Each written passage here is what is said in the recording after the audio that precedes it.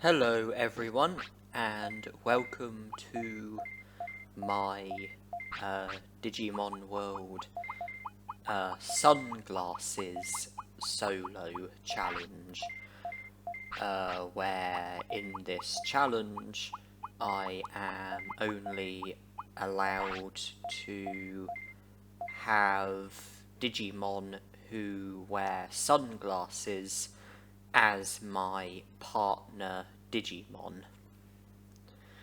I understand that I'm going to be starting the game with Agumon, who doesn't wear sunglasses. But that's okay, because when the game starts, I'm not going to do anything. I'm going to stand on the spot for a few hours. I'm then going to put his happiness and discipline down to the minimum.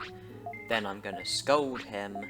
Then he's going to Digivolve to Nanimon, a Digimon who wears sunglasses, and then the challenge is going to start. If my partner Digimon doesn't wear sunglasses, then I'm not allowed to make any sort of progress with the game.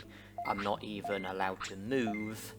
So, for as long as I've got Agumon, I'm not even allowed to move. I'm going to have to...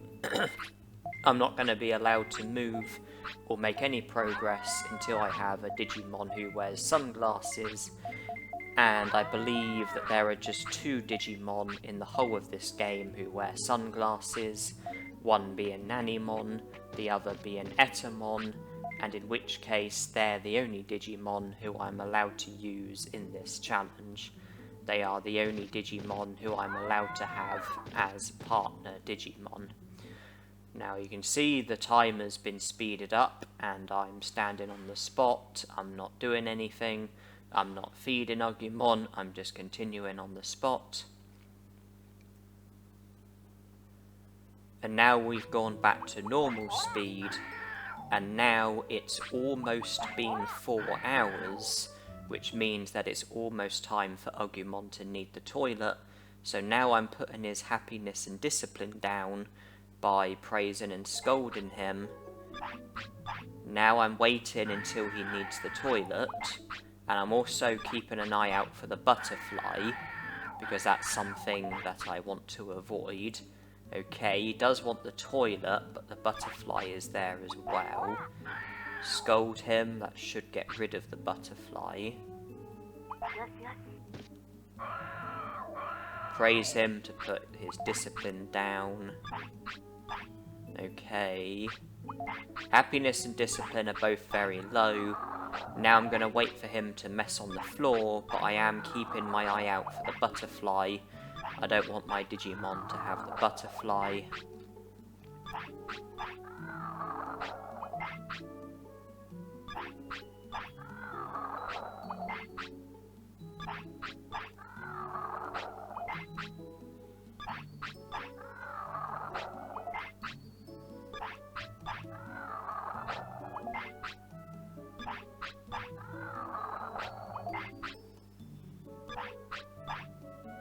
Okay, he's going to the toilet. Happiness and discipline are now at the minimum. Scold him. Now he's Digivolving to Nanimon.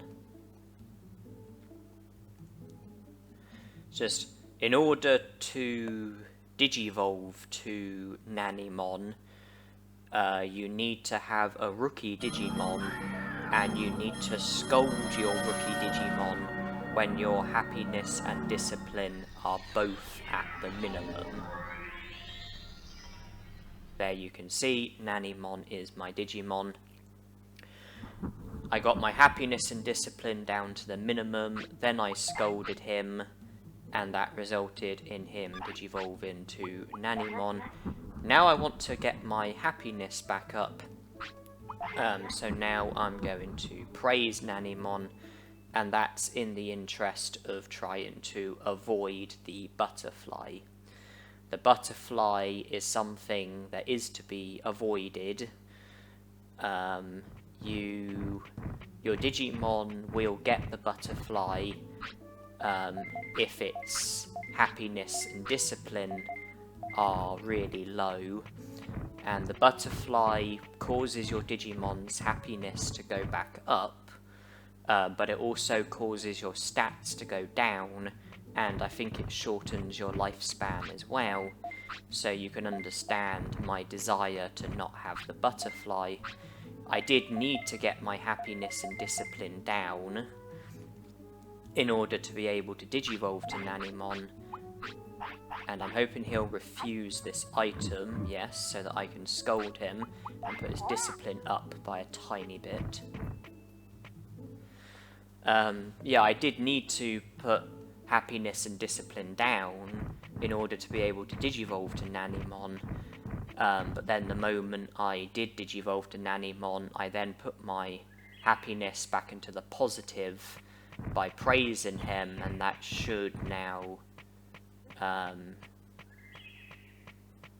keep the butterfly away.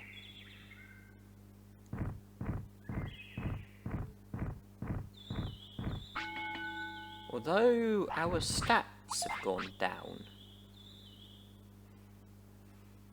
Okay, maybe the butterfly did very briefly have an effect on us, because our stats have gone down very slightly. Well, for the time being, I'm going to be training with Nanimon as my Digimon, of course. And in order to get your happiness and discipline both down to the minimum, I don't think it's possible to achieve this just by praising and scolding your Digimon. I think that you can put your happiness and discipline down to being very close to the minimum by praising and scolding your Digimon. But I don't think it's possible to put happiness and discipline down to the very minimum. I think that if you were to praise and scold your Digimon so that your happiness and discipline are extremely low, you then need something else to happen to cause your happiness and discipline to go down in order for them to reach the very minimum. And in this case, when I had Agumon, I achieved this by having him mess on the floor.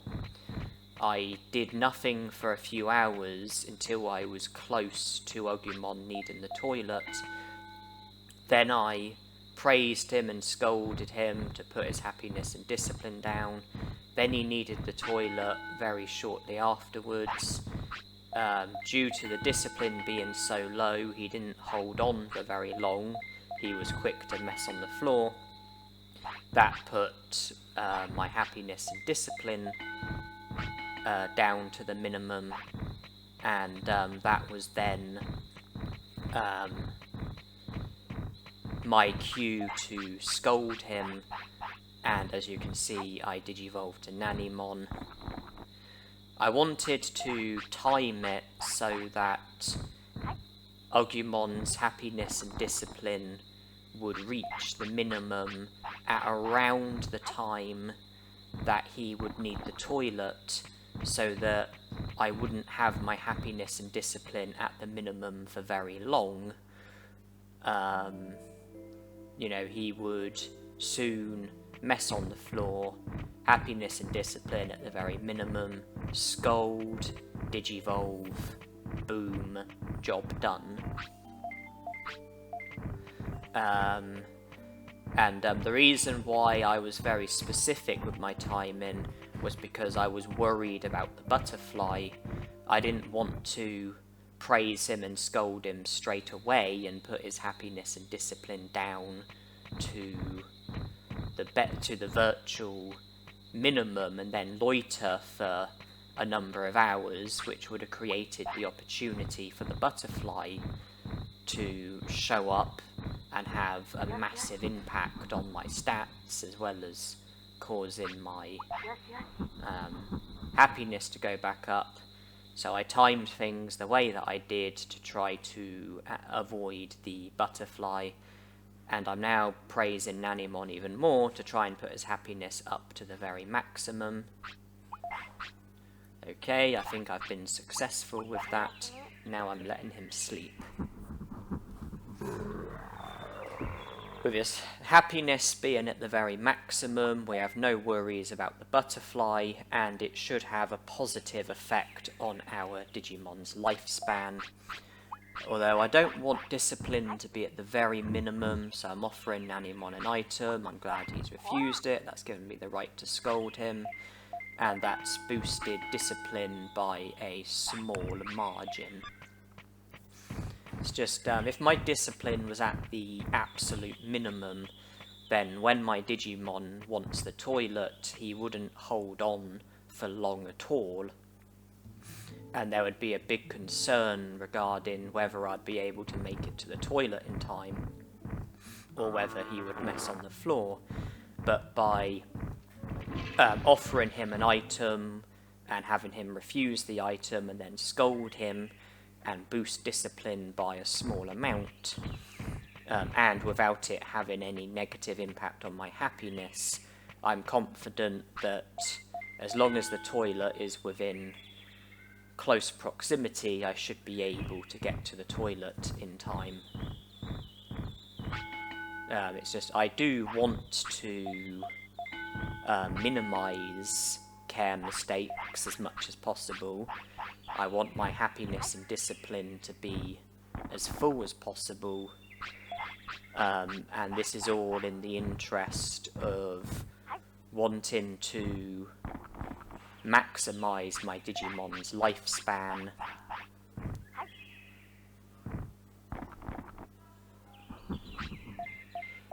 So I'm trying to avoid care mistakes as well as having my happiness and discipline as full as possible. But at the moment, I've run out of meat, so I'm not currently in a position where I can feed Nanimon, and that will be a problem, because if I don't feed him when he wants to eat, then that will be a care mistake. It will affect happiness and discipline, and it will affect lifespan as well, or at least I think that is the case.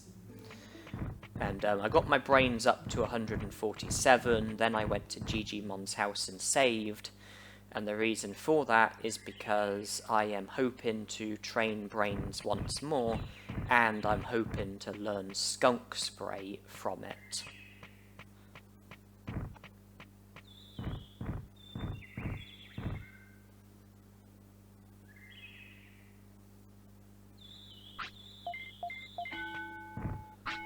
There it is, skunk spray learned.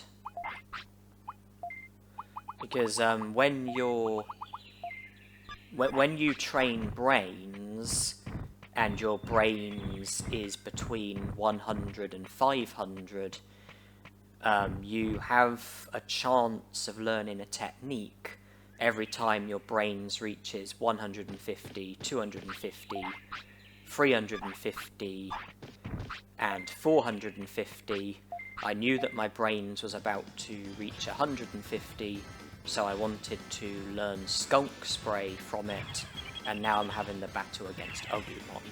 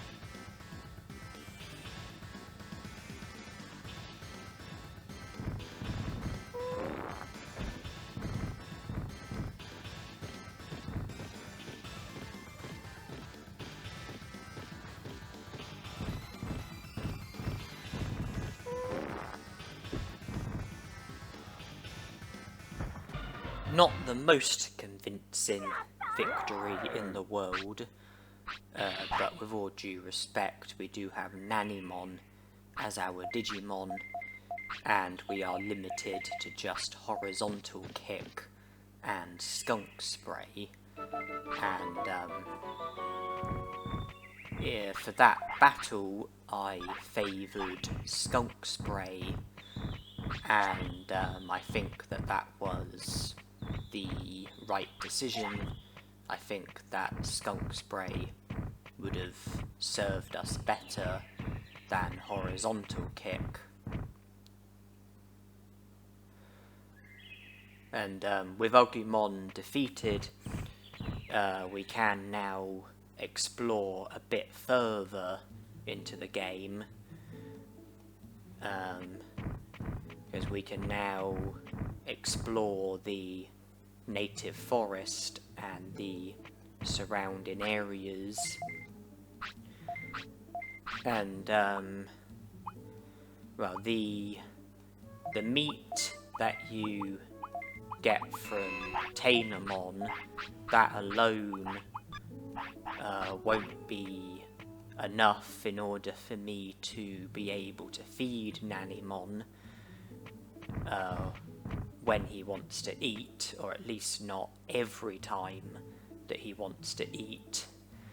But by being able to explore the native forest, I will be able to collect other food items, and then it's up to me to decide whether I want to give him the food items, or whether I would rather just stick to meat. If I was to stick to meat, then that would mean having care mistakes.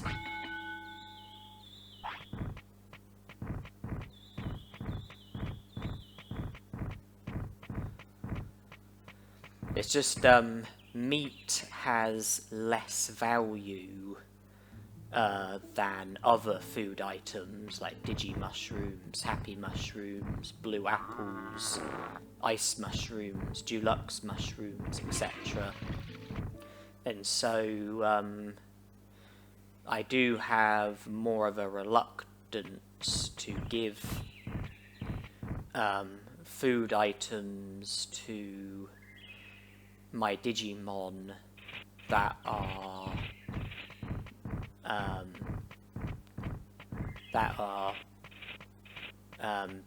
different to meat. Things like Digimushrooms and items that you can find, I do have more of a reluctance to feed those kind of items to my Digimon, rather than the meat that you can get from Nanimon or buy from an item shop. Now, after getting Agumon out of the way, I am now heading for the Cola Point. I think that the hour that we are on is the last hour in which Colamon is going to be available, so I'm on my way to the Cola Point to try and encounter Colamon and have him take him to the tropical jungle, an area that is currently off limits to us, and then as a result of being taken to the tropical jungle, we can then make even further progress, explore even further areas.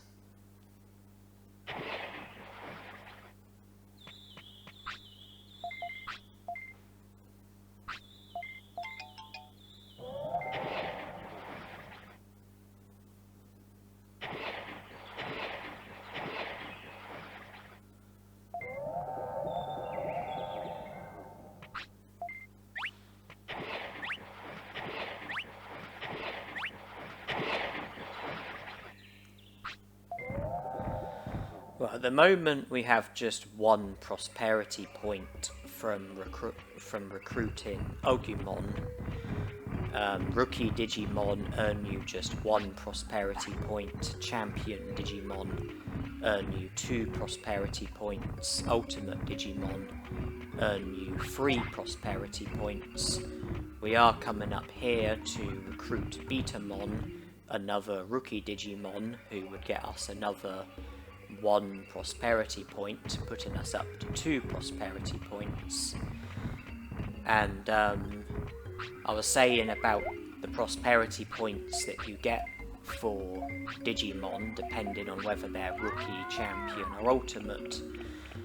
With the Champion Digimon, there are 3 exceptions, where there are 3 Champion Digimon who only get you 1 prosperity point because they are considered to not be very good, and those 3 Digimon are the 3 Filth Digimon, Sukamon, Numamon, and the varied Digimon who we have at the moment, Nanimon. And I'm now heading to the Amida Forest to try and recruit Centaurumon, but it's not just about recruiting Centaurumon. I am also after a Happy Mushroom and a High Speed Disc, and I don't want to be successful with Centaurumon's recruit until I have both of those items. So I am collecting some items, as you can see, but none of the ones that I'm after, so I'm deliberately picking the incorrect exit, which is now going to put me back to the start of the Amida Forest, and now I can try again. With the route that I use, I am able to go to the exit on the left without any trouble, which means that if I want to pick the incorrect exit and the exit on the left is incorrect, if the exit on the left is one of the incorrect exits, then that's fine. But in this case, where the exit on the left is the correct exit, I have to pick one of the other exits. And with the route that I use, in order for me to be able to pick one of the other exits, either the exit in the middle or the exit on the right, it will require me to get shot. But eventually I will want the correct exit, and when I do, I will want the correct exit to ideally be the one on the left, because that's the exit that I can get to without getting shot.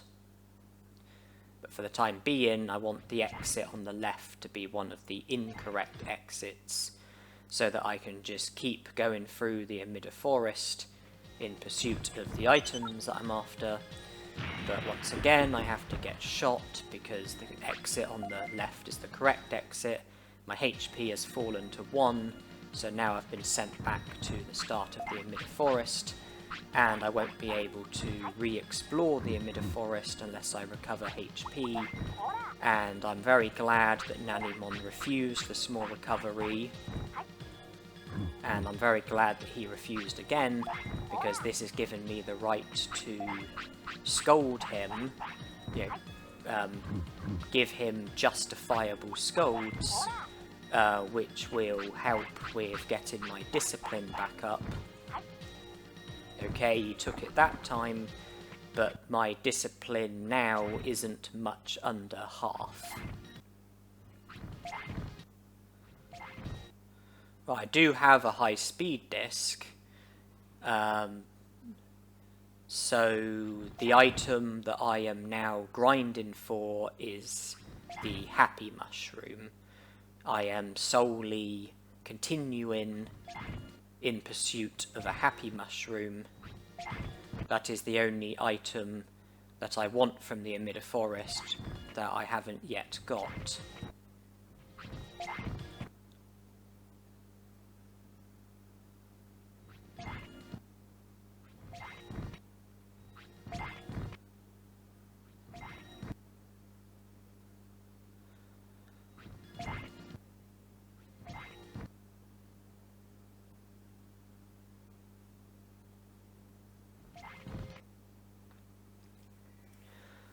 Even the other items that I'm collecting, they might not be what I'm after, but collecting them is not a waste, because either they will come in handy, or at the very least I can sell them and make money from them. I'm aware that Nanimon wants to sleep, and now he wants the toilet, so now I'm heading to the toilet in the tropical jungle. Yeah, I'm aware that Nanimon wants to sleep, and currently I am keeping him awake against his will, because there is work to be done, and I, rather than let him sleep and lose loads of time to him sleeping, my preference is to keep him awake against his will so that I can continue to make progress during his inactive hours. And here is a happy mushroom, and I need to make room for it, so I'll discard a meat.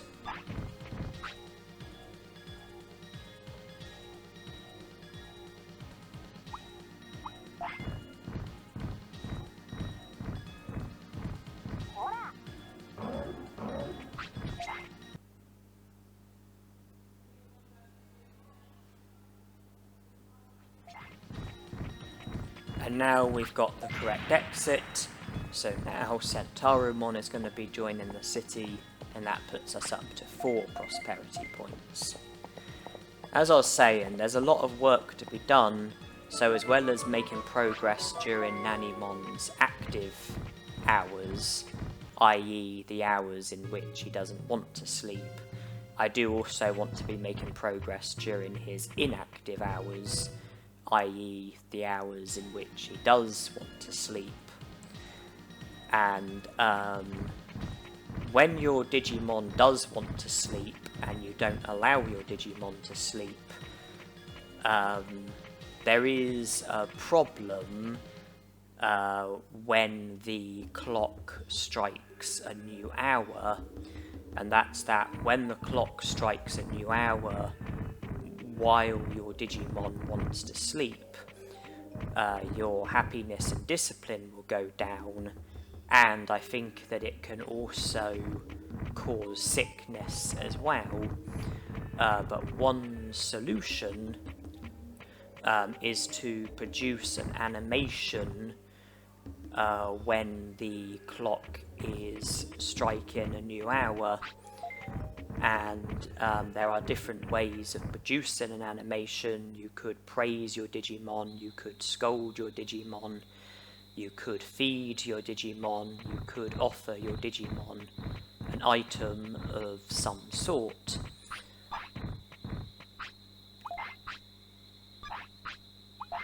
Here I'm scolding my Digimon, and that was in the interest of producing an animation, because if you produce an animation when the clock strikes a new hour, then it protects you from the adverse effects of the clock striking a new hour while your Digimon wants to sleep.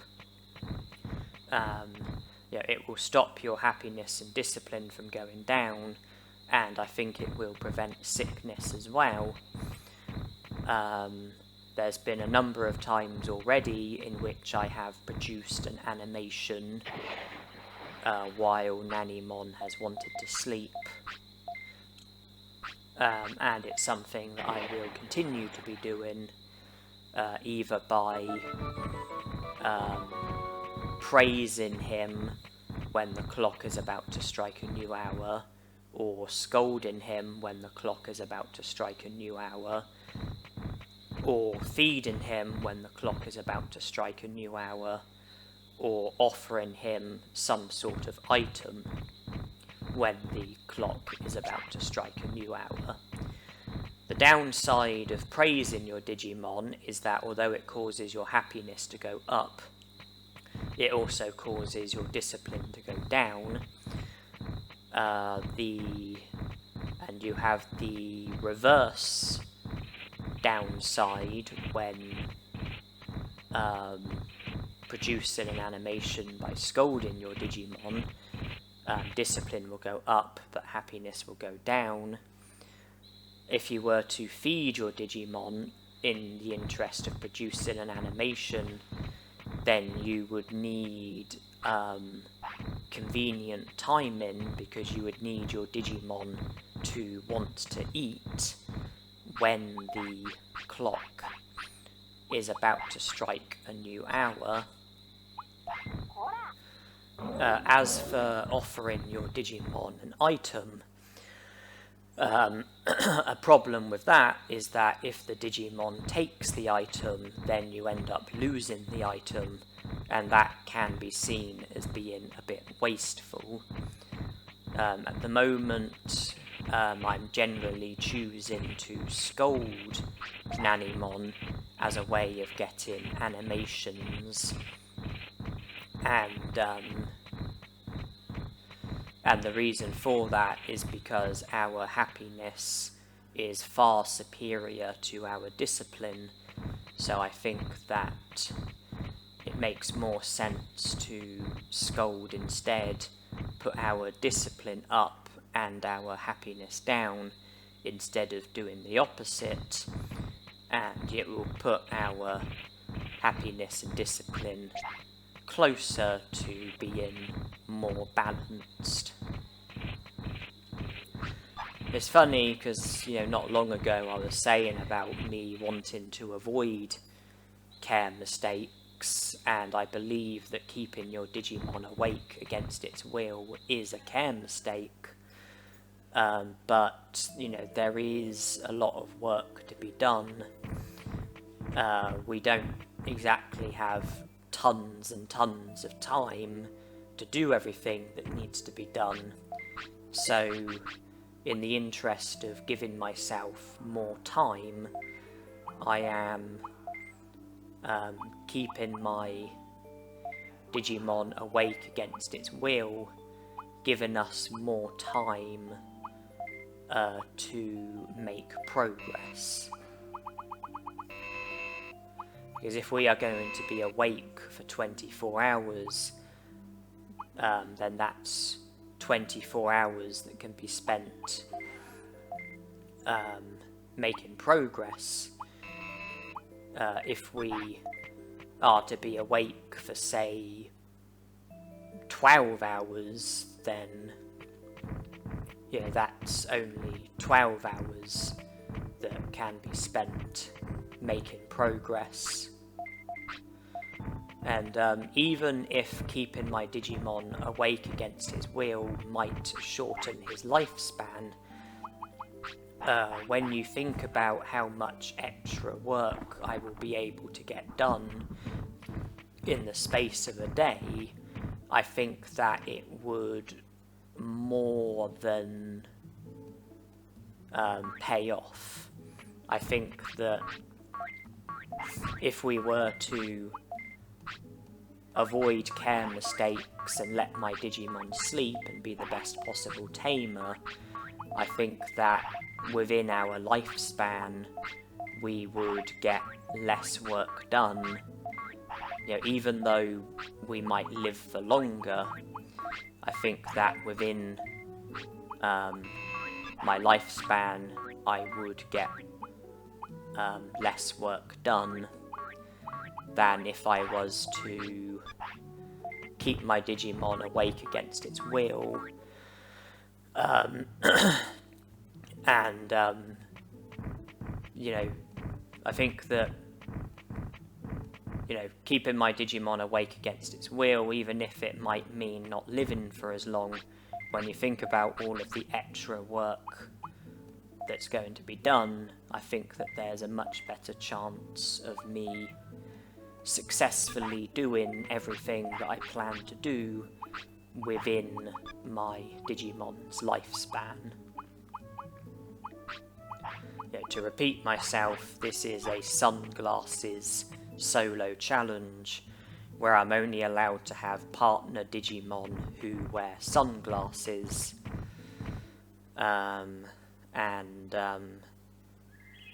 the moment, my Digimon is Nanimon, and he is the only Digimon who I could have Digivolved to when I had Agumon as my Digimon, or any Rookie Digimon as my Digimon. And here I would like to go back to training, and I did eventually let my Digimon sleep for a few hours, because I would like to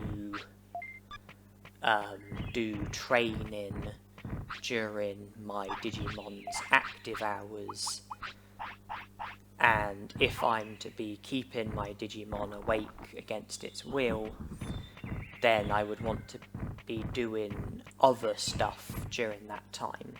So ideally I want to be training during my Digimon's active period and doing other stuff during my Digimon's inactive period if I am to be keeping my Digimon awake against its will. So I did let my Digimon sleep for a few hours before I then returned to training. And I'm aiming to get my brains close to 250, because I am hoping to learn quick poop throw. I started off with horizontal kick, I learned skunk spray, and now I would like to learn quick poop throw, and I will have the opportunity of achieving this when my brains reaches 250. So I'm training my brains, working towards getting it up to 250, and I purchased a load of meats from the item shop because I explained about the problem with Tainemon's meat not being able to stretch far enough, and me being reluctant to use things like Digimushrooms and other food items that you find lying around. So by buying meat from the item shop, I am now able to feed my Digimon when he wants to eat. That will help with avoiding care mistakes, keeping happiness and discipline topped up, and it should also have a positive impact on our lifespan as well. When I was saying about, the sunglasses Digimon, when I started off with a Rookie Digimon, the only sunglasses Digimon that I was able to Digivolve to was Nanimon, but I will be allowed to Digivolve to Etemon as well. It's not possible for Nanimon to Digivolve to Etemon, not via a natural Digivolution and not via a special Digivolution either. There is a Digivolution item that makes you Digivolve to Etemon, Gold Banana, but in order for you to be able to get one of those, you have to buy one from Etemon after he joins the city, and in order for him to join the city, you have to battle him and defeat him, and you need a minimum of 50 prosperity points in order for him to show up, meaning that Etemon is going to be out of the question for a long time.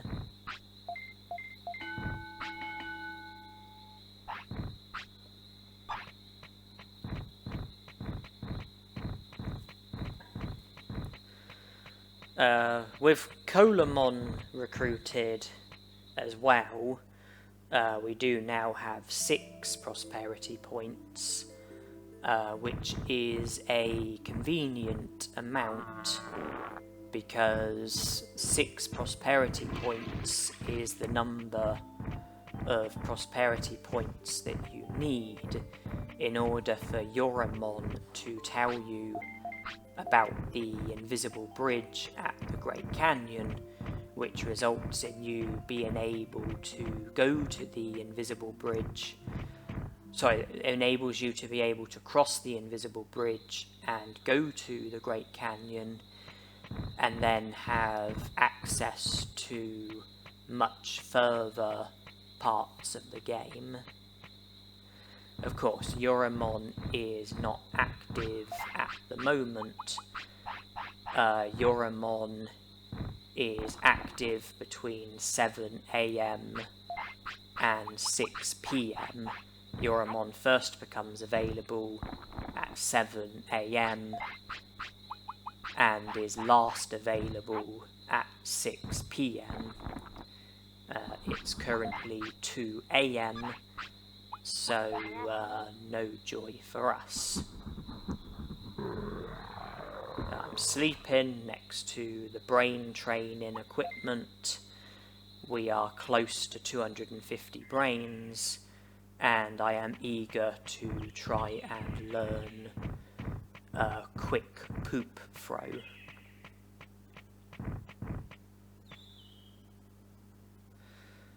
And if you try and don't succeed, and then you keep trying and you keep doing the exact same thing every time, then I think that the outcome will be the same. I think that means that you will continue to fail, and that you have to try and change something in order to create the opportunity to produce a different outcome. So I left the green gym, then returned, and then I learned quick poop throw. Yeah, it's just, if you keep resetting and you keep doing the exact same thing, then I think that the outcome will be the same every time if you are repeating the exact same actions.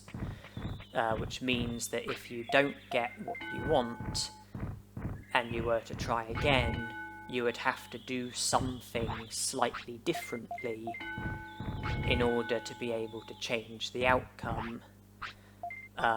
It could mean praising your Digimon, it could mean scolding your Digimon, it could mean leaving the area that you're in and returning. You know, it could be a number of different things. And okay, Yoramon has now told us about the invisible bridge. When trying to learn skunk spray, you know, I saved at Digimon's house. I then ran to the brain training board, but the steps that I took to get there, the path that I used, was a bit different to what I would normally use. I then loitered for a few minutes. I then trained, and I was then successful with learning skunk spray. It wasn't my first try. You know, I did have unsuccessful tries, but by doing it differently, I eventually managed to learn skunk spray. And the same was true with learning quick poop throw.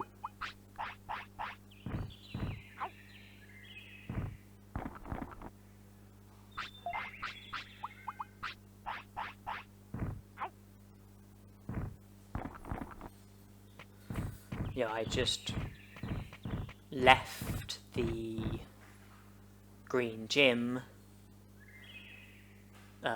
went to the Vile City, returned to the green gym, then trained, and I learned quick poop throw. And as far as filth techniques are concerned, I believe that does it for the filth techniques that I'm after. Unfortunately, Nanimon can't learn or use Ultimate Poop Bomb, even though Sukamon and Numamon can learn it. Nanimon can learn the other filth techniques. I've got Quick Poop Throw, which I'm happy about. I've got Horizontal Kick and Skunk Spray, which I don't care for. I just wanted Skunk Spray as an alternative choice of technique against the Agumon instead of Horizontal Kick, and I had to learn Skunk Spray before being able to learn Quick Poop Throw. I can't say I've got much of an interest in fast random poop throw. I certainly don't have an interest in random poop throw. Giant poop throw would be okay, but I think I'll make do without it, because I currently have Quick Poop Throw, which I'm happy about, and there is also the opportunity of me learning battle techniques as well.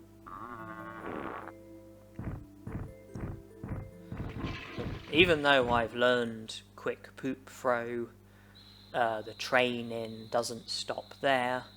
My stats are very bad, and I am trying to work on my stats. I am trying to make my stats better, and that is why I am now continuing to train despite learning the technique that I was after and am currently satisfied with.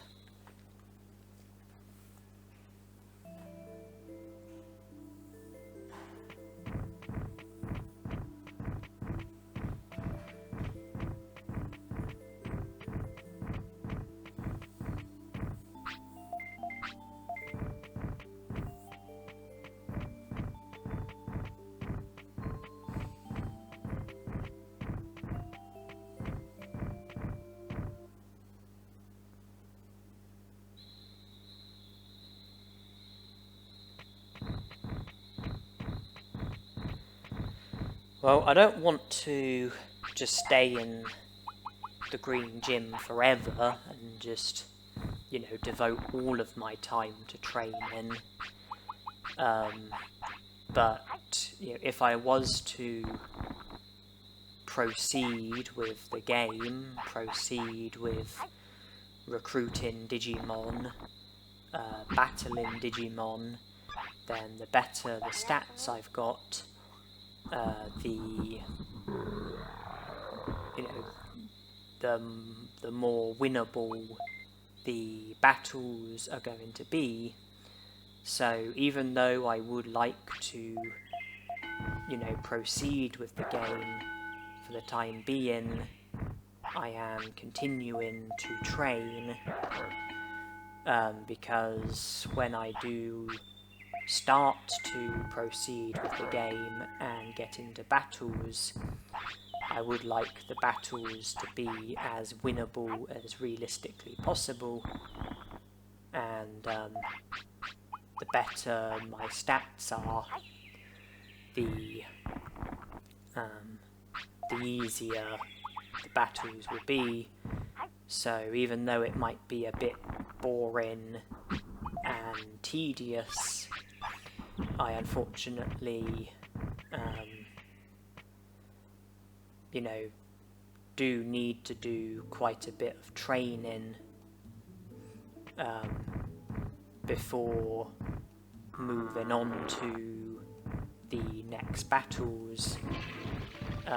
So far I've only defeated Agumon, and he's meant to be one of the easiest Digimon to win against. I would say him and Numamon are the two, well, the Agumon in the native forest and the Numamon in the sewer in the factorial town. I would say that they are the two weakest Digimon in the game, the two Digimon who are easiest to win against, and my victory against the Agumon was not entirely convincing. I did have to use a small recovery and an MP floppy, and even the basic opposition such as Dramoljamon and Palmon and Kunamon, you know, even Digimon like those are going to be tough if you don't have the right stats or the right techniques. I think quick poop throw is an adequate technique for now, but it's self-explanatory that my stats are not good, and the items that are currently available to me are not good either.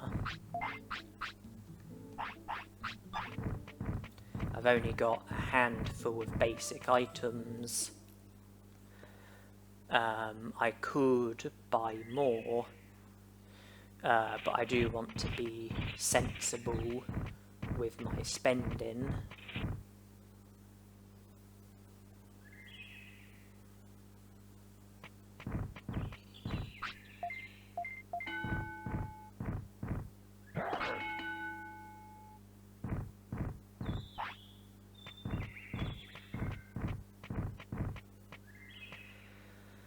I'm pleased to say my happiness and discipline is starting to look a bit more positive. Happiness is near the maximum. Discipline is further into the positive. And I think that that has come as a result of feeding my Digimon when he wants to eat, taking him to the toilet when he needs the toilet, avoiding the sweat bubble, avoiding injury, avoiding sickness, not running away from battles, you know, just not doing anything that's going to impact negatively on your happiness and discipline. And when I have kept Nanimon awake against his will, I have put measures in place to try and stop that from being a problem when it comes to impacting on happiness and discipline. I have, you know, tried to produce animations when the clock has struck a new hour, and that's also helped with preventing sickness as well.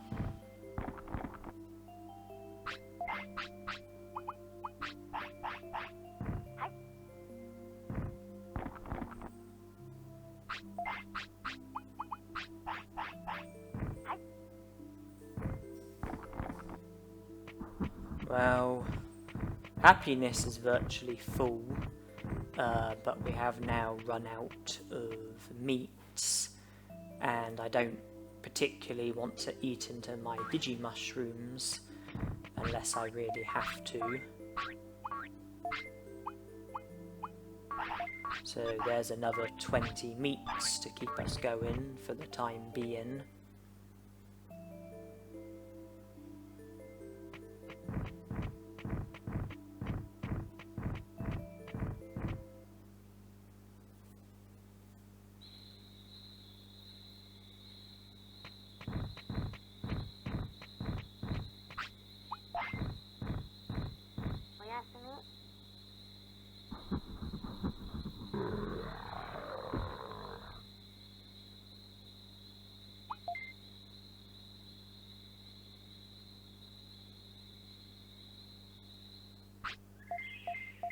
So HP is little over 1,000.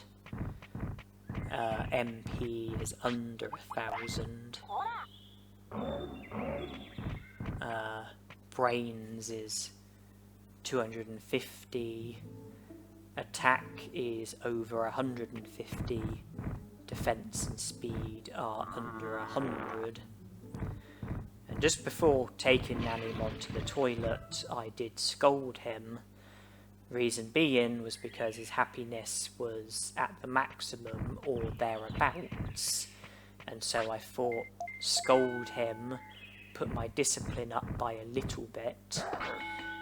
It would cause his happiness to go down, but then his happiness would go back up from using the toilet, and it's about to go back up more from feeding Nanimon.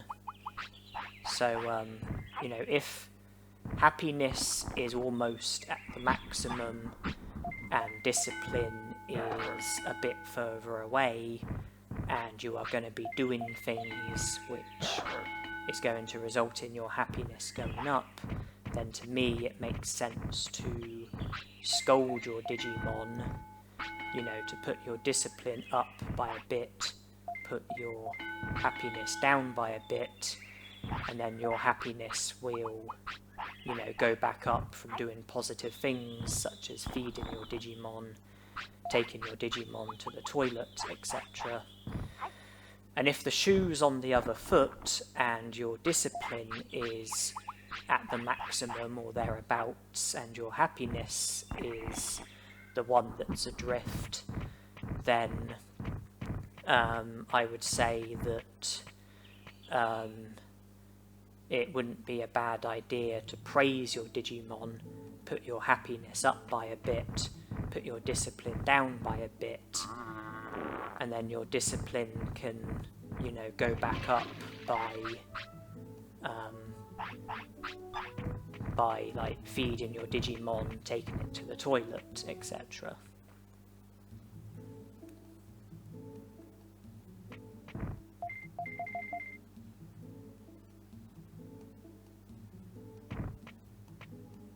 It's just, if happiness or discipline is at the maximum, then it can't go up any more, and you're not gaining anything extra by doing something to boost your happiness or discipline if they are already at the maximum.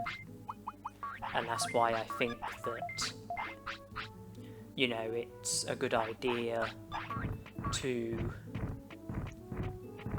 put one of them down so that they're no longer at the maximum, in the interest of having a benefit on the other one.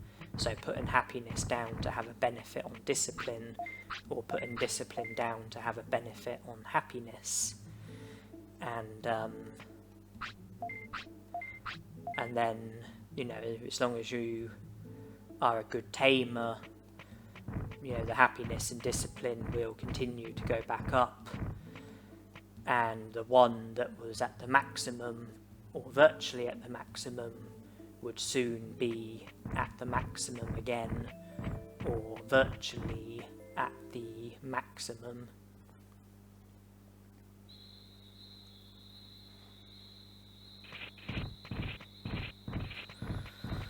Right, well, I can't say that our stats are fantastic, but I've got my attack up to 200, I've got my speed up to 100, I've got my brains up to 250, which means having the attack command and the moderate command, as well as just the auto command. I have quick poop throw, and now I would like to start to make progress with some other stuff. So I am taking a pause from the training, and I would now like to try and make some progress with the game, try and make some progress with recruiting Digimon. And my happiness was at the maximum there, so I scolded him, put discipline up a bit, put happiness down a bit. And yeah, I now want to start to make some progress with the game, recruiting Digimon, battling Digimon, doing all stuff like that, starting with Kunamon.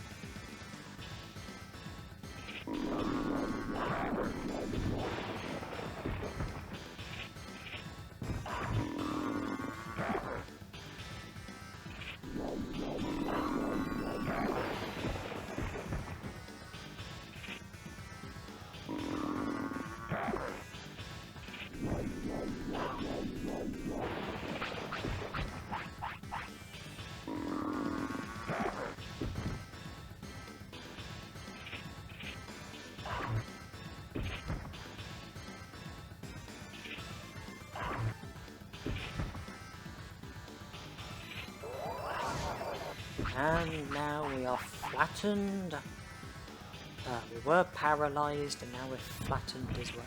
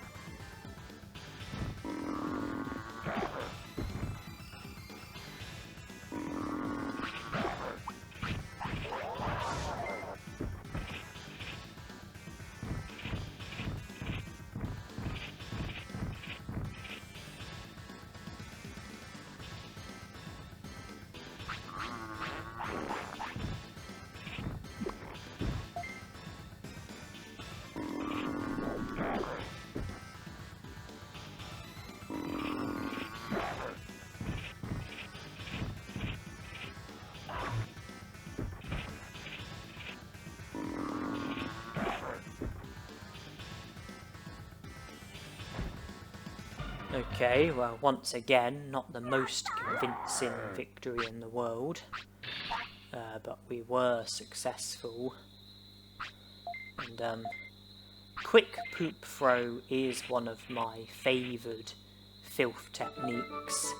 It's one of the fastest filth techniques. It's one of the hardest, it's one of the harder filth techniques to interrupt. It's one of the better filth techniques at interrupting.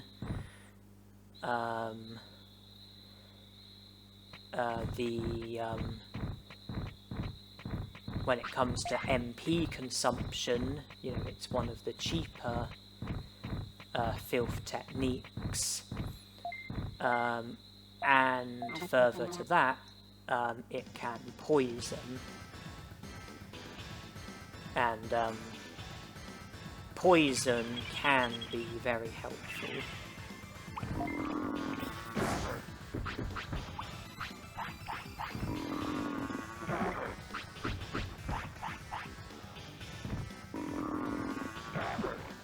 Speaking of which, Palmon is poisoned.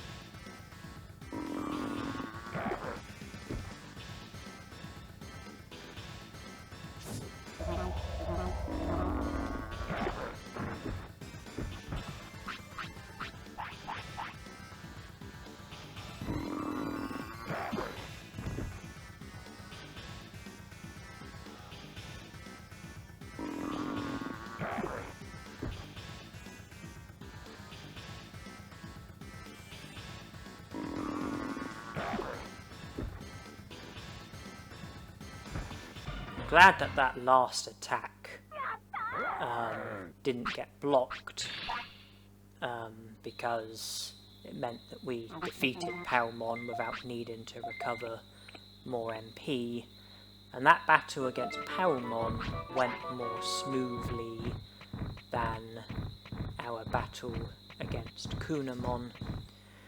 And I do have a tendency to sort of take the scenic route a bit when exploring, and the reason for that is because I'm looking out for items. I'm looking out for items such as Digimushrooms, Happy Mushrooms, Blue Apples, Ice Mushrooms, Dulux Mushrooms, etc, etc, etc. So yes, I do go out on my way a bit when searching for items, particularly during the earlier stages of the game, when money is a lot tighter, resources are a lot tighter.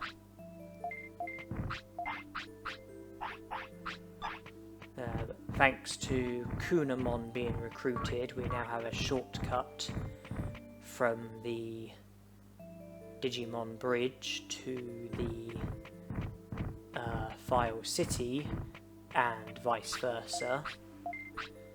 And with Palmon recruited, we now have a better food supply, because we now get giant meats instead of regular meats, and you also need to recruit Palmon in order to be able to recruit Vegimon.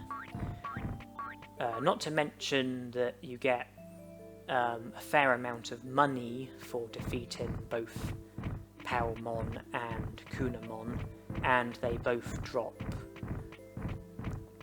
item chips as well, which you can either use to increase your Digimon stats, or you can sell for 5,000 bits each.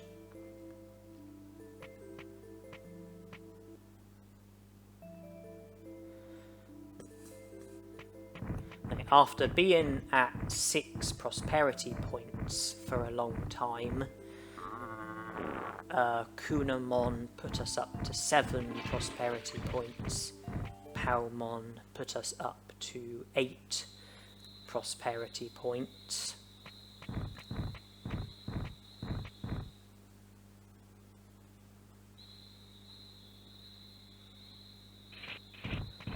And I'm aware that Nanimon wants to sleep, but I don't want to let him sleep. After spending a few days training where I was only awake during Nanimon's active hours, and I was training during his active hours and sleeping during his inactive hours, I'm now in a position where I want to be doing other stuff, and in the interest of being able to get more stuff done during the days, I would like to keep Nanimon awake against his will, so that he is active during his inactive periods as well as his active periods, so that we can be making progress and getting work done when he shouldn't need to sleep and when he should need to sleep.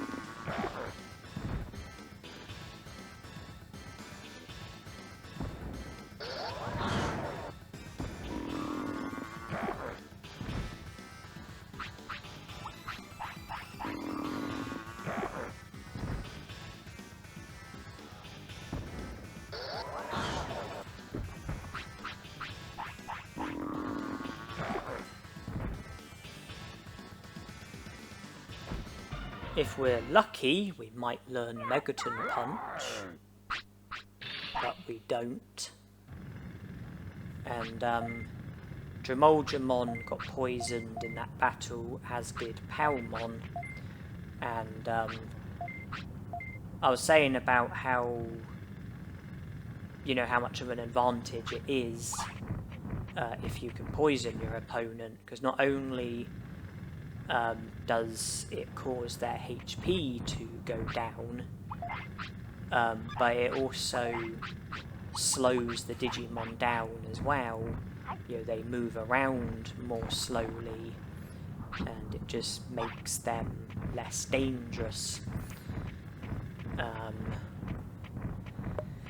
You know, it makes you defeat Digimon more quickly and more easily, and it just makes the Digimon less capable of harming you as well.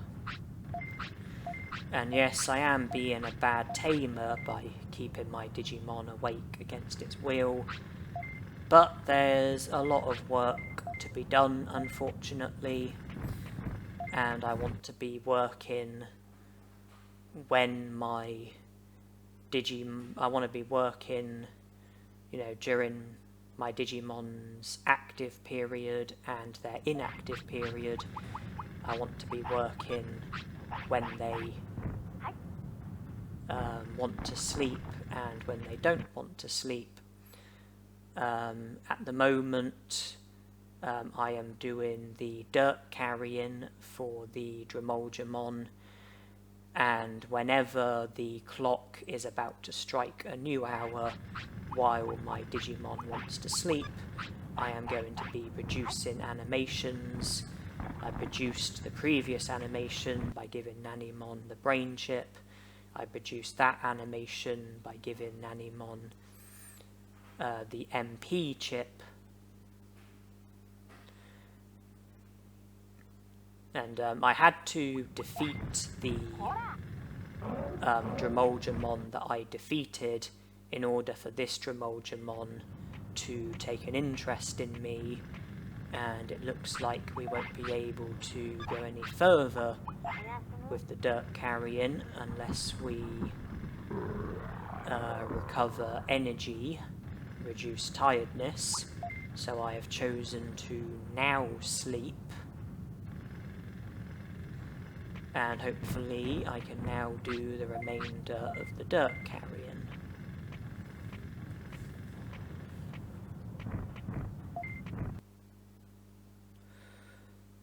Yeah, you have to defeat the other Dramoljamon in order for this Dramoljamon to take an interest in you and give you the opportunity to do dirt carrying.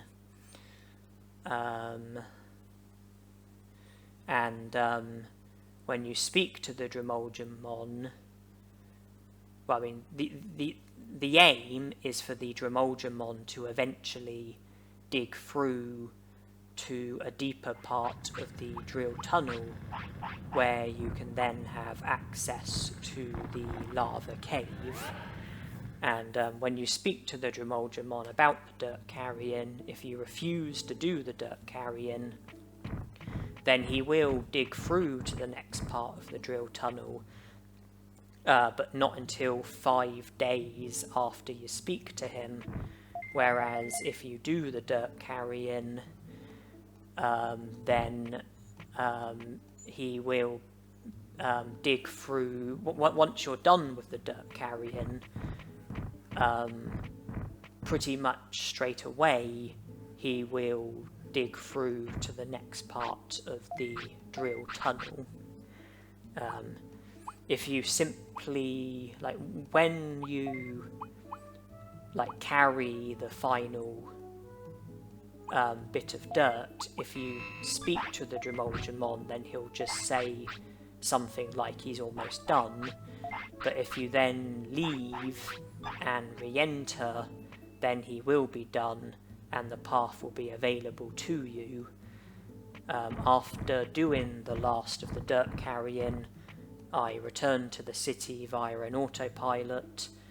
I saved, and when I return to the drill tunnel, I will be able to proceed to the lava cave. I'm going to be resting at the clinic because I imagine that our tiredness is probably going to be high due to all of the dirt carrying that we did. And I also purchased, I also went to the item shop to make sure that we are well enough off when it comes to items. And because when we go to the lava cave, we are going to be battling Miramon.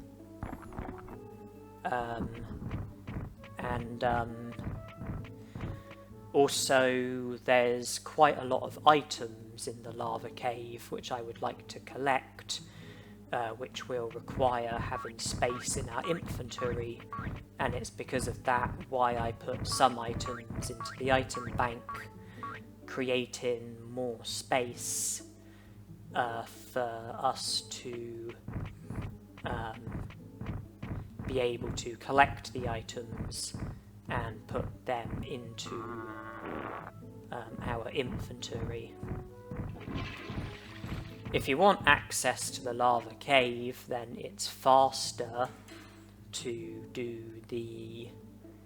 It's faster if you choose to do the dirt carrying rather than refuse to do the dirt carrying, and you get rewarded for the dirt carrying as well, because for each pile of dirt that you carry, you get awarded 500 bits, your HP goes up by 50, and your attack and defense goes up by 5.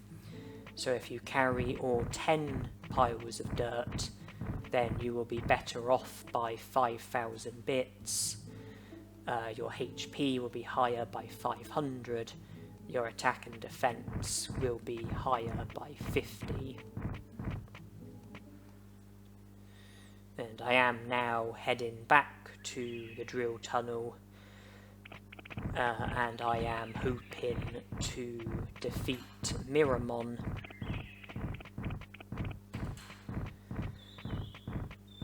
And then make further progress from there.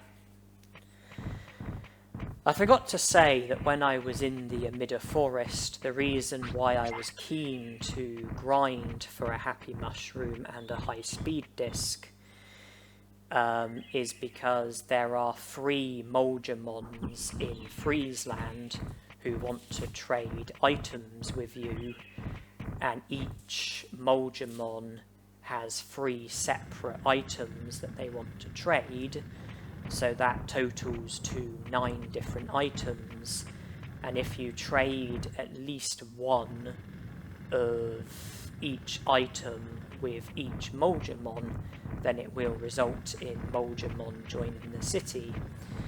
And a Happy Mushroom and High Speed Disc are 2 of the 9 items that are needed for Moldramon trades. So I grinded for a Happy Mushroom and a High Speed Disc at the Amida Forest, and my intention is to trade those items with the Moldramons at Friesland. It will help with recruiting Moldramon. This boulder that we've moved, interestingly, the boulder can only be moved by a champion Digimon or an ultimate Digimon. If you try and move the boulder with a Rookie Digimon or an in-training Digimon or a baby Digimon, then the Digimon won't be able to move the boulder. You need to have either a champion Digimon or an ultimate Digimon, and fortunately for us, Nanimon is a champion Digimon.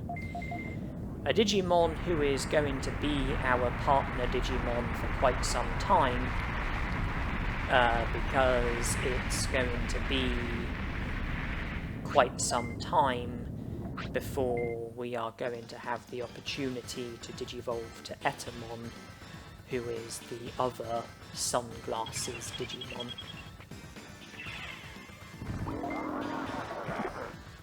Poisoned Miramon straight away.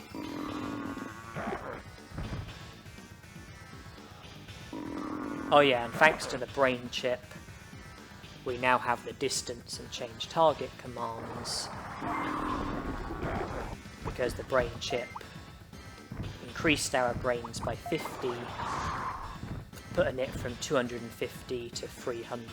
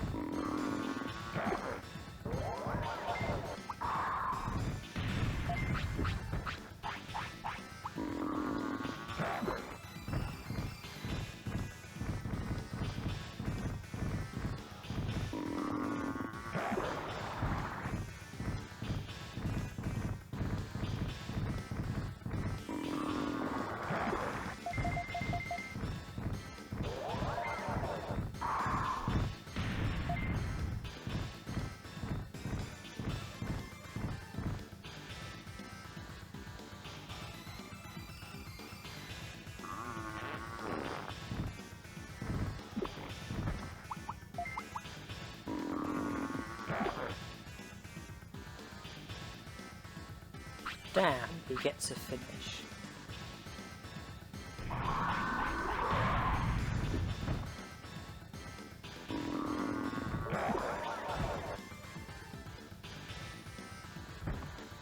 That's the end of him now, though.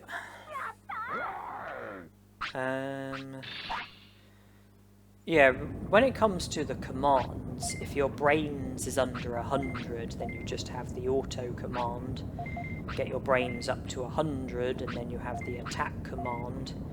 Get your brains up to 200, you then have the moderate command.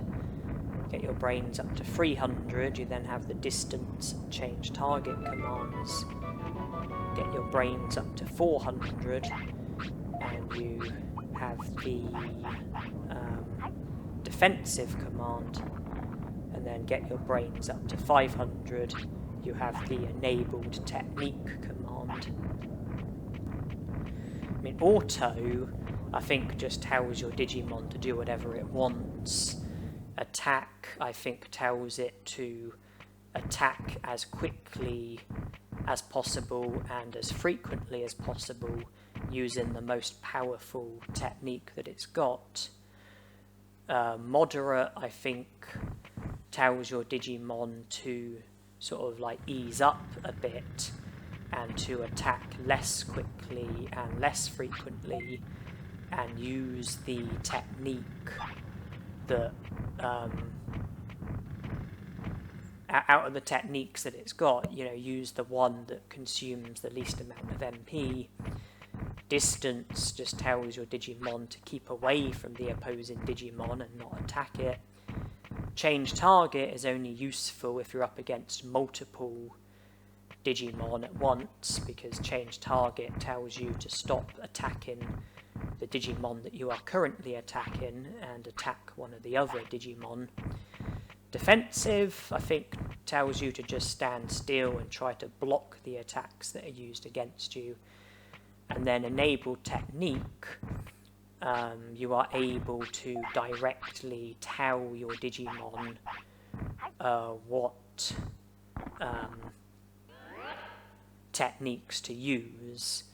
So if you've got like giant poop throw, quick poop throw and skunk spray equipped, then you can, tell your Digimon to use giant poop throw, tell your Digimon to use skunk spray, tell your Digimon to use quick poop throw. And once you defeat Miramon, like we did, it then gave us access to the rest of the lava cave, where we were able to collect items and also speak to the Drimoljamon. And if we return to the Drimoljamon in 3 days' time after speaking to him, he will be done digging, and if we simply speak to him again, he will then join the city. I did check the day, it was day 7, so by the 10th day, Drimoljamon will be available for recruitment. Interestingly, I think you also need to defeat Miramon in order to be able to have access to the Leomon's Ancestors Cave, which is in a different part of the drill tunnel, except I think you also need to have a minimum of 45 prosperity points, and currently we are nowhere near. I think Miramon has just brought us up to 10 prosperity points.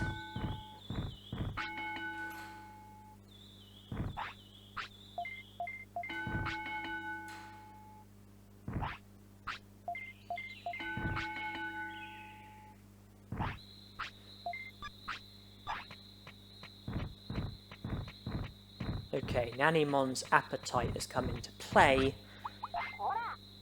which was what I was waiting for, because the next place I would like to go to is Greylord's Mansion.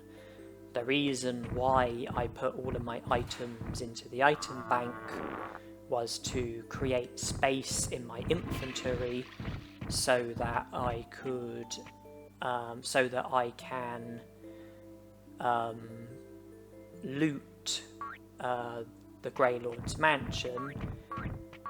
I'm going to the Greylord's Mansion to see to the first part of Greylord's Mansion, find my Ultismon and rescue him, and I also want to collect the items that are there, and I also wanted to leave for the Greylord's Mansion with Nanimon wanting to eat, because one of the items at the Greylord's Mansion is a sirloin, and I would like to use that to feed Nanimon. It's just, there are quite a lot of items at the Greylord's Mansion, more than 10, which is currently our total capacity. So I thought that if I go to Greylord's Mansion with Nanimon wanting to eat, then I can use the sirloin to feed him and then have one extra space for an alternative item. When your Digimon starts to show you the food bubble for the very first time, you have up to an hour and a half to feed it, because the food bubble remains for an hour and a half. So as long as you are able to feed your Digimon within an hour and a half, then, you know, you will be able to feed your Digimon in time. Your happiness will go up, your discipline will go up, and no care mistake will come as a result of it. In order to be able to enter Grey Lord's mansion, you need your partner Digimon to be a virus Digimon, and conveniently for us, Nanimon is a virus Digimon, and so too is Etemon, who is the only other Digimon that we are allowed to have in this challenge. For the meantime, we are just going to be making progress with Grey Lord's mansion. And I don't think I've explained yet that the reason why I am keen to find Digimushrooms is because Digimushrooms are one of the other items that are needed for a Moldramon trade.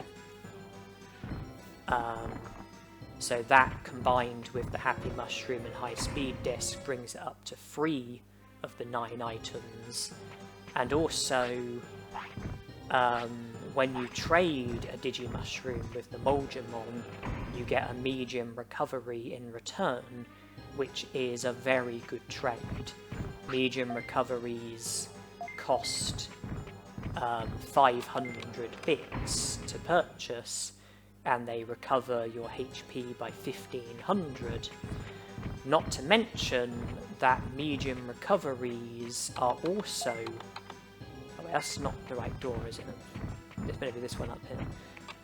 Medium recoveries are also one of the items that's needed for a Moldramon trade.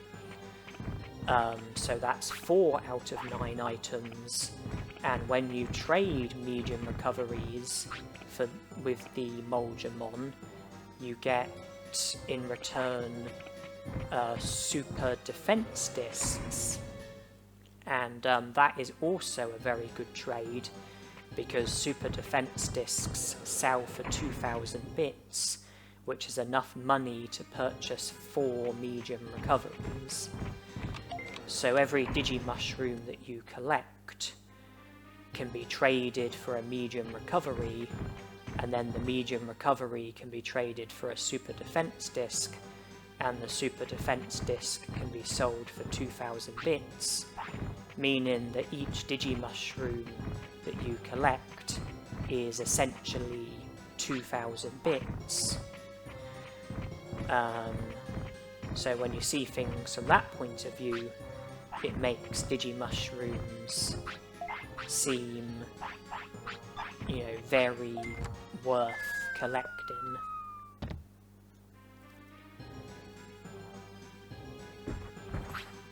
Another item that's needed for a Moldramon trade is a giant meat, and fortunately we can get giant meat from Palmon since we've recruited her. Another 2 of the items are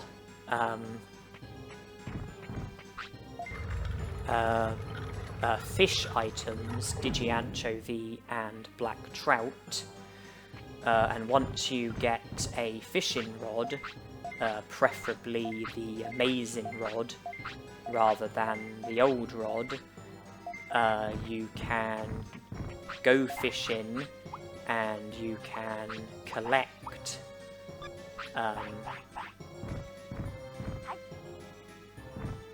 Digi-Anchovy and a Black Trout easily enough. That brings us up to 7 of the 9 items that are needed for Moldramons, leaving a Super Carrot and an Omni Floppy. Now, you can get Super Carrots, I think, by defeating Red Vegimons. I think that there's about a 10% chance of a Red Vegimon drop in a super carrot if you defeat it in battle.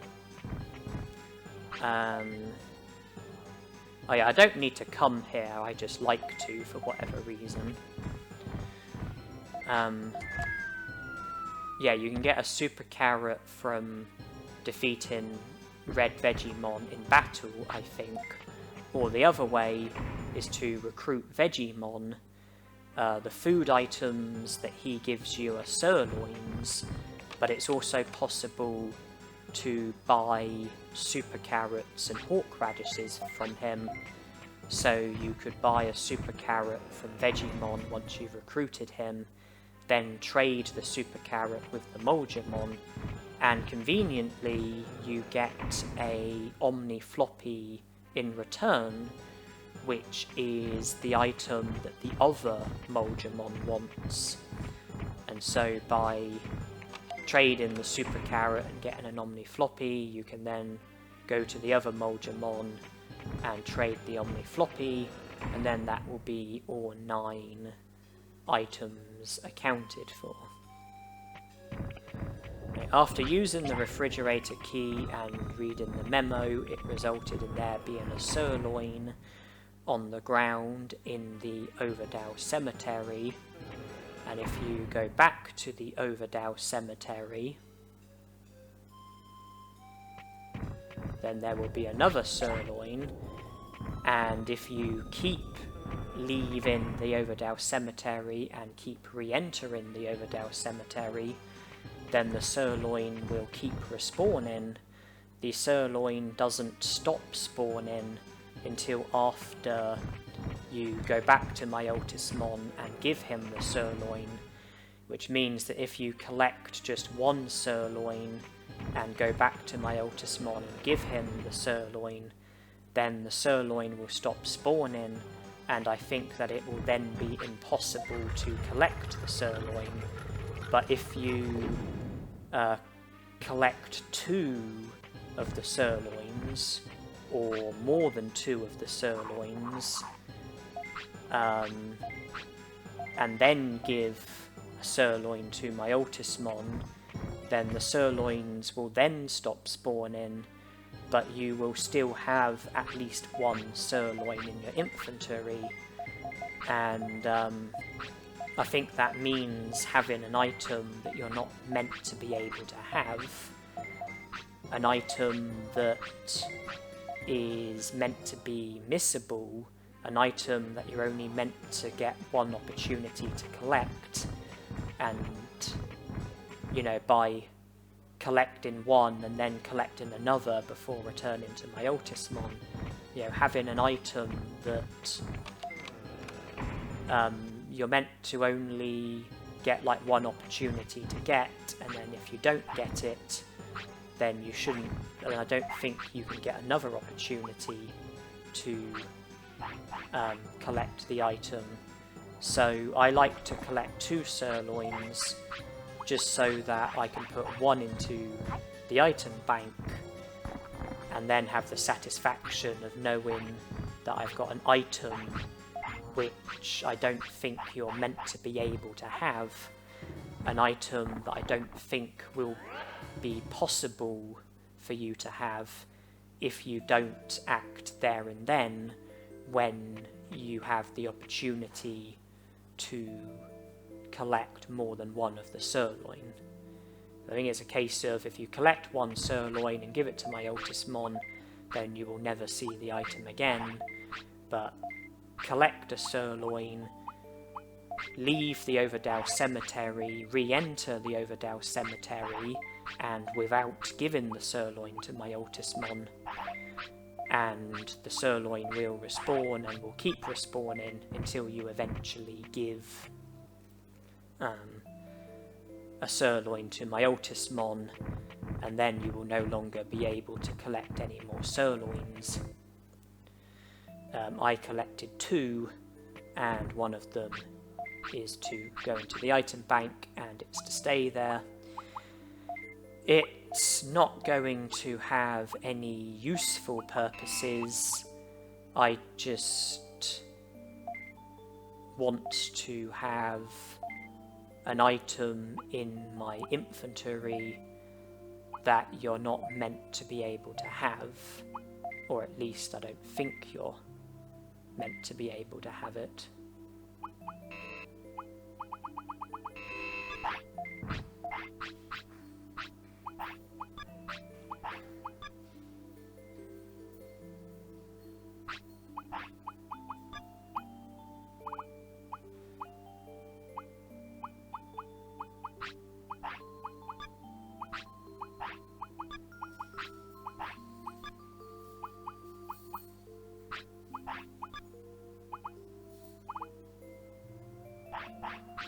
Okay, the small recovery. I mean, I'm going to be heading to Friesland. The small recoveries and MP floppies that are in my inventory are there to be used to recover HP and MP should I need it. The medium recovery is there to be traded with a Moldramon. The Digimushrooms are there to be traded with a Moldramon. The Happy Mushroom is there to be traded with a Moldramon. The High Speed Disc is there to be traded with a Moldramon. The Attack Chips and Quick Chip, they are there to be given to my Digimon in the interest of improving my stats, but ideally I aim to give them to my Digimon in the interest of producing animations at the right time, because you can see that Nanimon wants to sleep and I'm going to be keeping him awake against his will, which means that we are going to have a problem every time the clock is about to strike a new hour. An animation is going to be needed in order to solve the problem, and I can produce an animation by giving Nanimon one of the item chips. Yeah, I can give Nanimon an item chip as a way of producing an animation. And just before leaving the city, I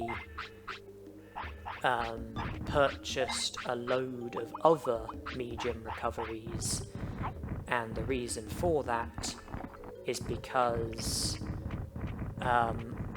when I trade Digimushrooms for medium recoveries, I want to trade as many Digimushrooms as physically possible, because I want to get as many medium recoveries as physically as possible, because it's a good trade. And also,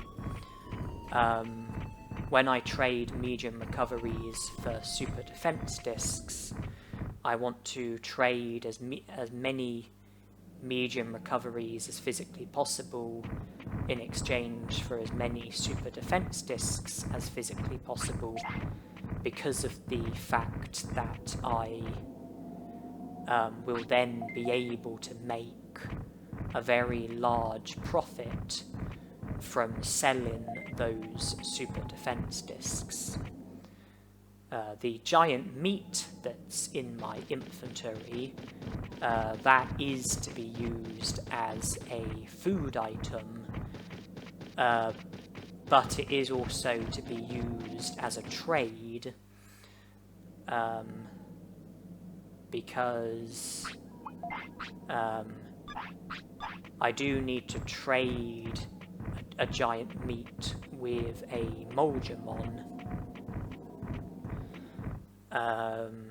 So as well as having giant meats as, you know, our food supply, I will also need to trade, you know, a giant meat with one of the Moldramons.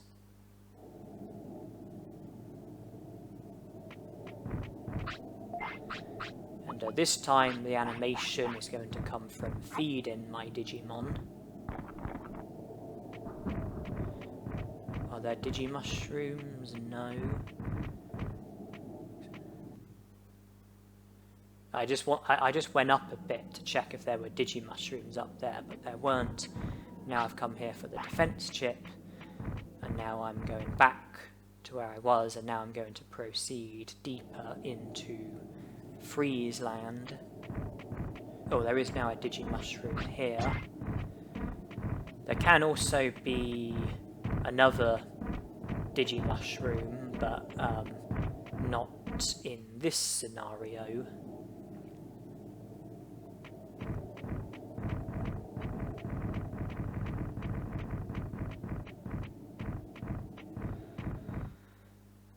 I'm heading in the direction of the Moldramons,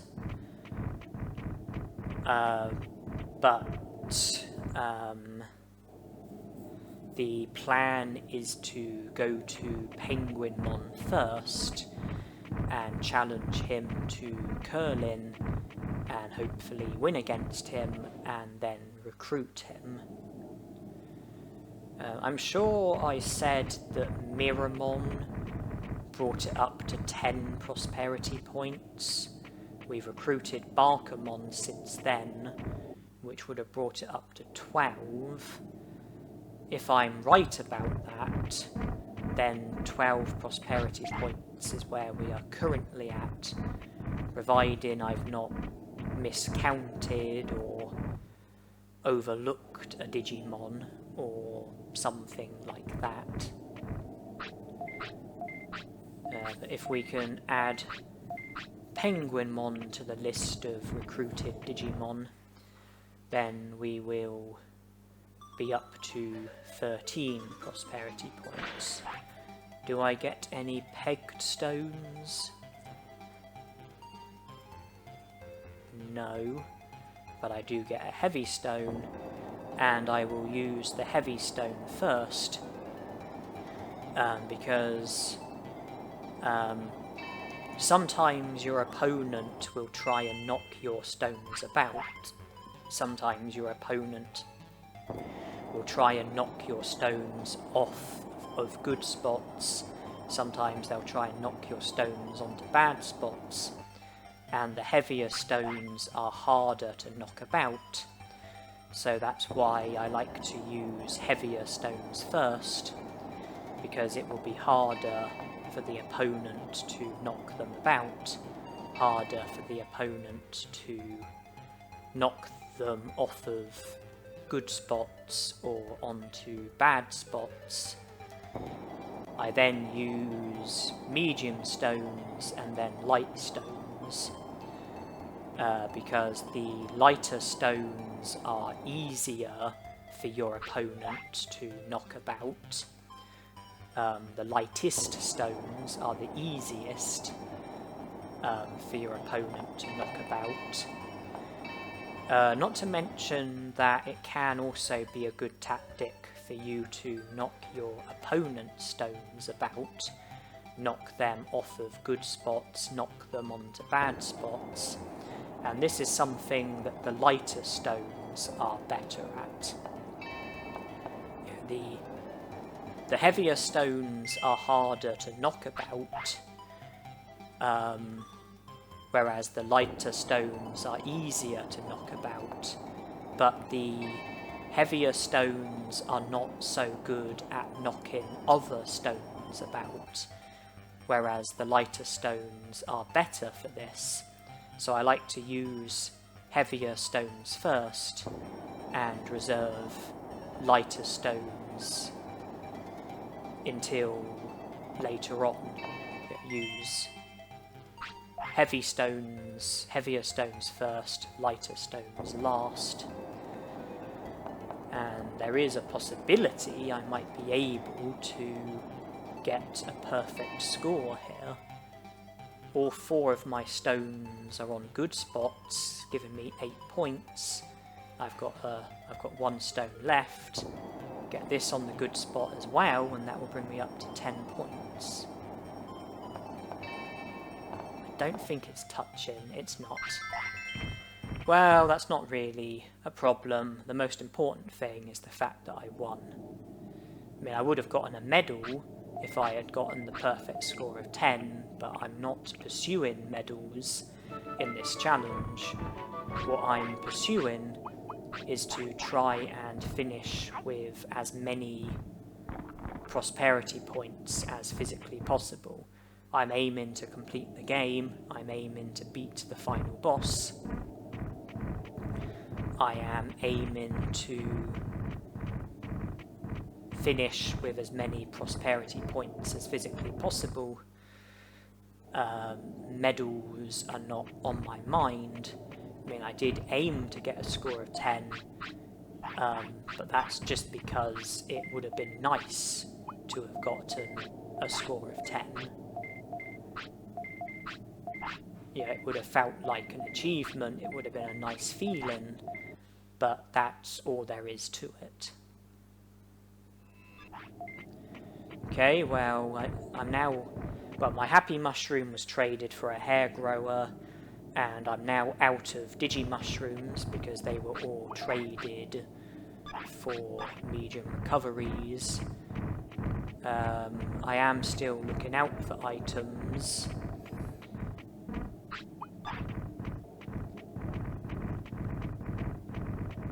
Because I came back up because there could have been a Digimushroom in one spot which would have been clearly visible, and there could have been an ice mushroom in a different spot which wouldn't have been visible, but I know where to search for it, and I did search for it, but it wasn't there, but it was still worth trying anyway.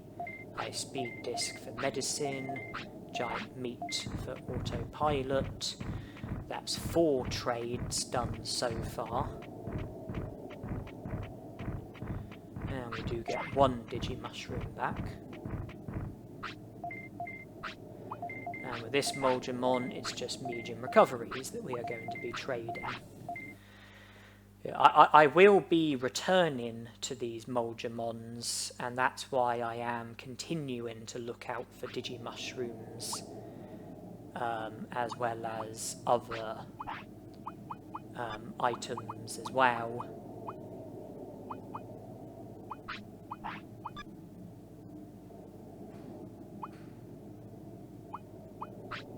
You know, trade more Digimushrooms for more medium recoveries, and I had to pause to produce an animation which came from giving Nanimon an attack chip, and now I return, and now we are done trading medium recoveries.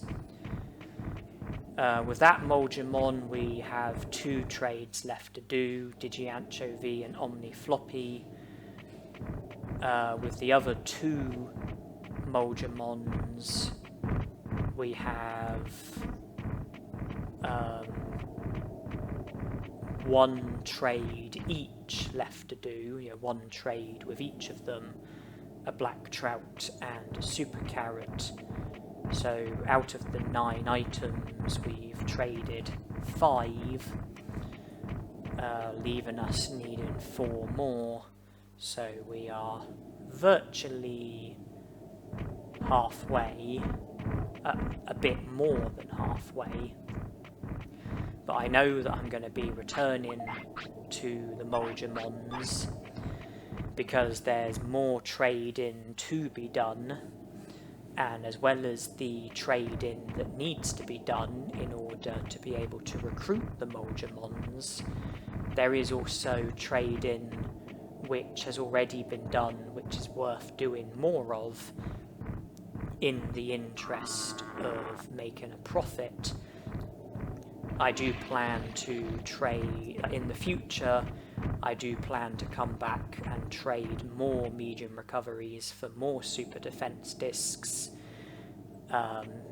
which I will sell for a profit, and I also plan to trade more Digimushrooms for more medium recoveries, and that's why I am still looking out for Digimushrooms, and I am still looking out for other items which could be of use, such as ice mushrooms, blue apples, happy mushrooms, etc.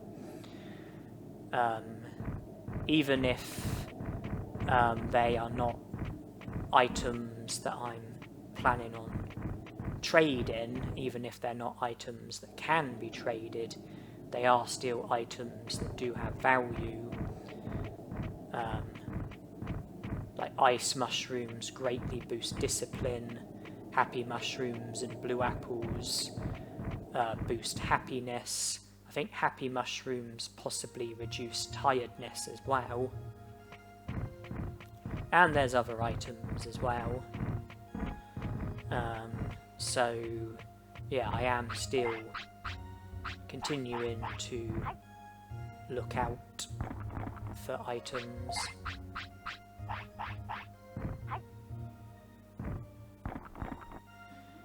And it occurred to me that it was a good idea to just pause and recover HP just in case I get into an unwanted battle.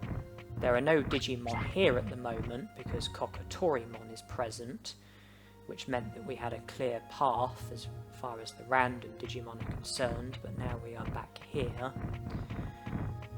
Yeah, I was worried about the possibility of me getting into an unwanted battle, accidentally getting into a battle that I don't want to get into, and I wouldn't want to get defeated, so I used a couple of small recoveries to recover my HP, so that if I was to... No, I just missed a Digimushroom. So that if I was to get into an unwanted battle, hopefully I wouldn't get defeated. Hopefully I would either be able to win the battle or run away from the battle in time before the opposing Digimon are able to do enough damage to defeat me. There are now random Digimon here because it's no longer within the time range for Kokatorimon. The time range, I think, is 4 AM to 6 AM. We first went there at 6 AM, and Kokatorimon was still there, but now it's 7 AM, so Kokatorimon was no longer there, and there were the random Digimon instead. But we have managed to make it this far, and we are going to be entering the Gecko Swamp. Here we are. So we've managed to make it through the misty trees, and I'm now heading for the Gear Savannah.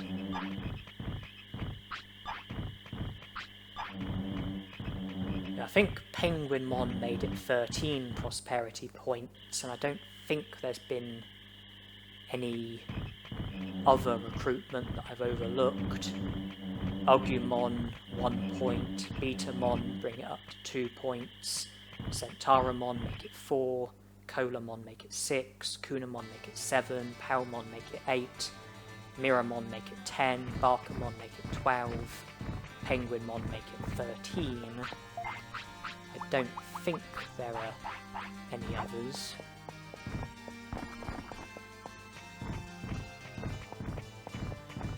Although it is soon going to be 14 because I've gone to the Trash Mountain and I'm going to be helping myself to the old rod and also recruiting Sukamon.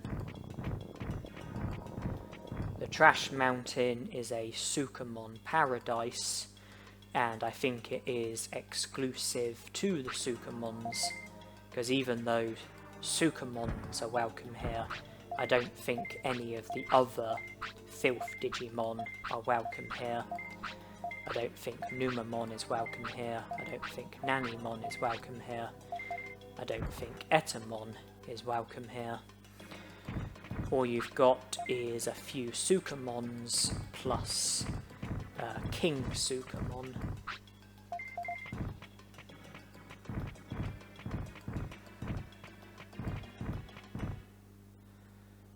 Of course, if you go to Trash Mountain with a Sukamon and speak to King Sukamon, then he will be able to reverse the Digivolution and turn Sukamon back into the Digimon that it was before it Digivolved to Sukamon.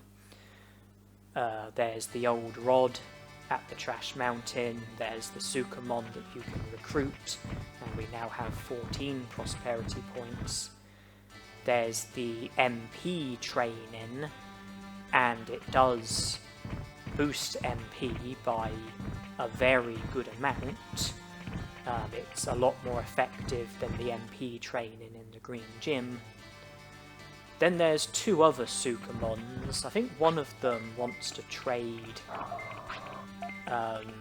Digimon cards with you. I think he wants a King of Sukamon Digimon card and is willing to trade it for an Etemon card.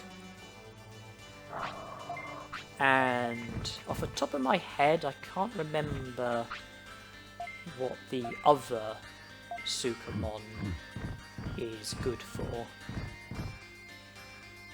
He possibly tells you about the old rod, but I'm not sure. Hey, and Nanimon managed to round up Biomon. And this is where the item shop in the city gets upgraded, because instead of the mini shop that's run by Colamon and Betamon, we now have, now that we've recruited Biomon, we now have the main item shop, which is a lot better. It has a lot more variety. Biomon's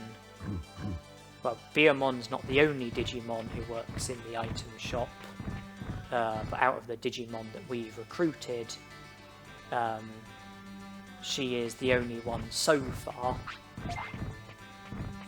We've recruited her before recruiting any of the other item shop Digimon, and we now have 15 prosperity points.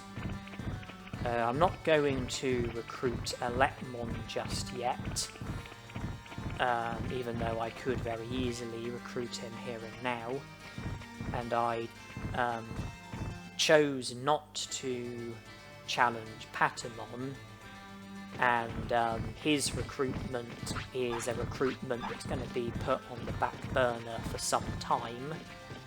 I'm not interested in recruiting him during this visit to Gear Savannah, although I did recruit Sukamon and Biomon, and will be recruiting Etemon as well in a little bit. But at the moment I've come here to sell some items. Now I can buy back 98 medium recoveries. No need to buy 99 medium recoveries, because soon I'm going to be travelling through Mount Panorama, and there are a few items there, various medium MP and medium recovery. So instead of buying 99 medium recoveries and then being unable to collect the medium recovery that's in Mount Panorama, it makes more sense to buy 98 medium recoveries and then collect the medium recovery in Mount Panorama, bringing yourself up to 99 medium recoveries. And I'm now purchasing Digimon cards, and I'm hoping to have Digimon cards that will equate to 300 merit points at the Volume Villa, so that I can then purchase the Amazing Rod. If I return to the Volume Villa from here and defeat Otamamon, then I will be granted access to the Volume Villa, and by speaking to the Shogun Gekomon, he will tell us about the misty trees and the fog and Cherrymon, and he will present us with the ability to make it through the misty trees without getting lost, something that was a problem when we travelled through the misty trees just previously. And by speaking to one of the Gekomons, who tells you that Shogun Gekomon is interested in Digimon cards, you can then give Shogun Gekomon Digimon cards in exchange for merit points, and then use the merit points to purchase items. One of the main one being the Amazing Rod, which costs 300 merit points. We are passing Etemon again, but I'm choosing to ignore him again, just for the time being. I'm going to ignore the Patamon here in this room. I'm going to go to the Gecko Swamp, attempt to defeat the Otamamon, go to the Volume Villa, get the Amazing Rod, then backtrack to the Gear Savannah, ignore Patamon again, but recruit Etemon. It's just, when you've got like a recruitable Digimon in a certain area, and you recruit the Digimon, very often it then results in that Digimon being replaced by random Digimon. Random Digimon who roam around, who you can get into battles with. And I knew that the area where Etemon is, I knew that I was going to pass through that area a few times, so I didn't want to recruit Etemon straight away and then have him be replaced by random Digimon, who I would then have the obstacle of avoiding when travelling through that area again. Instead, I wanted to delay Etemon's recruit until passing through that part of the Gear Savannah for the last time, so that I could recruit the Etemon and then leave, and then not have to worry about the random Digimon that replace him.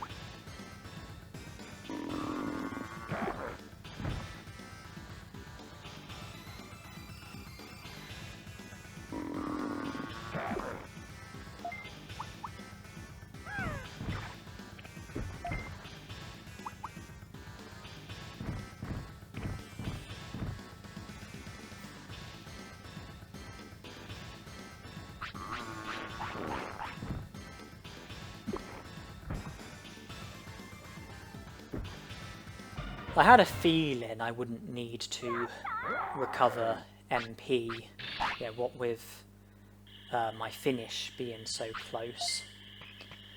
But to comment more on Etemon, you know, I passed through the area with Etemon when heading to the secret item shop in the Gear Savannah, then passed back through the area with Etemon when coming here, and now I'm going to be passing through the area with Etemon once more when heading to Mount Panorama, so that's 3 times of going through that area. If I had recruited Etemon, say during the first visit, then on the 2 other visits I would have had the obstacle of having to avoid the random Digimon who would replace him, and avoiding Digimon is a big weakness of mine. I am very prone to getting into unwanted battles. I do struggle with avoiding the random Digimon who roam around, so it just works out easier for me to delay recruiting Etemon until passing through the area for the 3rd time. Then I can leave and head to the Mount Panorama, and the random Digimon who will replace Etemon won't be relevant, because I'll be gone before they show up for the first time.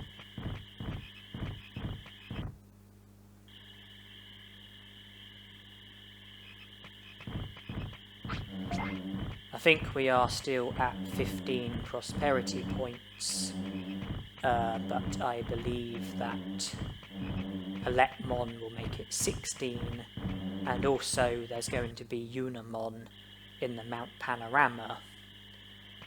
In order for Unimon to spawn at the Mount Panorama, you have to recruit Centarumon, and you have to speak to Centarumon at the clinic after recruiting him, so that your character is aware that there's a clinic in the city.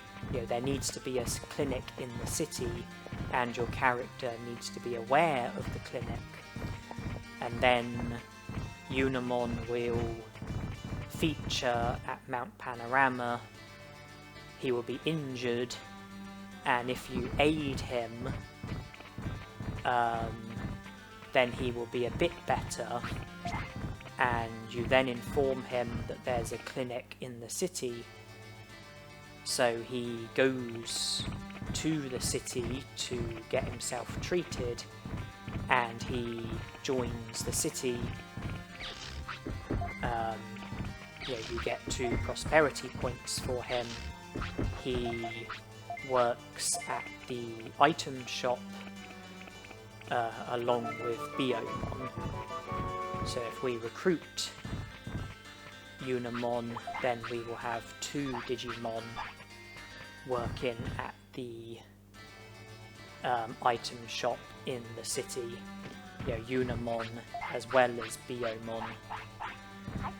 The other 2 are Patamon and Monochromon, and I'm sensing that their recruitments are probably a fair distance away.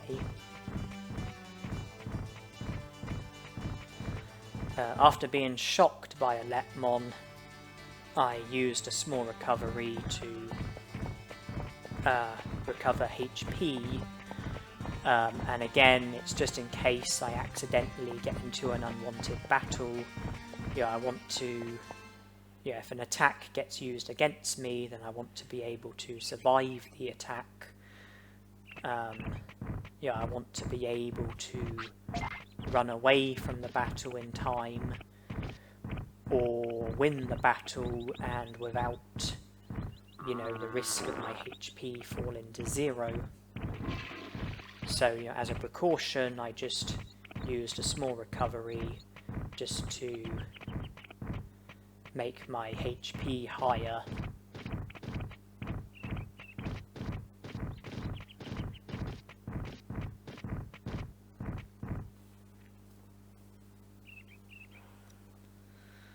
But yeah, that's the requirement for Unimon to show up at Mount Panorama. You need to have the clinic in the city, which means that you need to recruit Centaurumon, and your character needs to know about the clinic. So you have to go to the clinic and speak to Centaurumon so that he tells you about the clinic, and then you are aware of the clinic.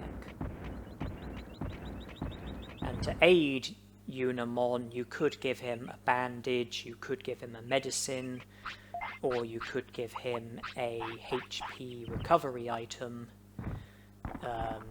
Something as basic as a small recovery is good enough. Also, by acknowledging that crop circle, we have taken the first step towards recruiting Vadermon, although there are quite a few steps, and it is going to be quite a long time before recruiting Vadermon is going to be an imminent option.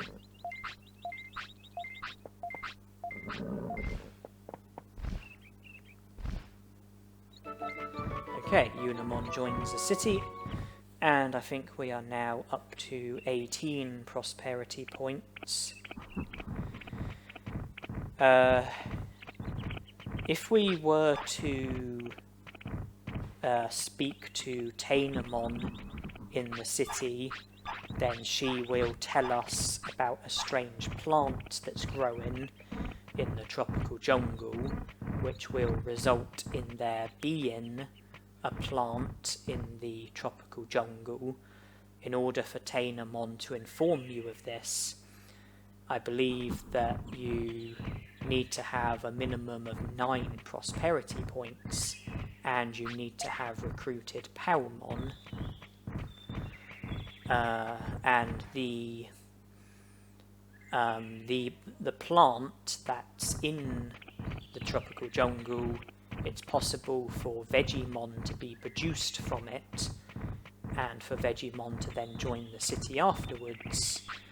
But you need to have a rain plant in order for this to be possible, and in order to be able to collect a rain plant, again you need to recruit Palmon, and then there will be a rain plant next to Tainamon on day 15 of every year. And if you want the rain plant, you have to collect it on day 15. That is the only day of the year in which it will be available. If you miss it on day 15, then it won't still be there on day 16. You have to collect it on day 15. You can then use the rain plant to water the plant in the tropical jungle, produce Vegiemon and have him join the city. And if you are going to rely on Vegiemon for a super carrot, then once you recruit Vegiemon, you will be able to get a super carrot, and that will mean that it will then be possible to trade a super carrot with the Moldramon who wants a super carrot.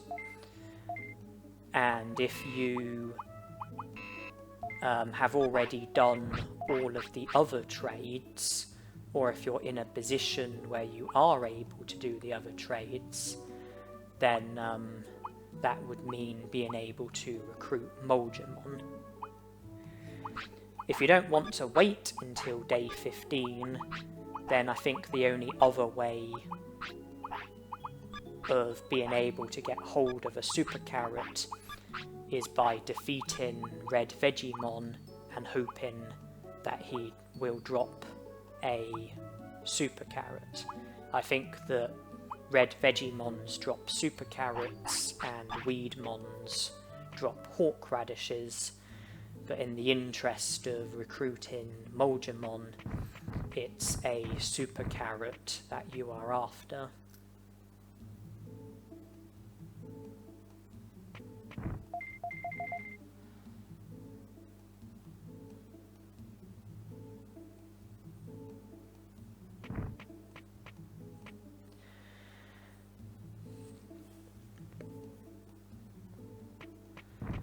It's no longer...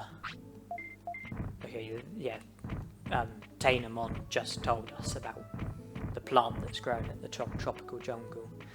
It's no longer Nanimon's inactive period. Nanimon no longer wants to sleep. The progress that we made went on for long enough in order for us to make it up to the hour in which Nanimon would have woken up at, so make it to the end of Nanimon's inactive period, make it to the beginning of his active period.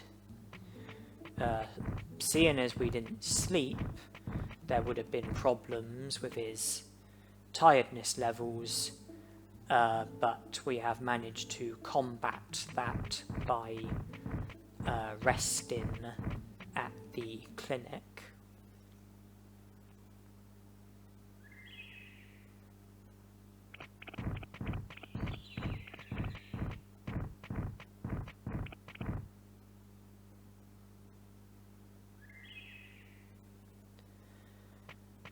I'm now returning to the Green Gym during Nanimon's active period, and am doing more training.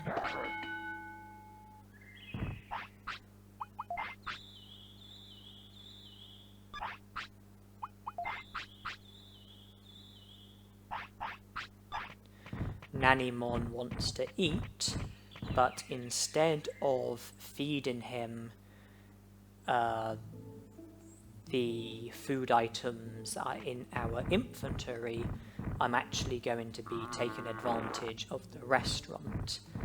I'm going to be going to the restaurant, which was opened by Miramon, and currently he's the only Digimon working at the restaurant, and I am going to be feeding my Digimon by eating at the restaurant instead of giving my Digimon the food from my inventory. Reason for that is because I am interested in the stat gains that you get from eating at the restaurant. When Miramon is the Digimon working at the restaurant, if you eat his most expensive food, then it will boost attack by 5 and brains by 3. It will also increase happiness and discipline and reduce tiredness, but the stats are what I'm primarily after. And also, when your Digimon wants to eat, when your Digimon is showing you the food bubble and you go to the restaurant and eat, eating once isn't always enough. Sometimes the food bubble will still be there and you will need to eat more than once, and that is an opportunity to really boost your stats, because by eating more you will increase your stats more, so it's an opportunity to get even bigger stat gains.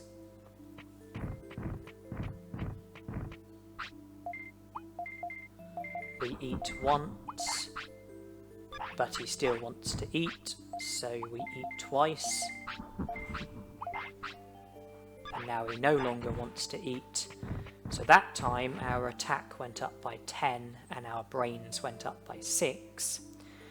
And depending on the Digimon that you've got, it is possible for the Digimon to want to eat 3 times in one single visit, and if you are going to be eating Miramon's most expensive foods, then that is a stat boost of 15 attack and 9 brains.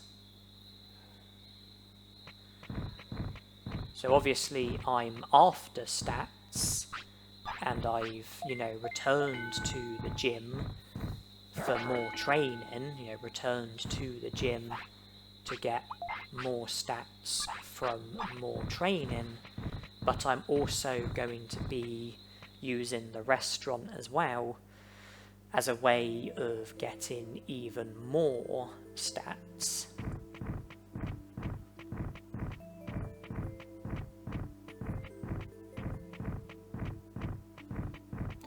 It's a new day, so Palmon has more giant meat for us.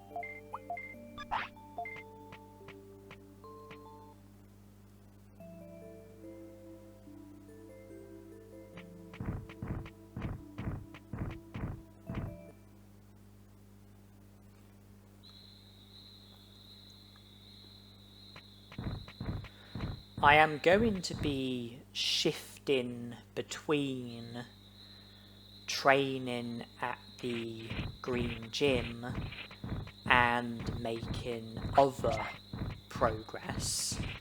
And when I say other progress, I'm mostly talking about recruiting Digimon and making progress towards recruiting Digimon. The training is mostly going to be during Nanimon's active period when he doesn't want to sleep, and the other stuff is mostly going to be during his inactive period when he does want to sleep. I am heading to the Dragon Eye Lake because I would like to catch a Digianchovy and a black trout needed for the Moldramons, and before coming here I put some items into the item bank, making more room in my inventory in order for me to be able to catch the 2 fish without any concerns of inventory space, not to mention the off chance of me stumbling. Okay, there's no Digimushroom down there. Not to mention the off chance of me stumbling upon an item that's not already in my inventory, which I might want to collect, such as like a happy mushroom or blue apple or whatever it might be. We have a black trout, now it's about a Digianchovy. We have a Digianchovy as well.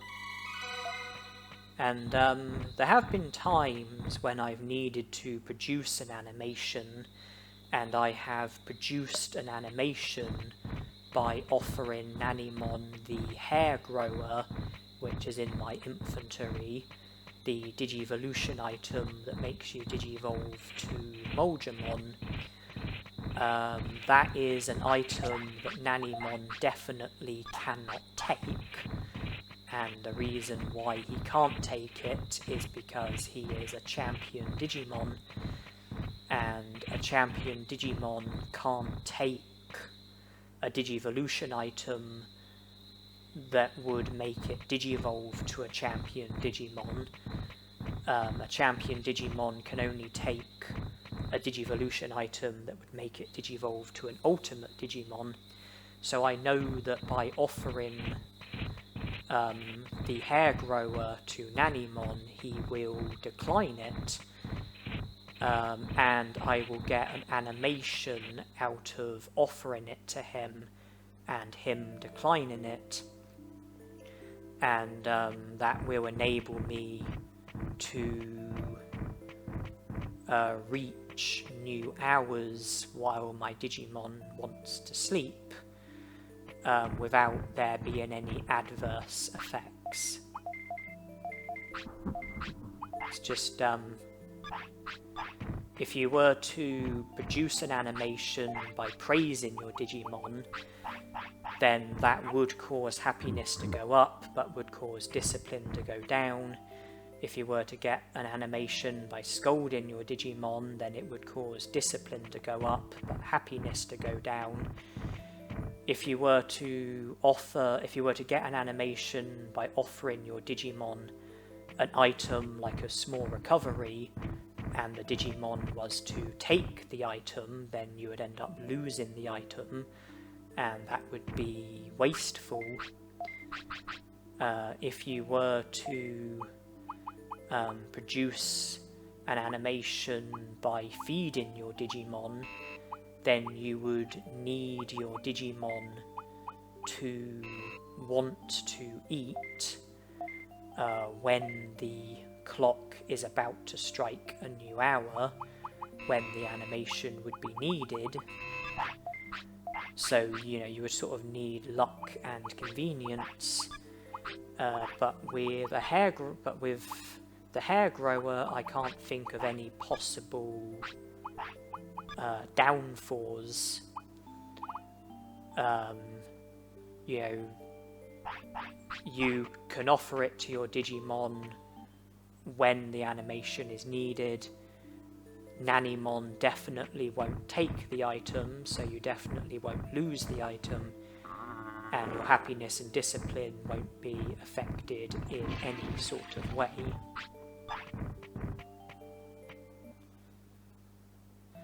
I did catch a Digi-Anchovy and a black trout, and I have kept the Digi-Anchovy in my inventory, but the black trout I have put into the item bank, and the reason for that is because the Moldramon who wants a black trout, I want him to be the Moldramon who I do the 9th and final trade with.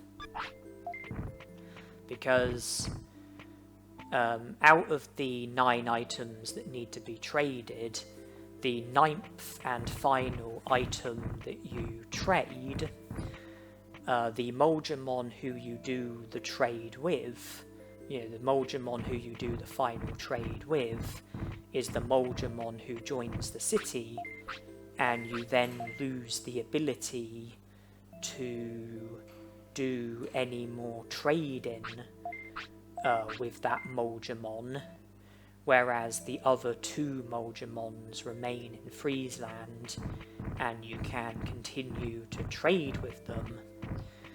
And the Moldramon who wants a black trout, I value him the least when it comes to the trading that you can do with him, the items that you can give him and the items that you can get in exchange. I value that Moldramon the least. I think that I have less to lose by losing the ability to trade with that Moldramon, but more to lose by losing the ability to trade with one of the other Moldramons. So the Moldramon who wants a black trout, I always want him to be the Moldramon who I do the last trade with, so that he's the one who joins the city, and I lose the ability to trade with him and keep the ability to trade with the other Moldramons. The Moldramon who wants a black trout, I've already traded both of the other items with him, which means that if I was to trade the black trout with him here and now, then that would be all of his trades done, and then the 9th and final trade would have to be done with one of the other Moldramons, and then it would be one of those Moldramons that would join the city. I would lose the ability to do trading with the Moldramon, and that for me would be a big loss. So I want the black trout to be the last item that I trade, because I want to trade all 8 of the other items first, so that when I trade the black trout with the Moldramon, it's the 9th and final item that I'm trading, and then he's the Moldramon who will join the city.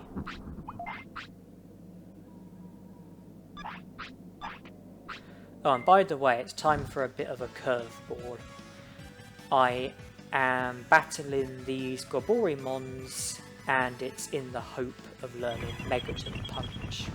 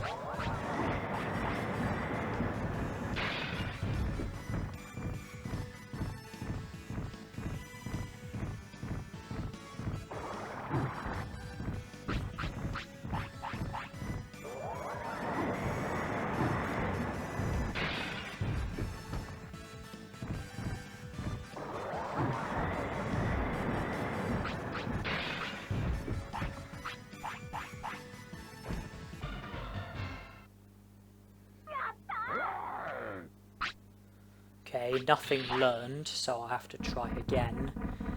These Goborimons are only available if you haven't been told about the bandits at the Great Canyon. If Yoramon tells you about the bandits at the Great Canyon, then these Goborimons will become history, and you will no longer be able to battle them. I'm choosing to... I intentionally was not informed of the bandits, because I want to be able to battle these Goborimons and try and learn Megaton Punch.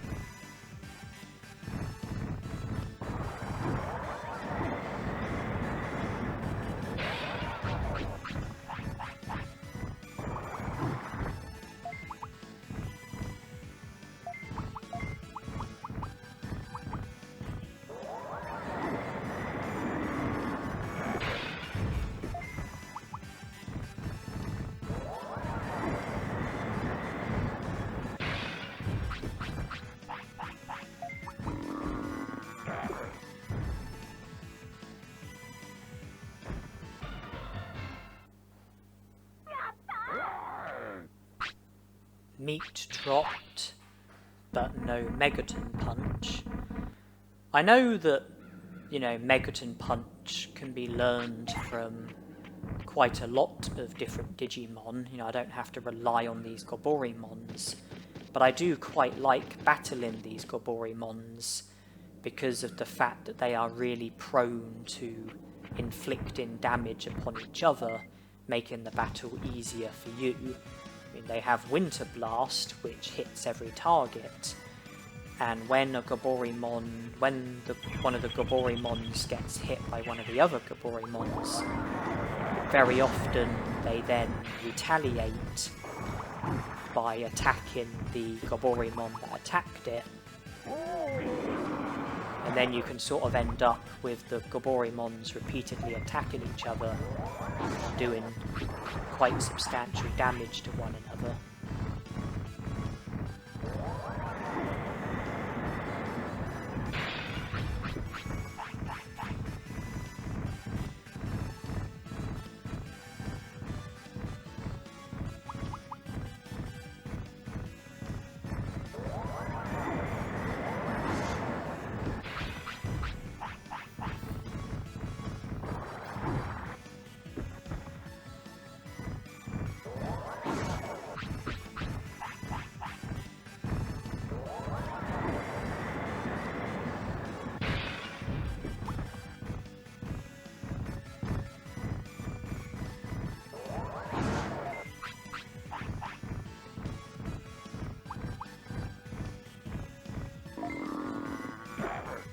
It's not the one I wanted to aim for.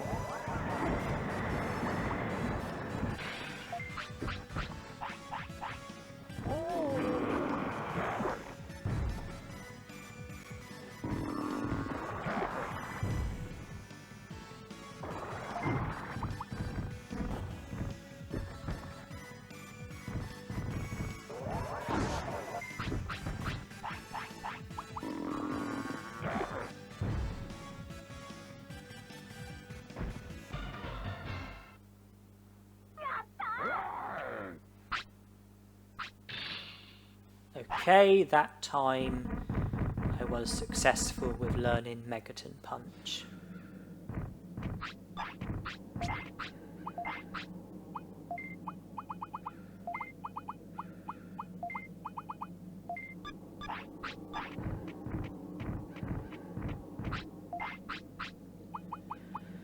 We need an animation, so the hair grower can be used for that. I am heading back to Friesland to do more trading, but the problem is that my inventory is currently full, and in order for you to be able to do a trade with the Moldramons, you need to either have a space in your inventory, or you need to already have in your inventory the item that you are going to get from doing the trade, if that makes sense.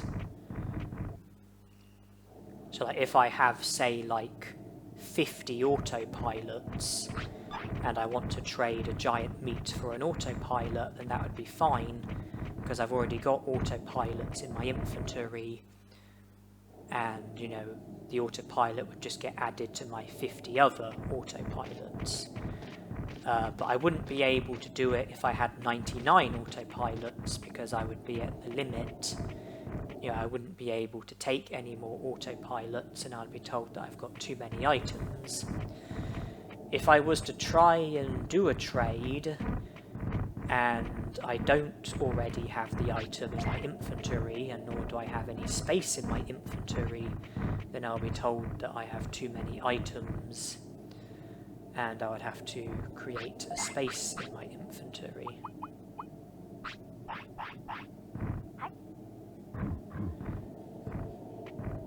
If I'm not able to do any trading, then I would say discarding the meat seems like the most logical thing to do. I think that has the smallest value out of what's in my inventory.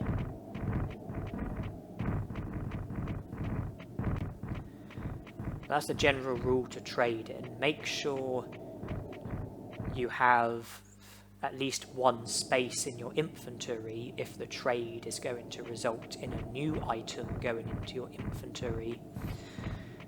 And if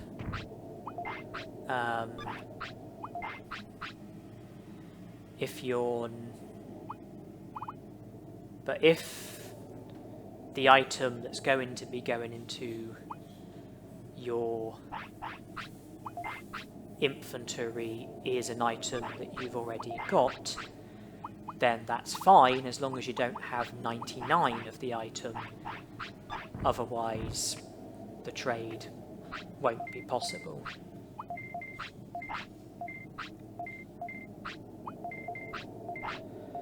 Right, so these medium recoveries I'm trading for super defense discs, which I plan to sell and make a massive profit.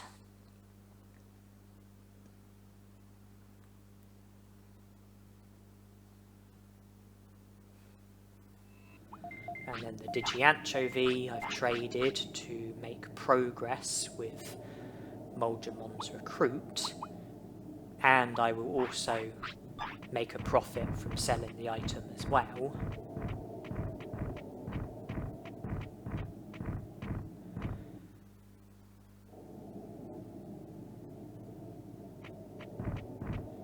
So I've now traded 2 of the 3 items with each of the 3 Molgemons. So that's 6 out of 9 items.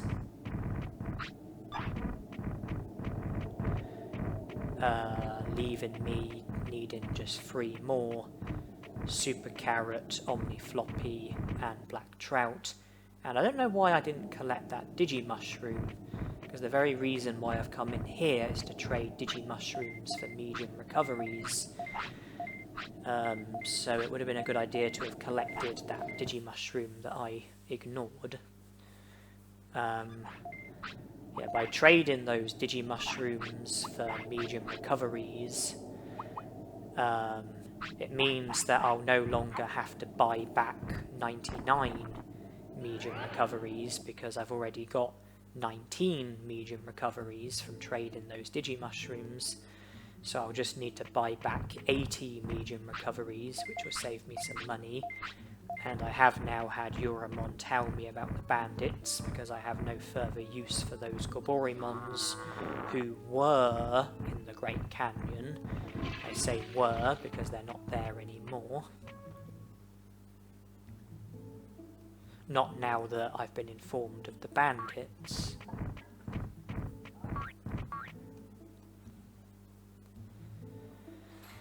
And now that I've reached a point where I have quite a bit of money, and I have the ability to rake in lots of money by purchasing medium recoveries and selling them for super defense discs, and selling the super defense discs and buying more medium recoveries and repeating the process, Digi-Mushrooms are now small fry in my mind.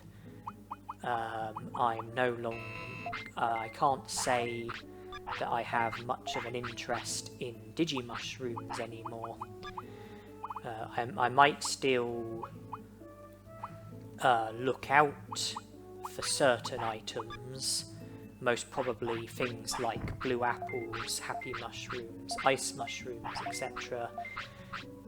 But I don't really have anything to gain from Digi-Mushrooms anymore. Because, like I said, they are now small fry in my mind. It's easy to buy 99 medium recoveries and trade them for 99 super defense discs, and sell the super defense discs at a huge profit.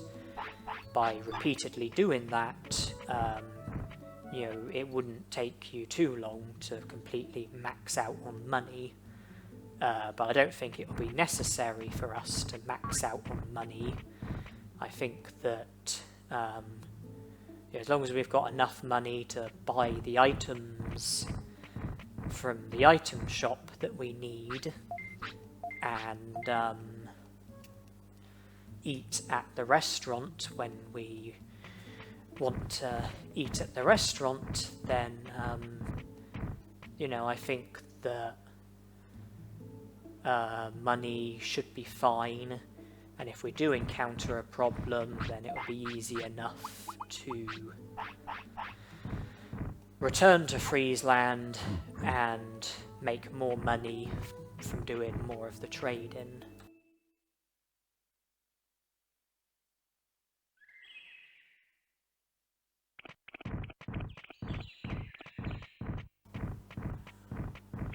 Well, Nanimon is now active again, so I would like to go back to training for the time being.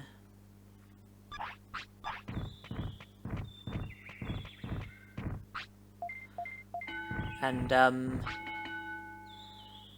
seeing as I would either have to remain as Nanimon for the whole of the challenge, or Digivolve at some point, but for Etemon to be the Digimon that I Digivolve to,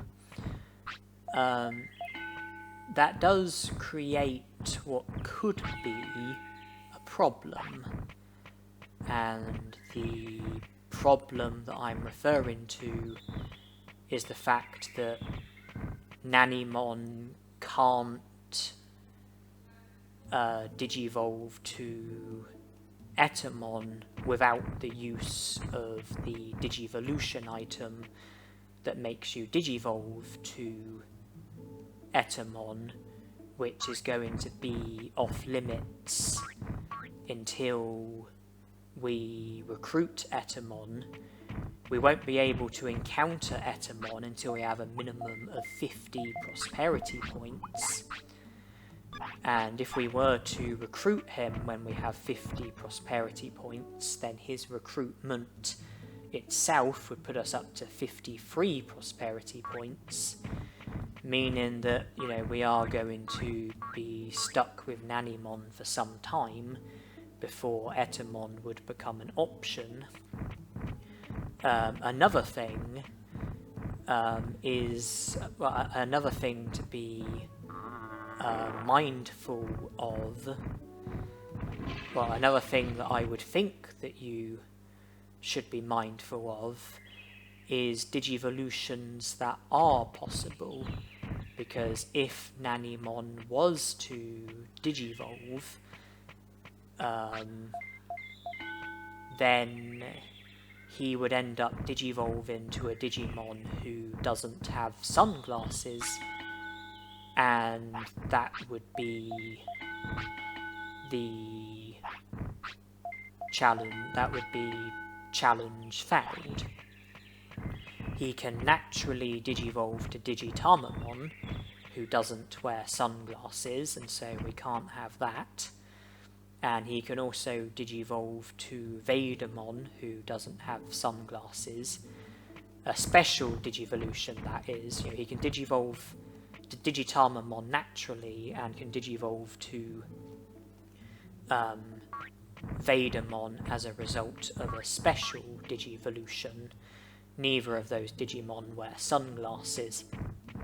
Not to mention that it is also possible for Nanimon to special Digivolve to Sukamon, which would also kill the challenge. But these are things that can be avoided. For us to avoid Digivolving to Sukamon, well, that is simple enough. Just don't fill up the virus scourge. Every time your Digimon messes on the floor, the virus scourge fills up by 1/16. it would have filled up by 1/16 when Ogumon messed on the floor at the start of the challenge, but in order for us to digivolve to Sukamon, we would have to mess on the floor another 15 times, because I don't think we've had I don't think we've messed on the floor more than just once, and in which case, we wouldn't have to worry unless we were to mess on the floor another 15 times. That can very easily be avoided, meaning that Sukamon can very easily be avoided. As for Vaidamon, once you've had a champion Digimon for 10 days or more, I think it's 10 days, there's a chance that your Digimon will digivolve to Vaidamon if you praise or scold your Digimon. So the solution there is to not praise or scold Nanimon, particularly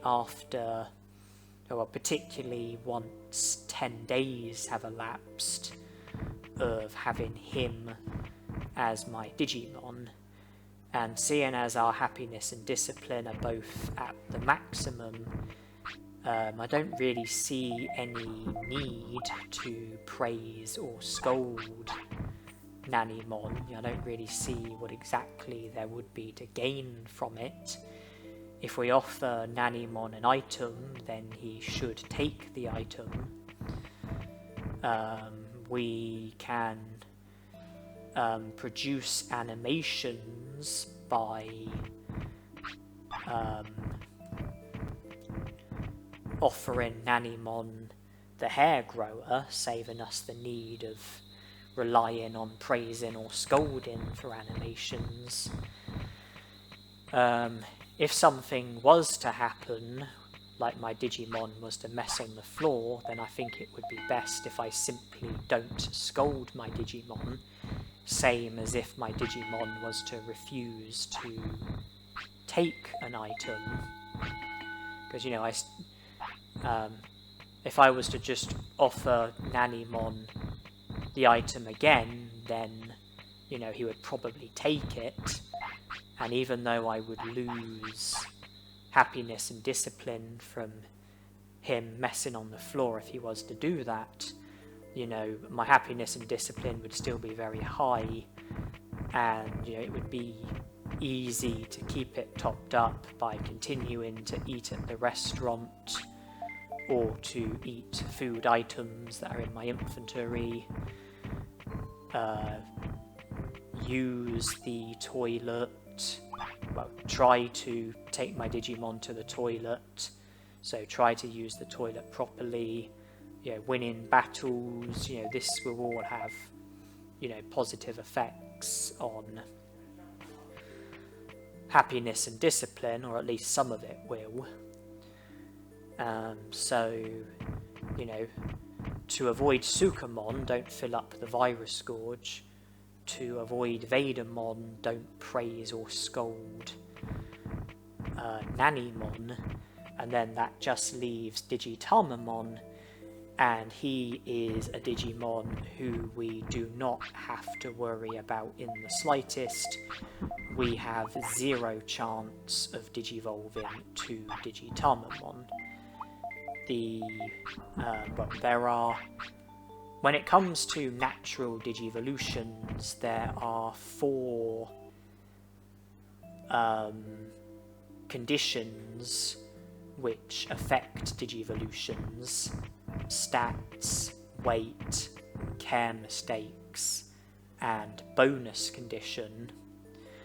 And you have to fulfill 3 of the conditions in order to be able to digivolve to a Digimon, which means that you can only afford to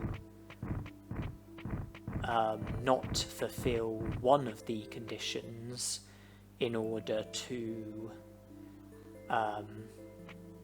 be able to Digivolve to the Digimon. If you fail to fulfill 2 of the conditions, then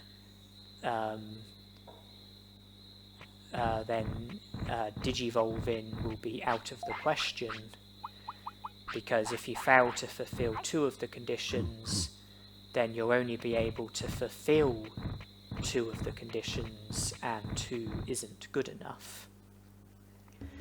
The bonus condition can be multiple different things. It could be how full your Digimon's happiness is, how full your Digimon's discipline is, how many battles you've won or how many battles you haven't won, how many techniques you've mastered, and who your individual Digimon is. So there's in total, like, the bonus condition can involve 5 different things, and Digimon tend to have between 1 to 3 bonus conditions. And you don't have to fulfill all of the bonus conditions.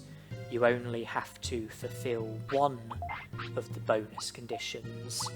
It makes no difference if you fulfill just 1 bonus condition or 3 bonus conditions. Either way, it will count as the bonus condition being fulfilled, but the bonus condition will only count as 1 of the conditions, regardless of how many of the bonus conditions you fulfill. So it doesn't matter if you fulfill 1 bonus condition or 2 bonus conditions or 3 bonus conditions, it will only count as 1.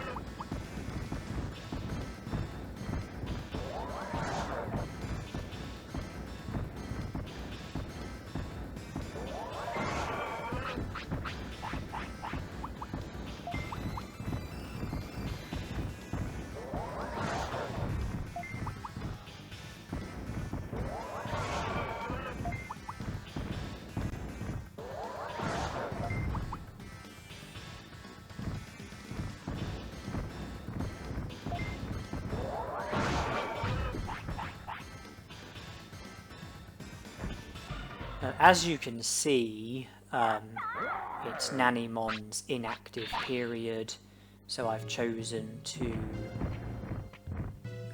make progress outside of the Green Gym, and I've come to the Dino region. I've defeated Tyrannomon, and now Meteormon is next on the list. And I was saying about, fulfilling the requirements for Digivolutions. So you have to fulfill 3 of the requirements. When it comes to the stat requirement, there might only be 1 stat requirement. Like, you might just need a certain amount of HP, or you might just need a certain amount of MP, or there could be multiple stat requirements. You might need a certain amount of HP, a certain amount of speed, and a certain amount of brains. And in order to fulfill the stat requirement, you do have to fulfill all of the stat requirements. So if you need, say, a certain amount of HP and a certain amount of MP, then in order to be successful with fulfilling the stat requirement, you need the necessary amount of HP and MP. If you were to just have the necessary amount of HP or the necessary amount of MP, then, you know, the stat requirement wouldn't be fulfilled.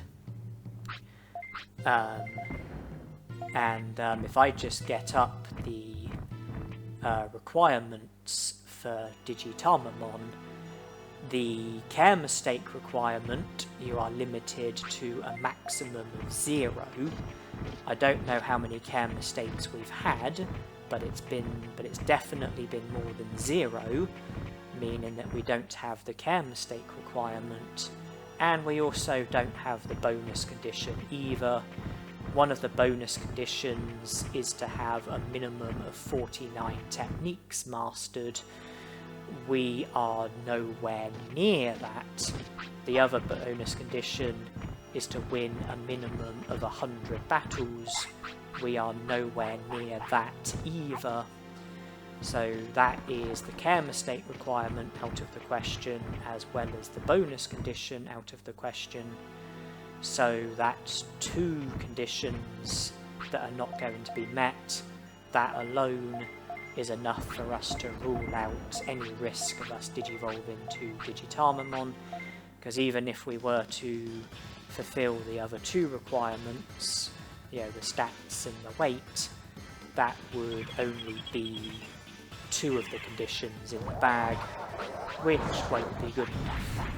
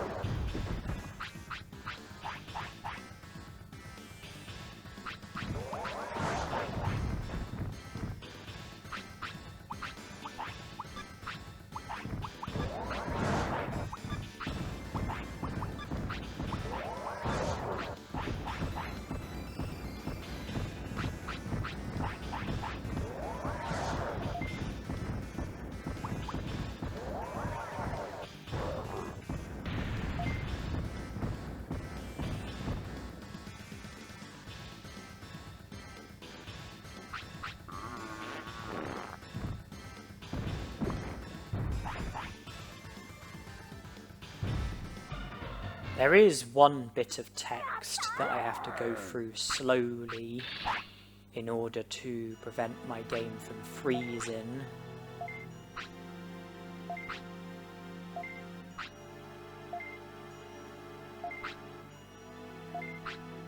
There it is.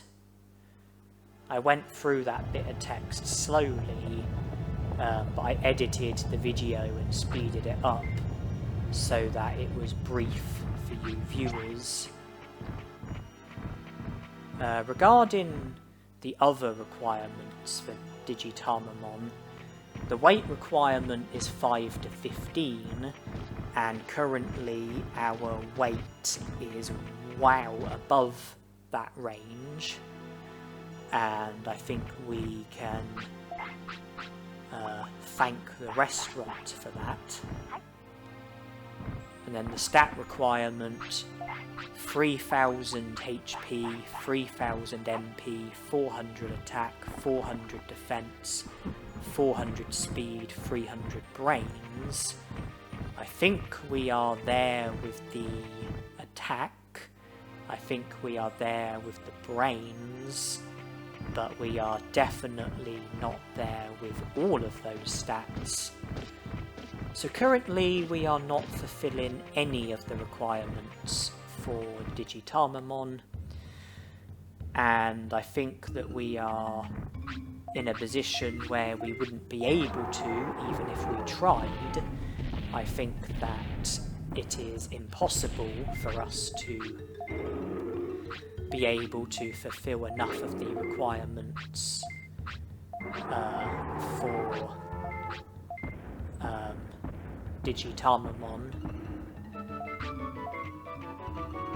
You know, just going about the game that we are going about it, You know, I don't think we would be able to Digivolve to Digitarmamon even if we tried.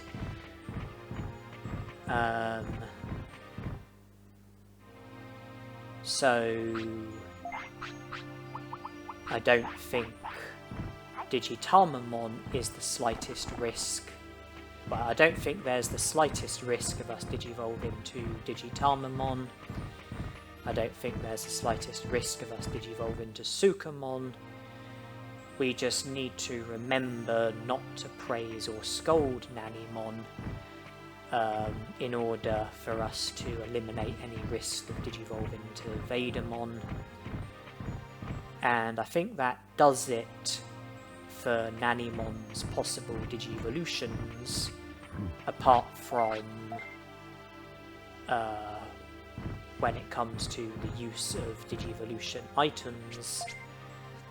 And that's simple, just don't give Nanimon a Digivolution item that will make it Digivolve to a Digimon that you don't want to Digivolve to. The only Digivolution item that we want to give him is a gold banana, which will make him Digivolve to Etemon.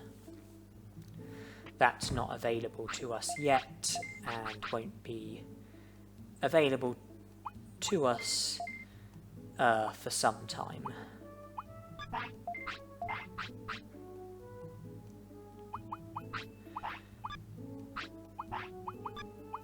You have to defeat Tyrannomon in order to be able to reach Meteormon. You have to defeat Meteormon in order for Tyrannomon to join the city, and you need Tyrannomon to join the city in order for Nanimon to feature at the Dino region in the room that, well, in the area where Meteormon was.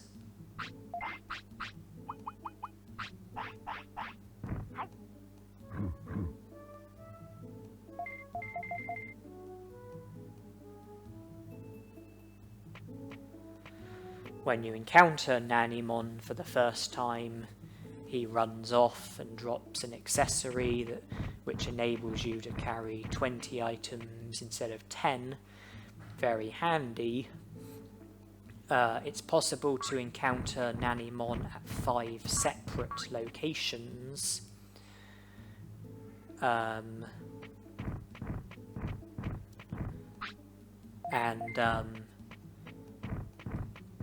I've explained the value of encountering Nanimon at the first location. You don't have anything extra to gain from speaking to Nanimon at the second location, or the third location, or the fourth location. But the fifth location, you do have something to gain.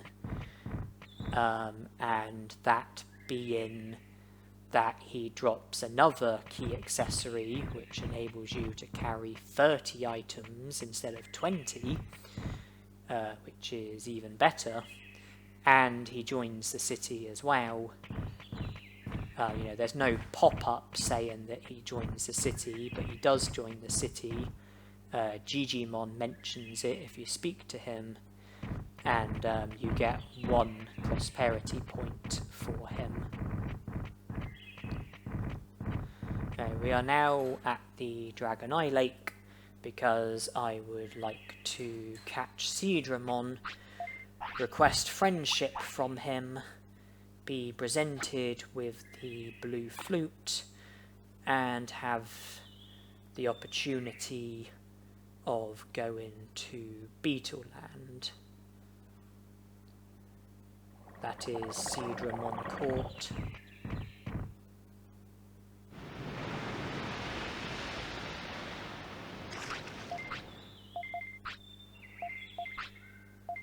So we are now friends, and that counts as a recruitment.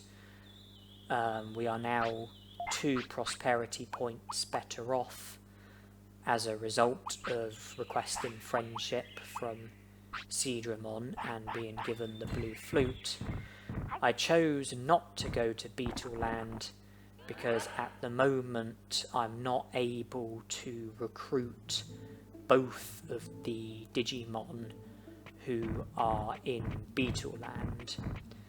There are 2 recruitable Digimon in Beetleland, Kawagamon and Kabuterimon, and I can recruit Kawagamon.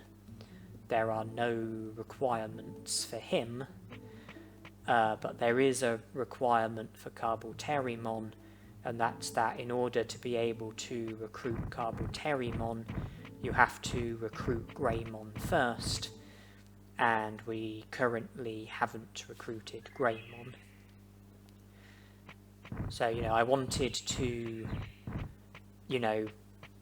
make the most of the opportunity to encounter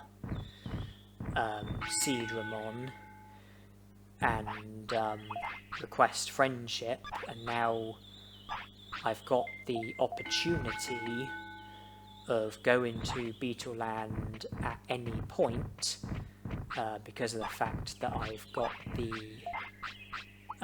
blue flute, and I can also use that to get animations.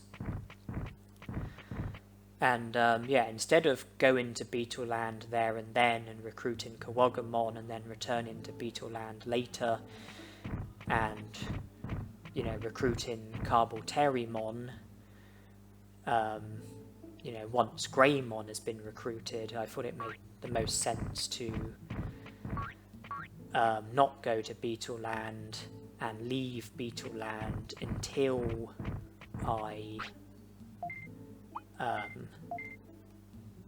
have Greymon recruited, and then recruit both Kawagamon and Kabuterimon. Miramon is no longer the only Digimon working at the restaurant. There is Tyrannomon as well, and his foods have different stat effects. With Miramon it was attack and brains. Well, the most expensive Miramon food boosted attack by 5 and brains by 3. The most expensive Tyrannomon food boosts defense by 5 and speed by 3. And even though it's not specified, I think it also boosts HP by 50. Although Tyrannomon's foods seem to be more fill-in, because when I take a Digimon to the restaurant and eat Tyrannomon's most expensive food, it seems to be a lot more common for one portion to be enough in order for my Digimon's appetite to go away, whereas with Miramon it's not uncommon for one portion to be too little. With Miramon I think I can need between 1 to 3 portions, but with Tyrannomon I think it's 1 to 2 portions.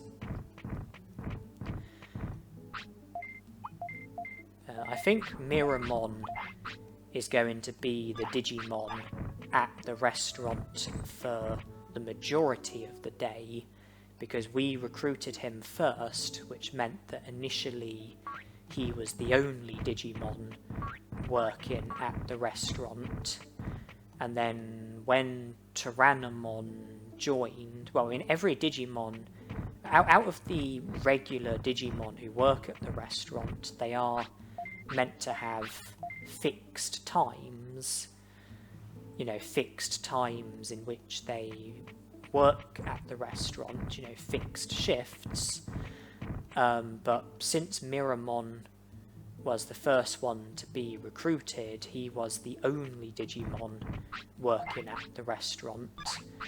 And now that I've recruited Tyrannomon, we do have Tyrannomon at the restaurant as well, but I think that Tyrannomon will only be at the restaurant during his fixed shift, which I think is roughly between 6 AM and 12 PM. And I think Miramon will be the Digimon at the restaurant for the rest of the day. I think Miramon's shift is meant to be from, I said to Nanimon, roughly 6 AM until 12 PM, and Miramon, I think his shift is meant to be roughly 12 PM until 6 PM. And then I think it's meant to be, and then I think Frigimon is meant to be roughly 6 AM until midnight, and then Garulamon is meant to be roughly midnight until 6 AM. But at the moment, Tyrannomon is the only Digimon doing the intended shift.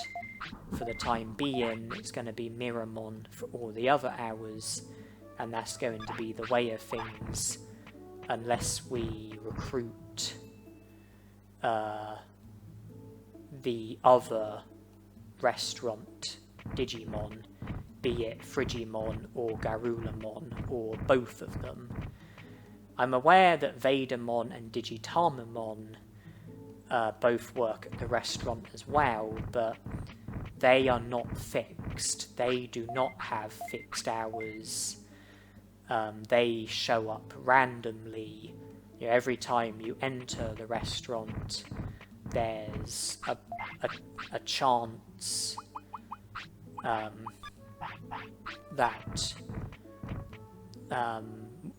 one of those Digimon will be there. With Vadermon, I think it's like 1 in 3. With Digitamamon, I think it's like 1 in 10. And I think that either of them can show up at any point in the day. So even if it's another Digimon's shift, it's possible that you might encounter Digitamamon or Vadermon instead. I chose to sell the hair grower because you can make money from it, 2,500 bits. I know I was using that as an item to produce harmless animations, but we can get the same effect from using the blue flute.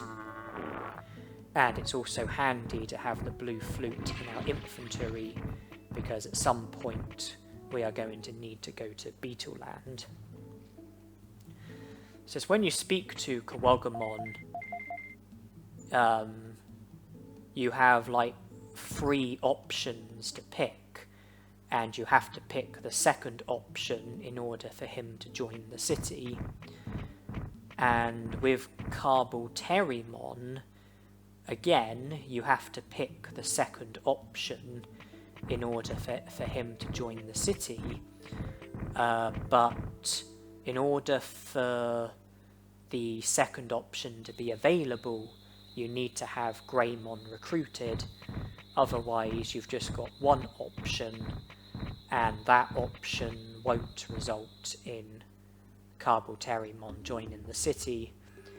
The same way that the first option and the third option won't result in Kawagamon joining the city.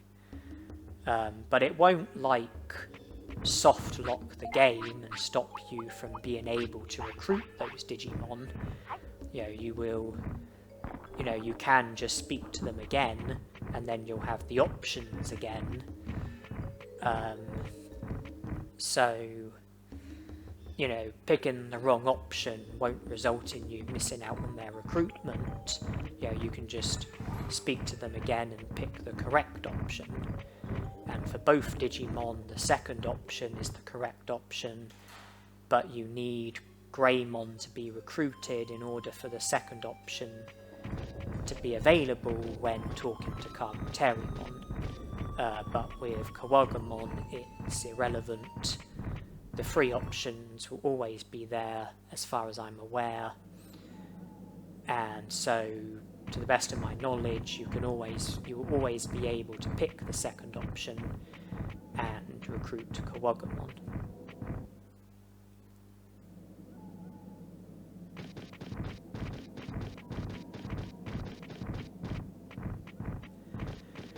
Euramon told us about the bandits, which means that there are going to be bandits here. And that is what we have come here for. I have come here to make a start with Olgamon.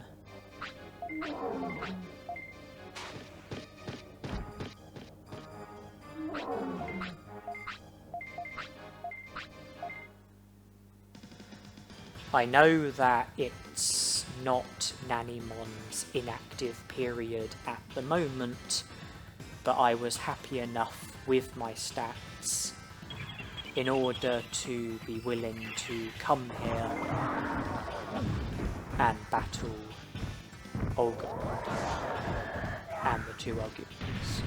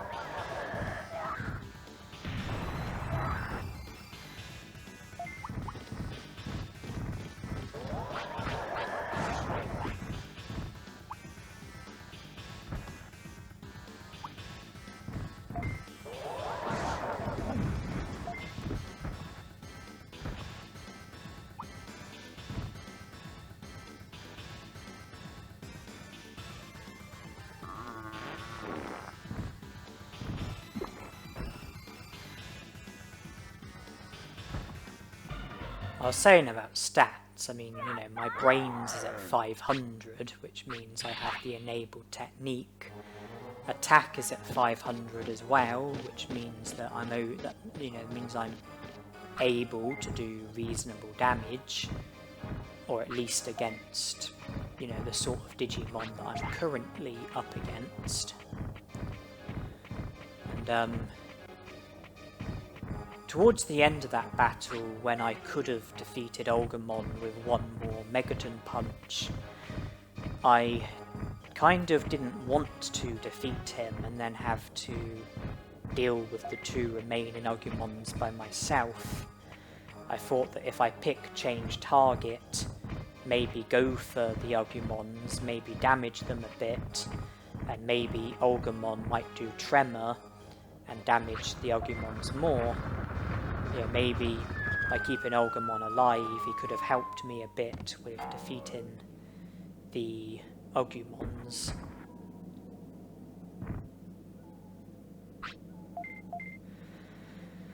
I could have used the elevator to come down here, but I chose to fall off the cliff instead. The reason for that is because when you recruit Angemon, there is a hint that Angemon has, which is connected to the cliff, and the hint only goes away if you fall off the cliff. If you fall off the cliff before recruiting Angemon, then you'll never see the hint. But if you don't fall off the cliff at all, then at some point you'll end up seeing the hint, and I think the hint will still be there even if you have 100 prosperity points. So, you know, I like to fall off the cliff just so that I won't end up seeing an unhelpful hint being offered to me from Angemon.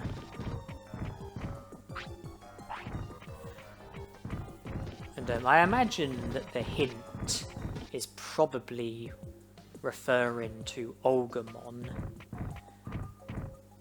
just because of the fact that the Great Canyon is where you encounter Olgamon for the first time.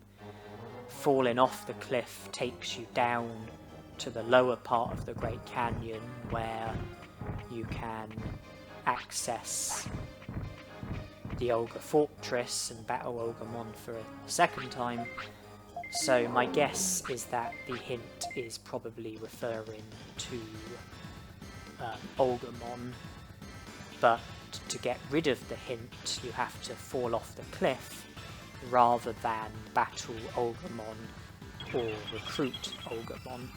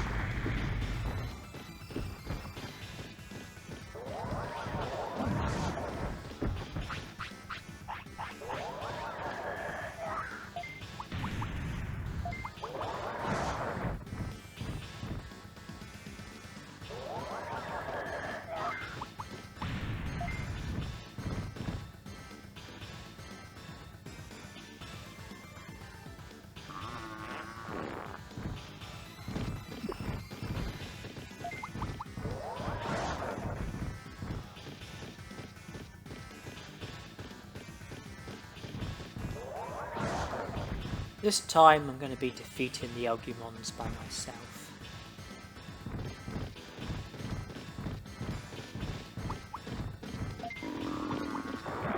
If they're going to insist on running away, maybe quick poop throw is the better option. And I can flat. One of the Agumons is about to die from poison.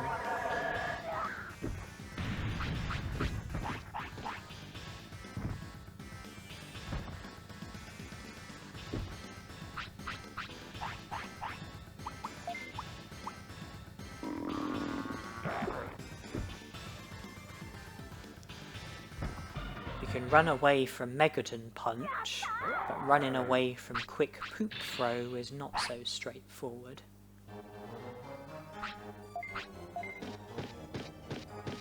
Angemon can be a bit unreliable when it comes to his hints, because sometimes the hint, like when he gives you a hint that's referring to a Digimon, sometimes the hint doesn't go away when you recruit the Digimon, but when you do something else instead, and as a result of that you can end up in a position where Angemon doesn't give you any hints, even though not every Digimon has been recruited.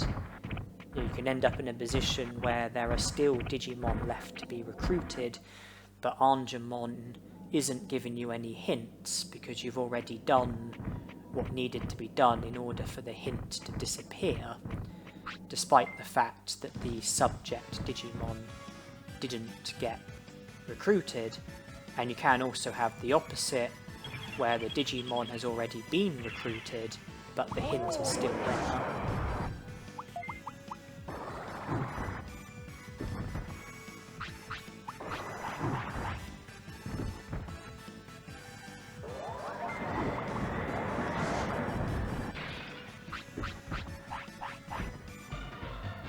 This Goborimon technically isn't a mandatory fight. It is possible to avoid him, skip him out, but I'm not very good at pulling off the Goborimon skip. I only succeed at it a minority of the time, and when I do succeed at it, I think that it's, luck more than anything. So usually usually if I'm to attempt the Goborimon skip, I save first, and I only attempt it in challenges where it's particularly helpful to produce the Goborimon skip. I have done a few challenges where I've done the Goborimon skip, but it's been a struggle every time. I'm not very good at pulling off the Goborimon skip. Another example of a Digimon skip would be the 3 Agumons in the Olga Fortress, who are meant to be mandatory, but it is possible to avoid them the same way that it's possible to avoid Goborimon. And for me, avoiding the 3 Agumons is easier than avoiding the Goborimon. For me, the Agumon skip is easier than the Goborimon skip. There's quite a lot of skips in this game, like quite a lot of a handful of Digimon who you're meant to have to battle, but you don't really have to battle them, because it is in fact possible to avoid them.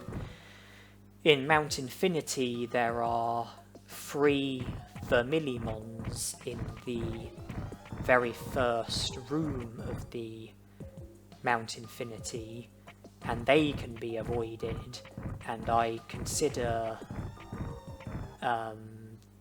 that skip to be straightforward enough, the same as the Agumons.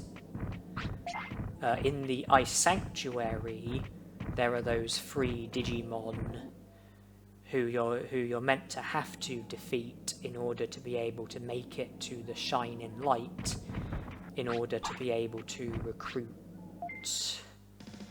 Angemon.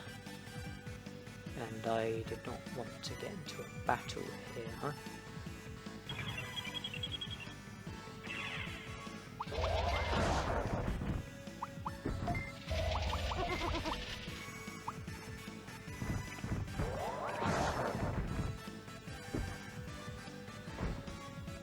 But I won it easily enough. Those 3 Digimon in the Ice Sanctuary, I have seen a video showing that it's possible to skip them as well, but I've never actually attempted it before, and the reason why I've never attempted it is because it looks really hard to pull off, especially for me. It's not something that I've had the bravery to even attempt. And if I was to attempt it, then I don't think I'd have much joy. Of course, that's not the only Ice Sanctuary skip. There is also the Ice Sanctuary skip, which enables you to enter the Ice Sanctuary with a non-vaccine Digimon. You're meant to only be able to enter the Ice Sanctuary if your partner Digimon is a vaccine Digimon, but thanks to the Ice Sanctuary skip, it is possible to enter the Ice Sanctuary with any Digimon, so a data type or a virus type. And for me, the Ice Sanctuary skip is hit and miss. Sometimes I pull it off and don't have any trouble. Sometimes I don't pull it off and can have,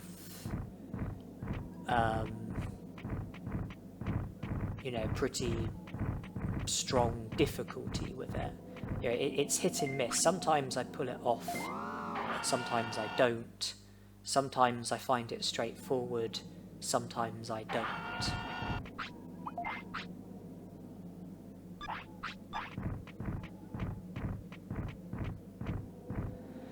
Right, next up is Birdramon.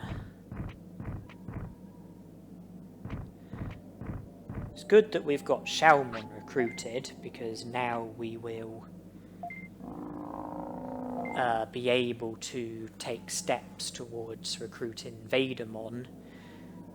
One of the requirements for recruiting Vadermon is to have Shaomon recruited, and also in order to be able to recruit Skullgreymon, having Shaomon recruited is part of the requirement.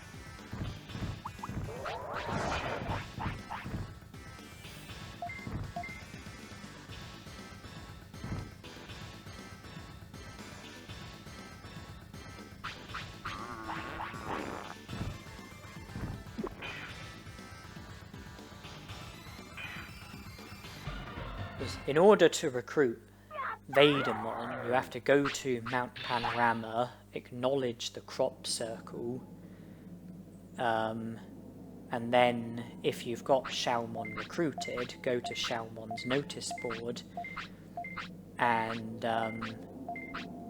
I think you need a certain number of prosperity points in order for there to be an article regarding a UFO. Then go back to where the crop circle was in Mount Panorama, and there'll be 2 crop circles instead of 1. Acknowledge that, and then go back to Shaomon's notice board once you have 45 prosperity points. There'll be an article about an alien Digimon. Go back to where the crop circles are in Mount Panorama. There'll be a lot more. Vadermon will show up and then we'll join the city. As for Skullgreymon's recruit, you have to see to the first part of the Grey Lord's mansion where you rescue Myotismon. I think you need to have Greymon recruited, who is the Digimon who we are about to battle now. And then if you have Shaomon recruited, then there will be an article regarding Myotismon. I think you need 35 prosperity points in order for the article to feature. And if you read the article and go back to Greylord's mansion, then it will trigger the next part of the Greylord's mansion, which can result in you triggering Skull Greymon.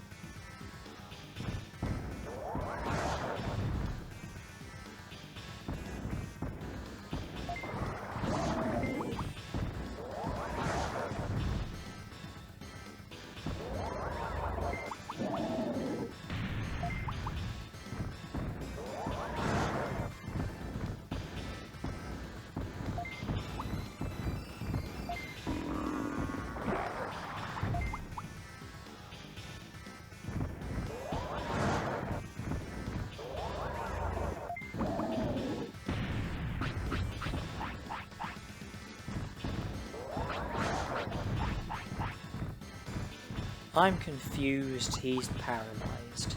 Seems fair enough to me.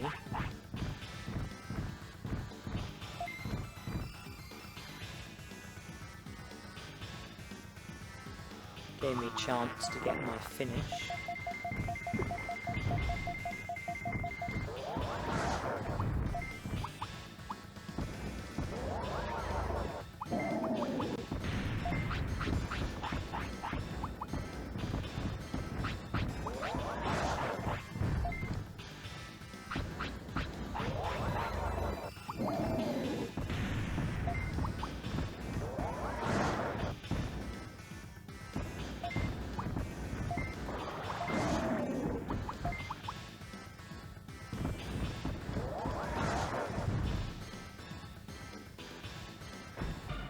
I hope that the attack chip that Greymon drops is going to be obtainable.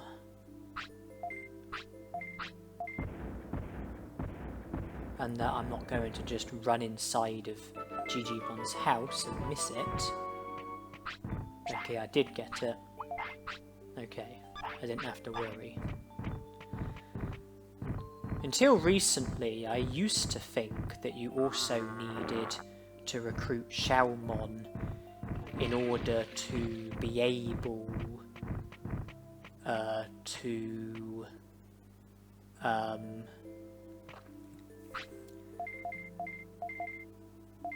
encounter Seedramon at the Dragon Eye Lake, thus recruiting Seedramon, as well as then having access to Beetleland, where you can recruit Kawagamon and Carboterimon as well, totaling to 6 prosperity points for the free Digimon.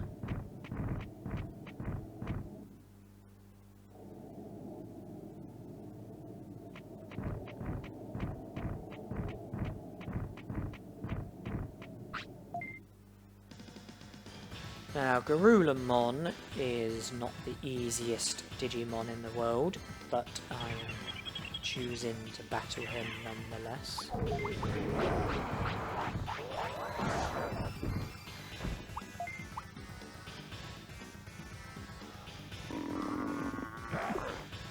Quick Poop throws a bit faster. The frequency in which we use the attack is shorter.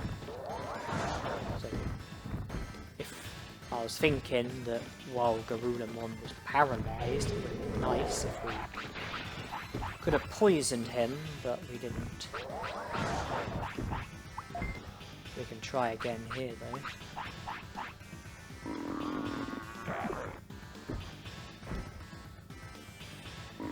Less expensive on the MP as well. Still no poison.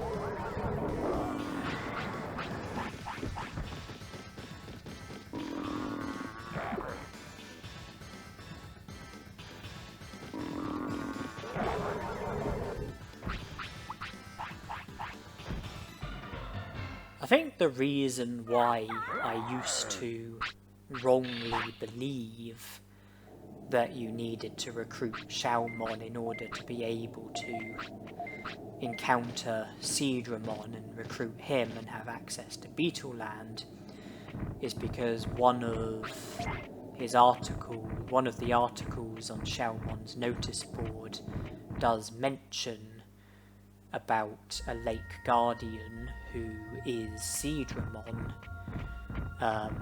but nonetheless you don't need to see that article or recruit Xiaomon in order to be able to encounter Seedramon and go to Beetle Land. You might need a certain number of prosperity points, but that is the only requirement that I can think of, as well as having a fishing rod, of course, and going to the Dragon Eye Lake at the right time. Apart from that, I can't think of any other requirements. And if there is a certain number of prosperity points needed, then I don't know what the number is.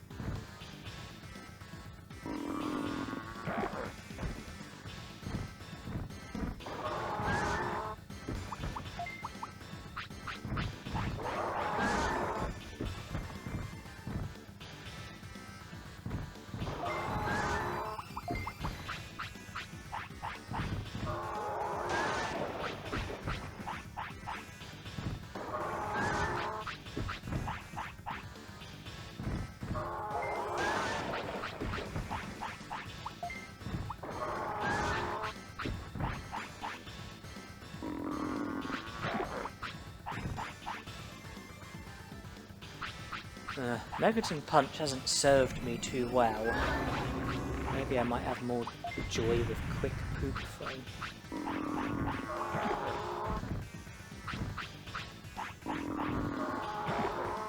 I've poisoned him. There's a start. This finish will do a bit of damage.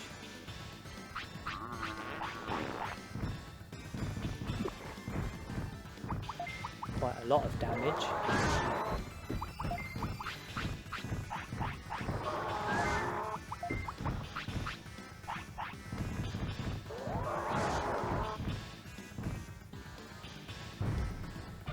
I came here when I did because I wanted to take advantage of the opportunity to battle Kokotorimon. I knew that we were within the time range for Kokotorimon to be available. I battled Garulamon first, as you saw. But now I've defeated Kokotorimon, and not far from here we've got Gabumon, who hasn't yet been recruited, and Patamon, who hasn't yet been recruited.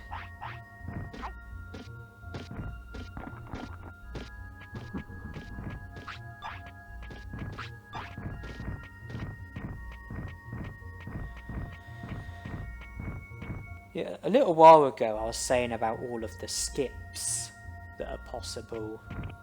There are others as well, like it's not just Digimon that you can skip. For example, in the Great Canyon entrance, it's possible to skip the invisible bridge, making it possible for you to enter the Great Canyon and without having Yoromon tell you about the invisible bridge.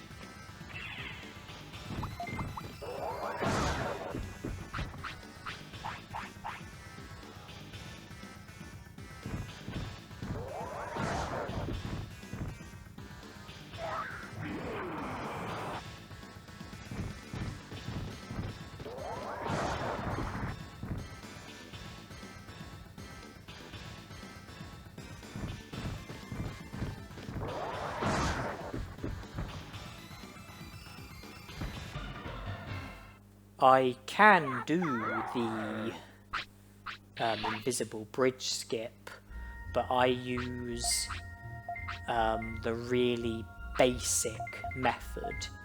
The method that I use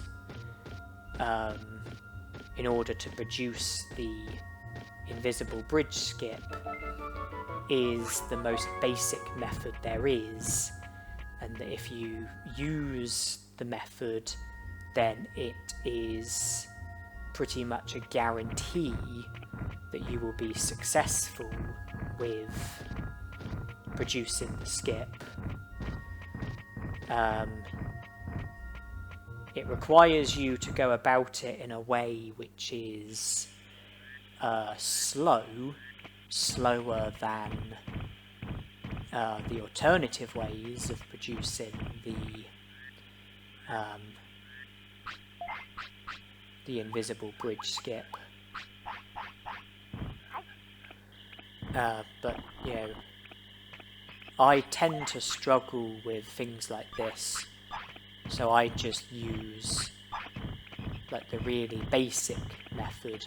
Some people might see it as cheap, and you know, maybe it is cheap, but to me I just favour the method because of how much easier it is, and the fact that, you know, you're pretty much guaranteed to successfully pull it off. There is also what's called the Jesus fishing, where when fishing for Seedramon at the Dragon Eye Lake, there is a setup you can do which results in you ending up standing on the water, and it makes it a lot quicker and a lot easier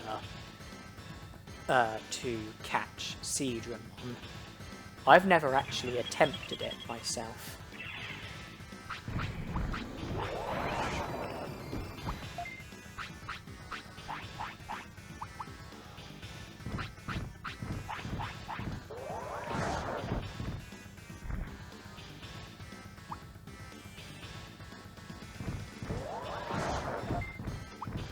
Reserve MP, finish him off with quick poop throw. Unless it blocks it, of course.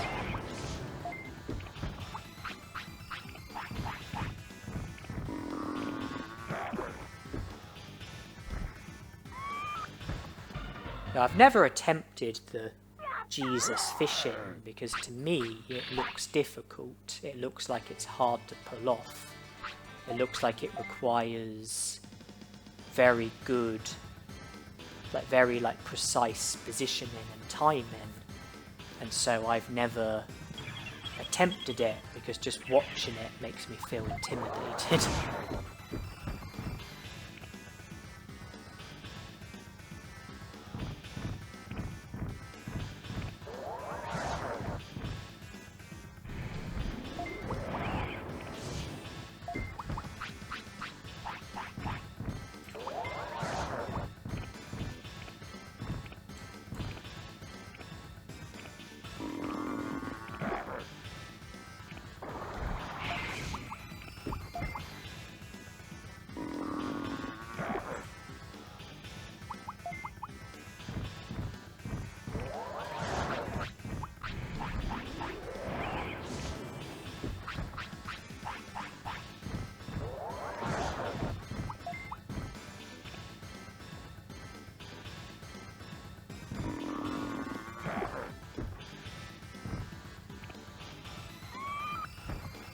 The Jesus fishing and dodging the Digimon in the Ice Sanctuary, you know, two things that I've never attempted just because they look like they would be too hard for me to pull off.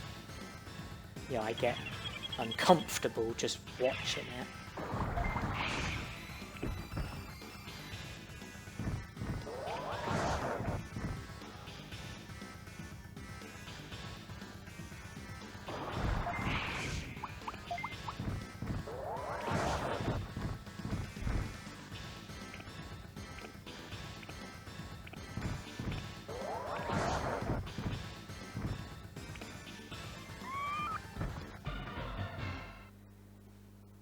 The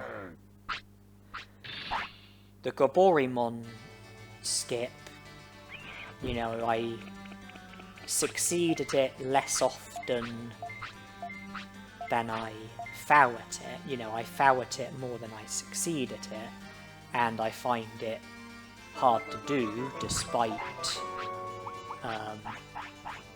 like watching guides, you know, following guides on how to do it. The Ice Sanctuary skip is hit and miss for me. Sometimes it's easy for me, sometimes it's not.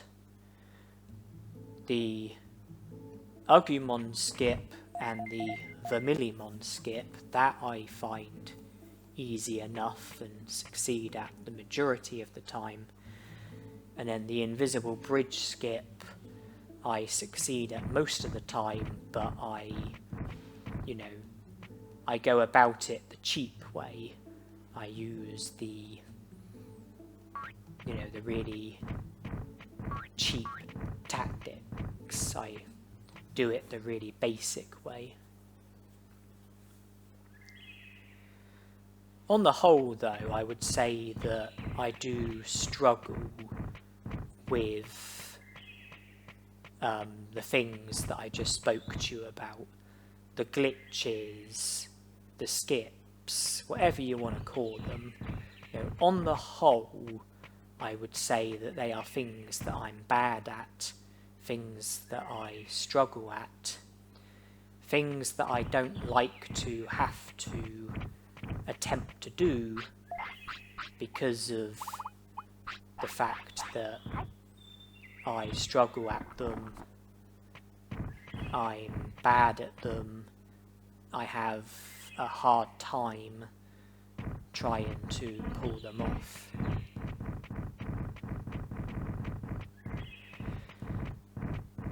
I'm returning to the Dragon Eye Lake to get Seedramon to take me to Beetle Land, because now that Greymon has been recruited, I can recruit both Kawagamon and Carbolterimon.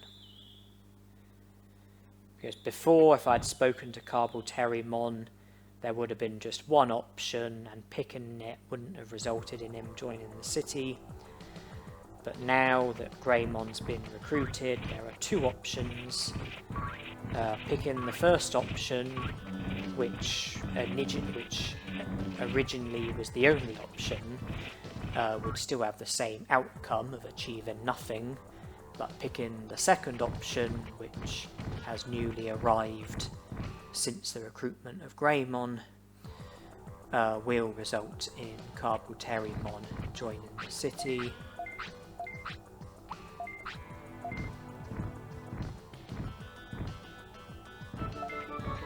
Then that leaves Carbolterimon, and we always...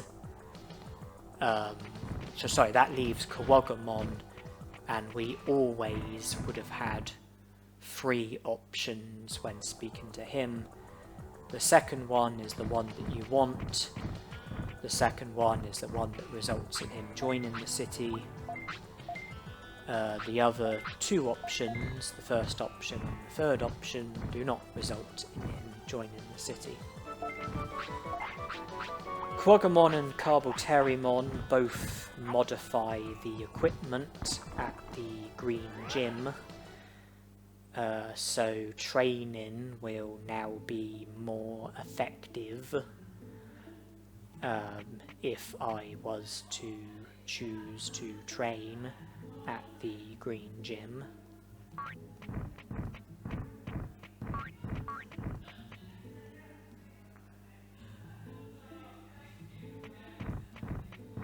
Tyrannomon it is, so defense and speed are going to go up, and possibly HP as well. Because I'm pretty sure his most expensive food also puts HP up by 50, even though it's not made clear.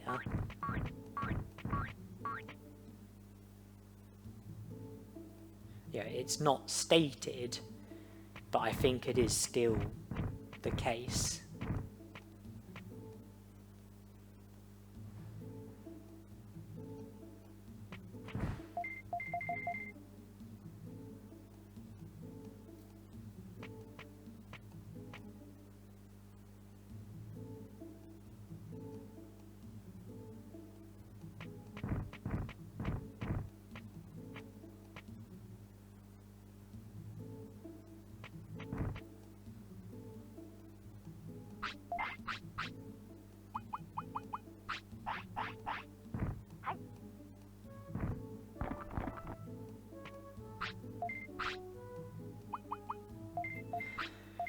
Well, we haven't recruited Waymon yet, and it would be nice to recruit Waymon so that Factorial Town would be available to us.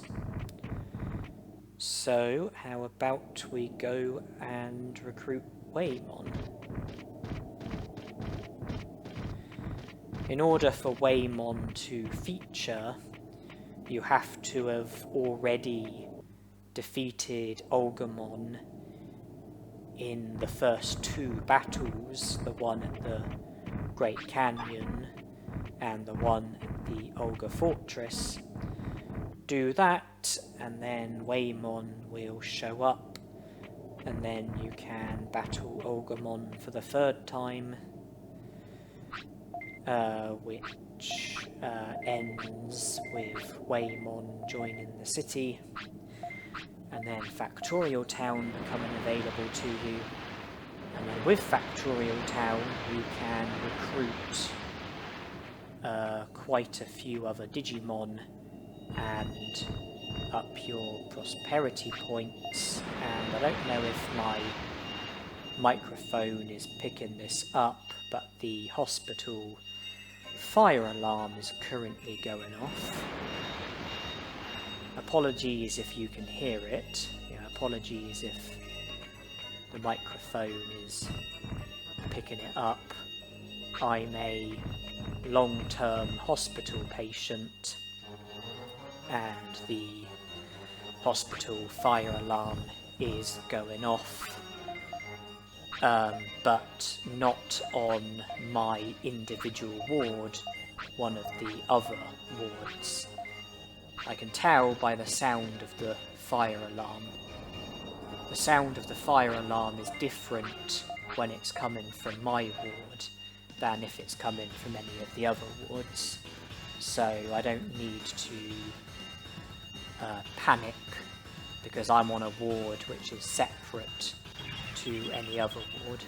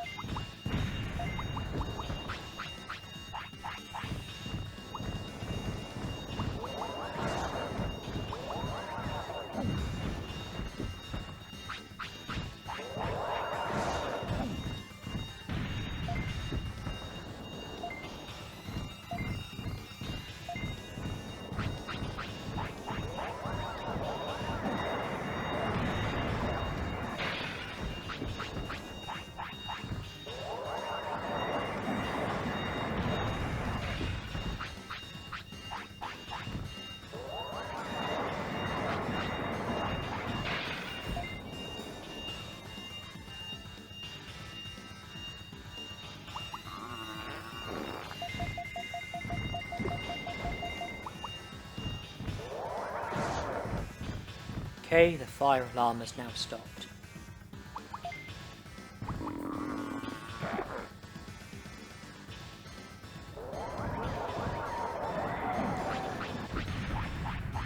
I don't want Digimon to get defeated until he does another Aurora freeze.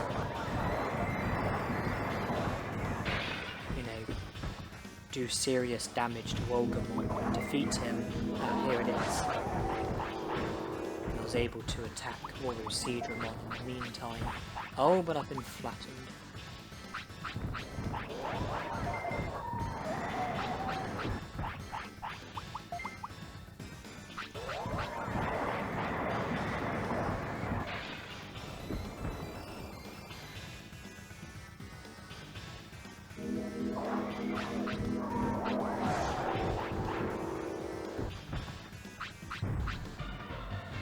Okay, so now that we've defeated Olgamon for the third time, Olgamon will now be at the drill tunnel, where you can battle him for the fourth and final time, and it will result in him joining the city at last.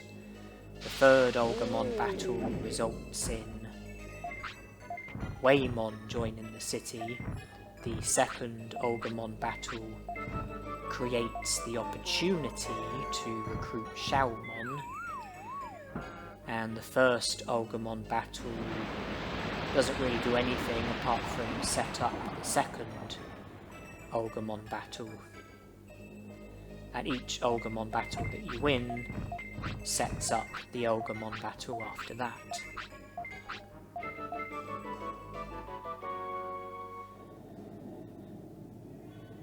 But yes, go to Factorial Town and it will be possible to recruit Andromon, Guromon, Metal Mumemon and Numamon, who account for 10 prosperity points.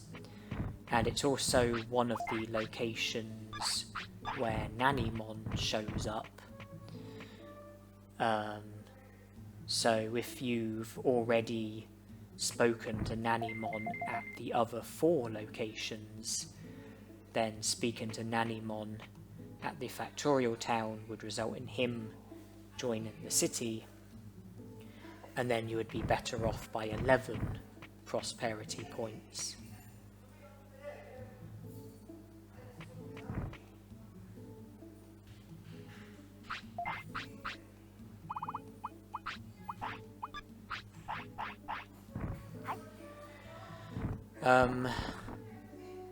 The fact that Waymon has been recruited means that we can also go to the Secret Beach Cave and help ourselves to a Misty Egg, the Digivolution item that makes a Digivolution item that makes you Digivolve to the ultimate Digimon, Digitamamon, who interestingly is the Digimon that Nanimon can naturally Digivolve to, who in this challenge is useless for reasons that I've already explained, but I will still collect the Misty Egg because I have OCD with wanting to loot all of the computers, go into all of the computers and collecting the items from them, and I can also sell the Misty Egg for 5,000 bits. One other thing, Nanimon will be here at the Olga Fortress, and again the reason for this is because of Waymon's recruitment. When you defeat Olgamon for the 3rd time and recruit Waymon, it results in Nanimon featuring at the Olga Fortress. There he is. I think that's our 2nd time of encountering Nanimon. We first encountered him at the Dino region. We've encountered him here at the Olga Fortress. We haven't yet encountered him at the Leomon's Ancestors Cave within the drill tunnel, nor have we encountered him at the sewer within the Factorial Town, or the Toy Mansion within Toy Town. So regarding the Nanimon encounters, we have done 2 out of 5, 2/5, 40%. 0.4. And I don't know any other way of expressing it.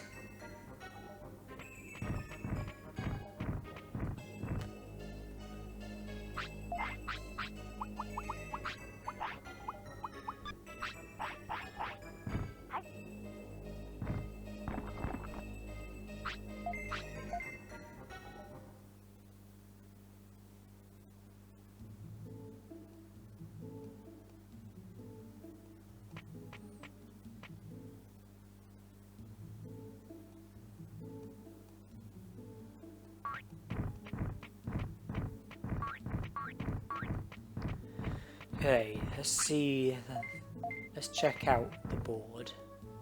Okay, there's 6 articles in total. The important one involving Myotismon, the important one involving Vadermon, or rather one of the important ones involving Vadermon.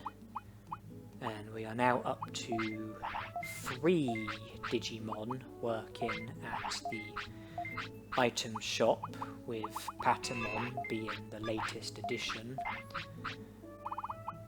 alongside Biomon and Unimon. That just leaves Monochromon as far as the recruitments are concerned, involving the Digimon who work at the item shop. The other Xiaomon, the other 4 articles on Xiaomon's notice board are not important. We don't need to read them in order to be able to make any sort of progress with anything. The fact that Article 6 is there means that if we return to Greylord's mansion, then Myotismon will be missing, and it will be possible to recruit Skull Greymon. And the fact that there's Article 2 regarding the UFO, if we go to where the crop circle was in Mount Panorama, then there will now be 2 crop circles instead, and that will put us a step closer to recruiting Vadermon. And I've decided to come to Factorial Town because it's almost time for the shift change.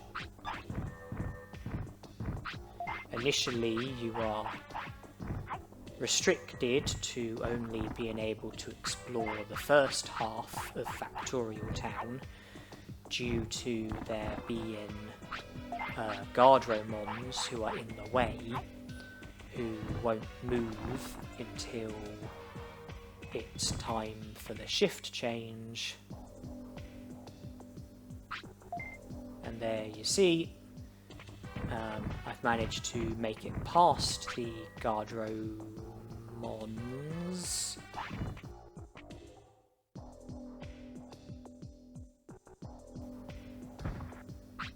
Well, I would like to return to the city and get my sickness treated, and from the looks of things I need to rest as well, but I want to wait until I'm definitely past the shift change, so I'm just going to loiter for a bit and offer Nanimon the blue flute a couple of times, and the fact that there are random Digimon here means that we are past the shift change.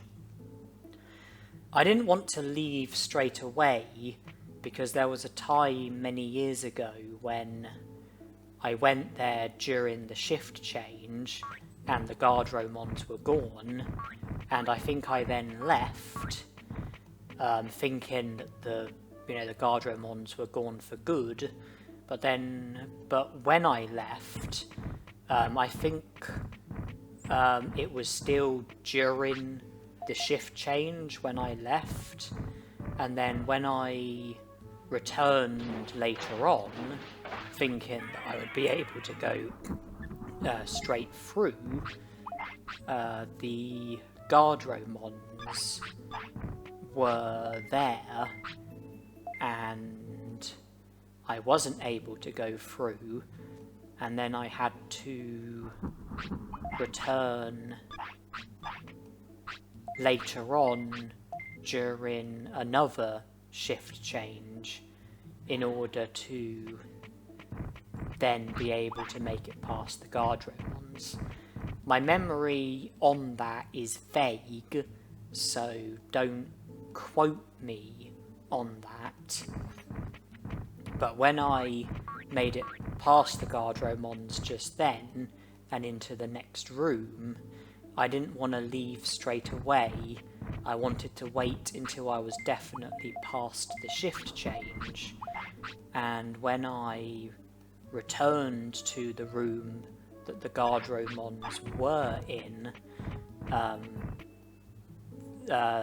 they had been replaced by random Digimon, and that was reassuring for me that we probably have seen the last of the Guardromons, and that if I go back to Factorial Town, then I will be able to proceed to the next part of Factorial Town.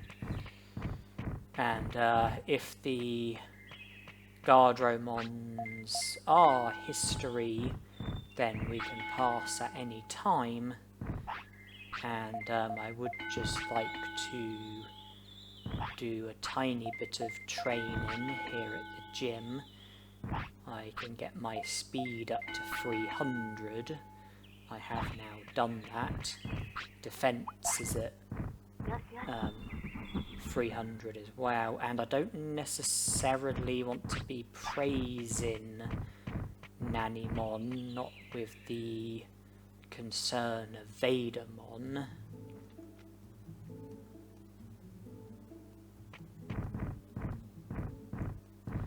I mean, I might not have had Nanimon for long enough in order for Vadermon to be an issue, but if I have had Nanimon for long enough, then I want to be avoiding, praising and scolding. Otherwise there's the risk of me digivolving to Nanimon. When I was in Factorial Town and I was waiting until it had been long enough for the shift change, I passed the time by producing animations, by offering blue flutes to Nanimon. I thought that if I just stood still and did nothing, then my happiness and discipline might have been affected from the tiredness, but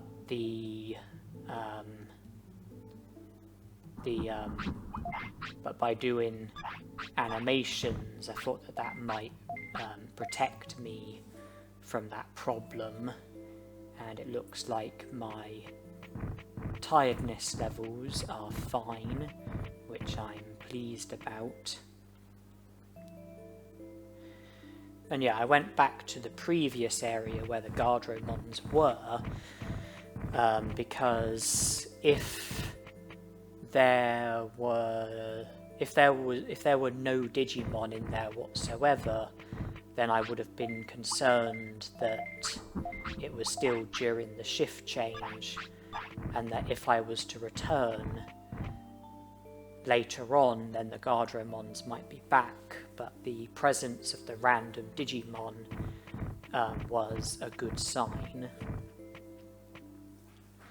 It's been such a long time since I've done Factorial Town the proper way that it would be... I'm not actually sure that I can remember how you are meant to go about making it past the Guardromons. I think you're meant to go to the sewer first and speak to Numamon and realise the dreadful state that he's in. And I think then you're meant to either speak to Andromon and then the Guardromons, or the other way around, speak to the Guardromons and then Andromon. And I think you only need to speak to the Numamon once, but Andromon I think you have to speak to either once or twice, and the same with the Guardromons. I think you have to speak to them either once or twice. They don't... Oh, I don't want to get into a battle here. They don't let you past, but they mention about a shift change, which is at midnight and midday, and if you then come here at either midnight or midday, then the Guardromons will be absent, and you can then proceed to the next part of Factorial Town. I've poisoned one Platinum Supermon with Quick Poop Throw. Let's try and poison another. This poison is going to help me in this battle. It's also possible for them to inflict poison upon each other.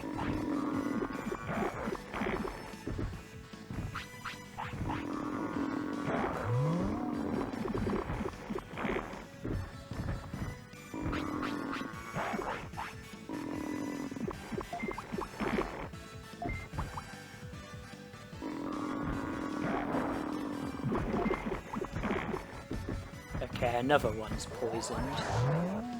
Not by me that time, I don't think.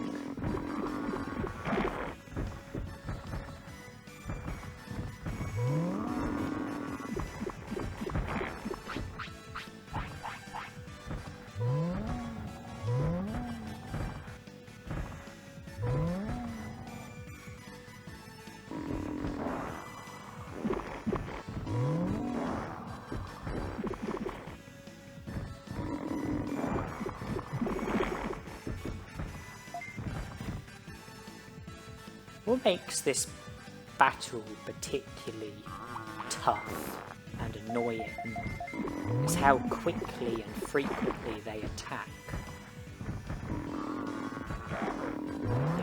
Okay, they're all poisoned now.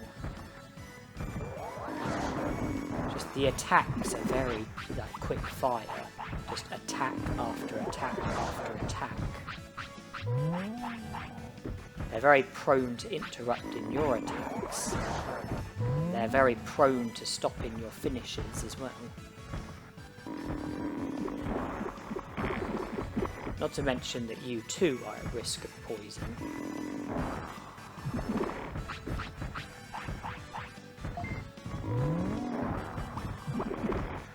Poison from fast random poop throw. Paralysis from skunk spray, and confusion from giant poop throw, which has just been demonstrated.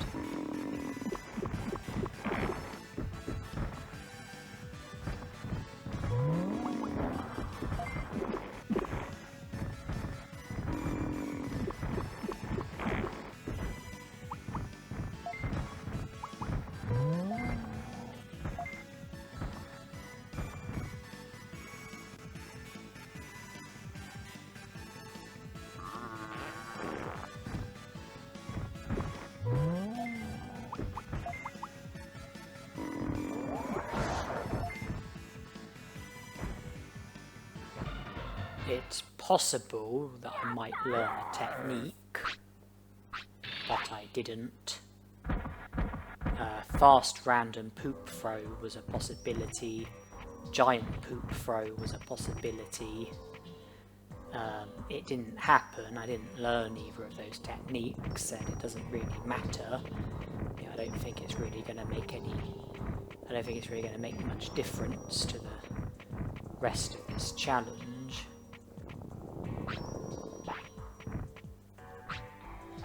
But yeah, I was explaining how you're meant to make it past the guards, the guardromons, where they mention about shift change, and then you go there at the time of the shift change, and then they're gone, and then you can proceed. Or you could do things the much easier way, just completely ignore the sewer, ignore Numamon, ignore Andromon, and just go straight to the room with the Guardromons at either midnight or midday, and they will be gone, and you'll be able to just go straight on through. That is a technique that I learnt from watching speed runs for this game. It's the fast way of making it through Factorial Town. I don't think it's the intended way, but it works. It's the ideal thing to do when you're speedrunning, and even when you're not speedrunning,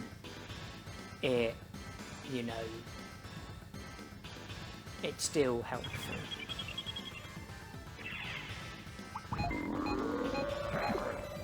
I believe that machine Digimon are vulnerable to filth and resistant to battle.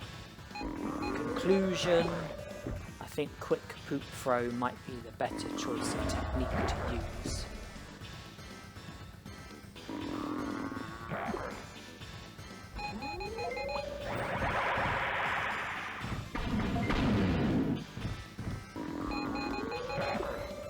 Not to mention that it might poison as well.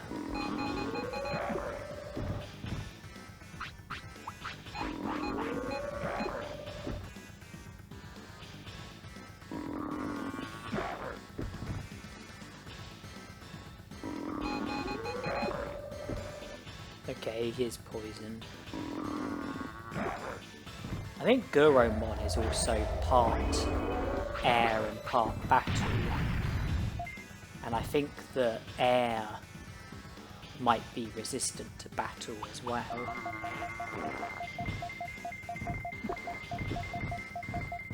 See, that did almost 2,000 damage.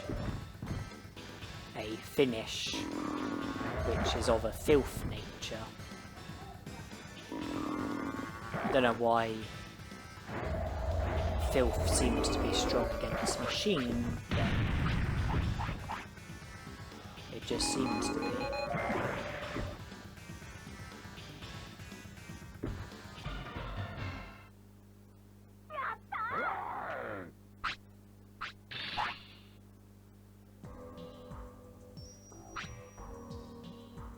Okay, I should be able to get to the defense chip, and I can.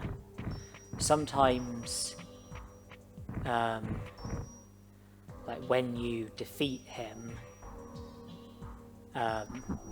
sometimes he'll be in a spot where he will drop the defense chip, but the defense chip will be in a place that won't be reachable for you. Or he might drop the defense chip in a place that is reachable, but then he'll collapse. Oh, look at that. I came there at the time of the shift change, and there were no random Digimon there. So it seems that if you go there at the time of the shift change, then not only are you free of the Guardromons, but it seems that you're free of the random Digimon as well. It's interesting. Now what was I saying? I was saying something, and then I got distracted by the fact that there were no Digimon in that area where I was expecting them to be. Guromon. Yeah, sometimes he will collapse in a place where the defense chip will then be unreachable, and you'll then end up missing out on the defense chip. What can also happen is that he can collapse on you and then trap you, and you end up getting stuck, and then the only escape is with an autopilot.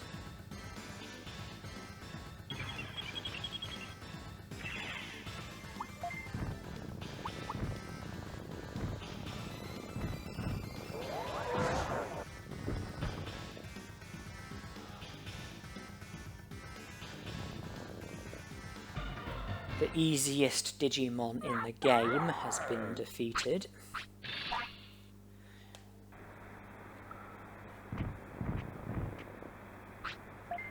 Numamon.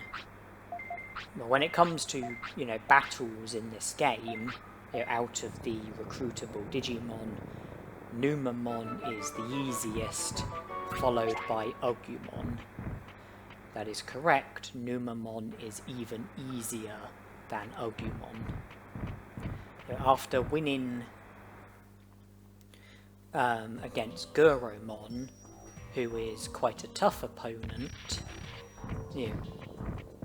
generally one of the tougher Digimon in the game, you then have an insultingly easy battle against Numamon.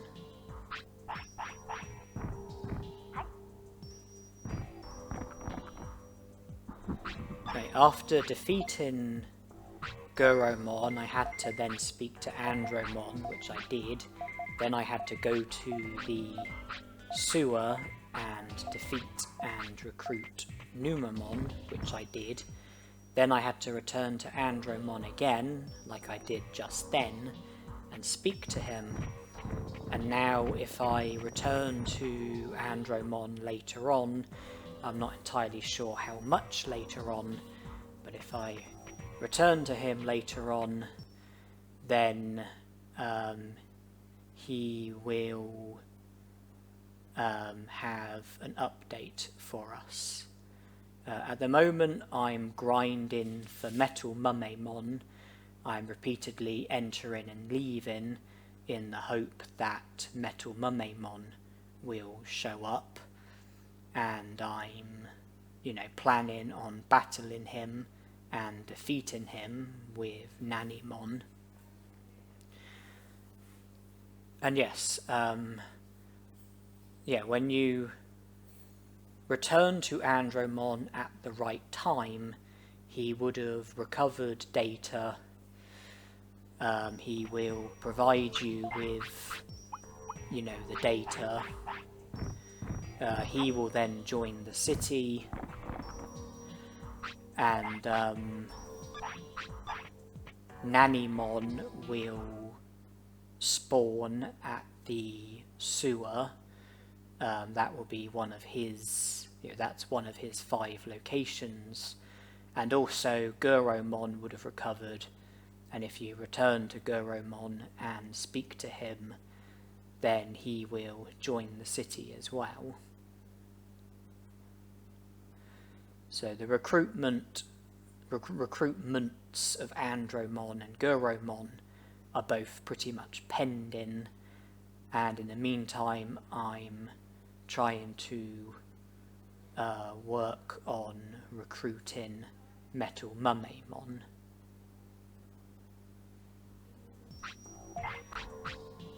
Metal Mumemon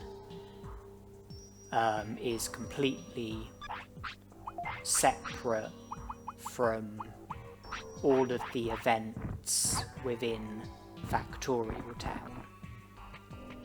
You know, in order for Metal Mumemon to show up, you just have to come into the room that I keep entering and leaving, and there's a small chance of Metal Mumemon being there.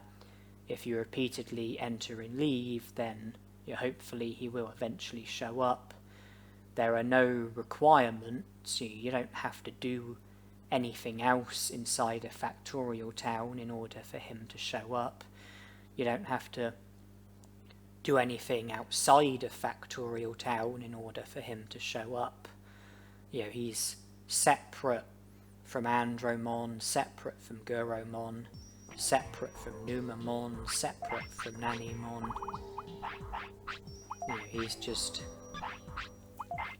He doesn't have any connection to any of the events within Factorial Town. I was very surprised that Nanimon declined that defense chip, considering his discipline was virtually at the maximum, and I chose not to scold him because I've already explained about the risk of Vadermon. Okay, Metal Mumemon is now here. I just offered him the defense chip again, and that time he took it.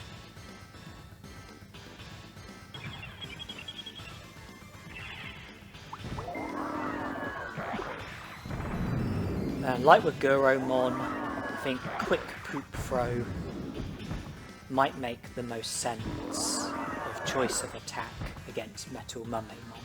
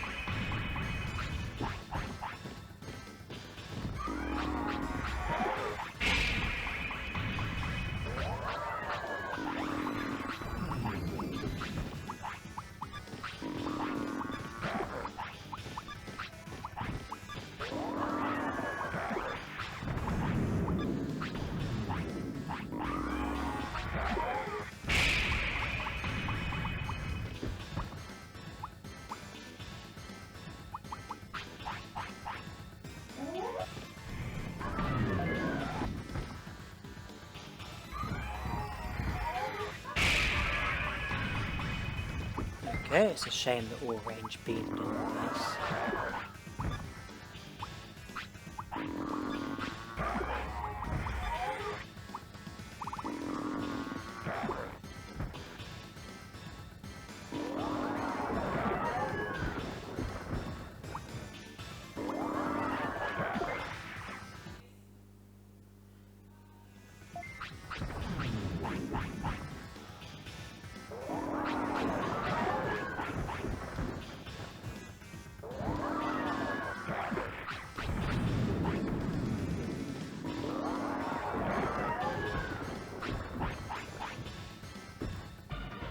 Okay, well that's Metal Mumemon done and dusted.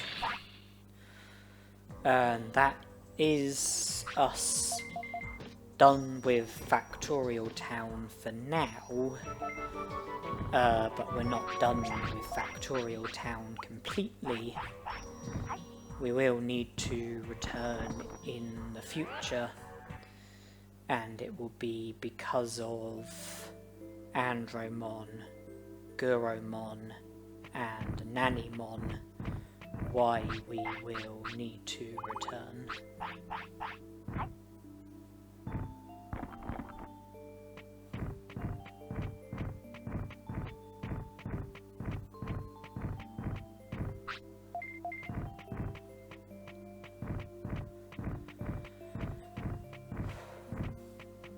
think Metal Mumemon is generally one of the more frustrating Digimon to recruit, due to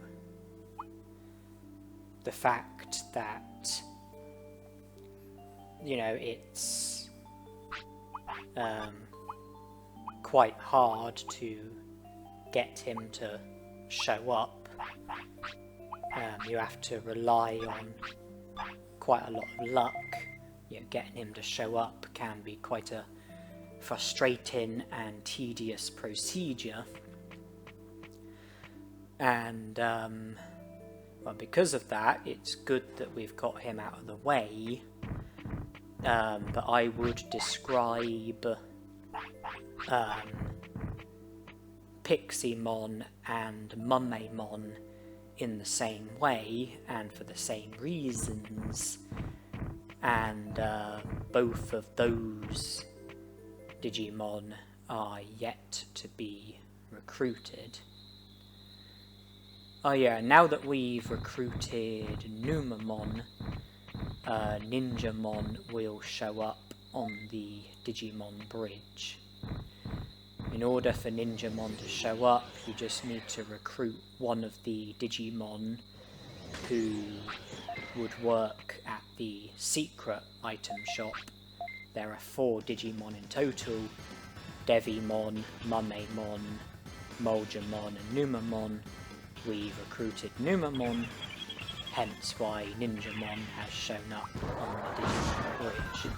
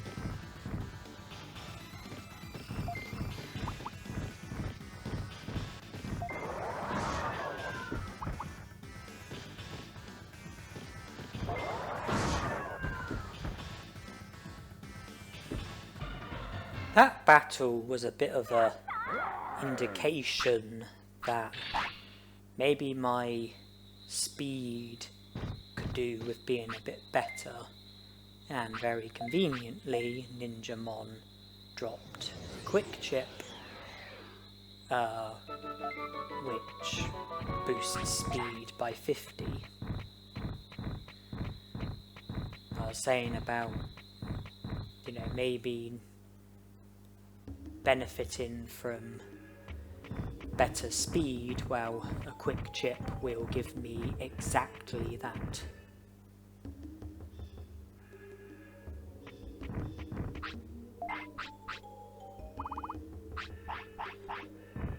And we use it and get an animation out of it.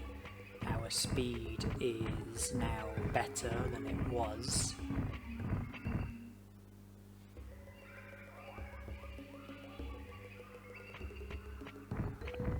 And this is where we grind for Piximon. We grinded for Metal Mumemon, now we are grinding for Piximon. I've got a couple of protective floppies on me, and it would be a very good idea to use one against Piximon. Status harm is very prone when you're battling Piximon. His Confusion Storm has a very high rate of causing confusion. His Bug and Danger Sting have a high rate, if not a very high rate, of causing flattening. So a protective floppy will keep us safe from status harm. And I do wonder if Quick Poop Throw might be the better choice of technique to use against Piximon rather than Megaton Punch. It's just Piximon uses Danger Sting, which is a close range attack like Megaton Punch, but Danger Sting is faster. So if I was to use Megaton Punch and he was to use Danger Sting, then he would end up winning. He would strike me and do damage. I would not strike him. He would interrupt, his Danger Sting would interrupt my Megaton Punch and would, do damage to me. I'm hoping that Quick Poop Throw, seeing as it's not a close range attack, seeing as it's a technique that gets used from further away, I'm hoping that if I was to use Quick Poop Throw and he was to come at me and try and use Danger Sting, then hopefully Quick Poop Throw might win against Danger Sting. We do also have to consider Bug and Confusion Storm.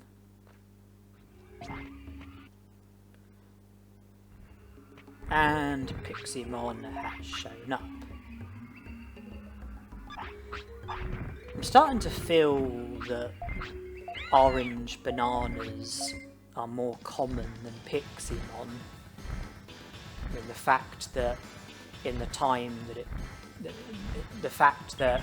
while trying to get Piximon to show up, a total of 2 orange bananas showed up, making me wonder if orange bananas are more common. It makes me wonder if you're more likely to find an orange banana than you are finding Pixie.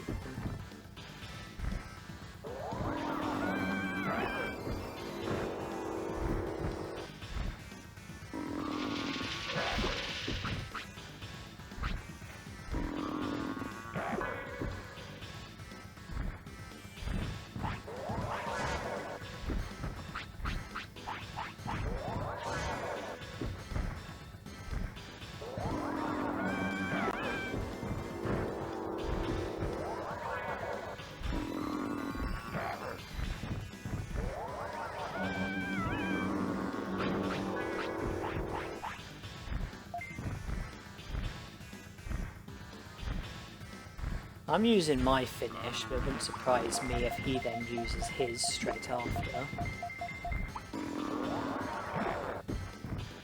Maybe not. Okay, looks like Danger Sting wins against Quick Poop Throw as well, but I just stopped his finish with Quick Poop Throw. Given how far away Piximon is from you when he uses his finish, I don't think I've got any chance of stopping his finish with Megaton Punch, but I have got a chance of stopping his finish with Quick Poop Throw, as demonstrated.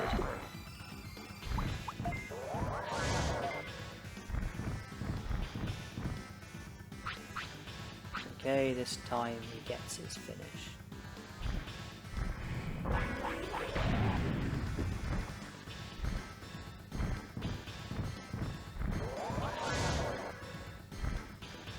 But I use mine pretty much straight afterwards.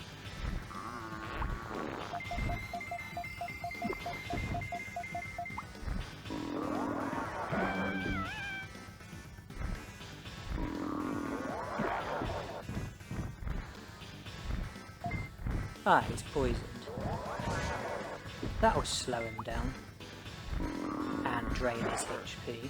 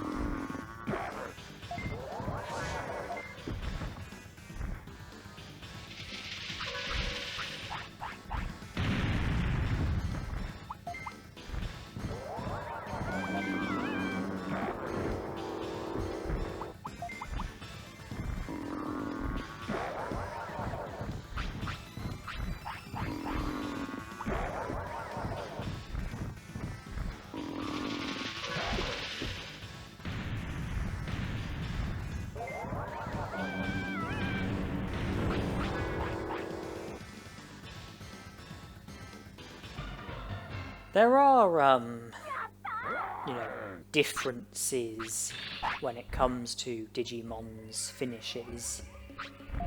Like firstly, how powerful the finish is.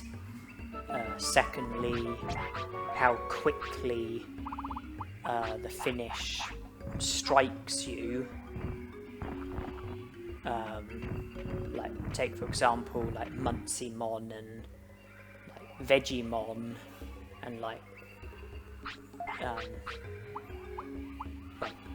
if we just take for example like Muncymon and Vegemon, you know, their finishes strike you less quickly than most other finishes.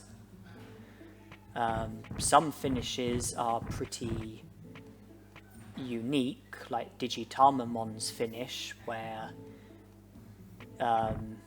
you've got a 50% chance of hitting yourself with it, and the fact that it's one of the slower finishes when it comes to striking. And then Guromon, his finish is very unique in that the majority of the time it doesn't even hit the opponent. You know, he just like throws like a bomb, like it just like tosses a bomb onto the ground, and it will only do damage if a Digimon runs into it.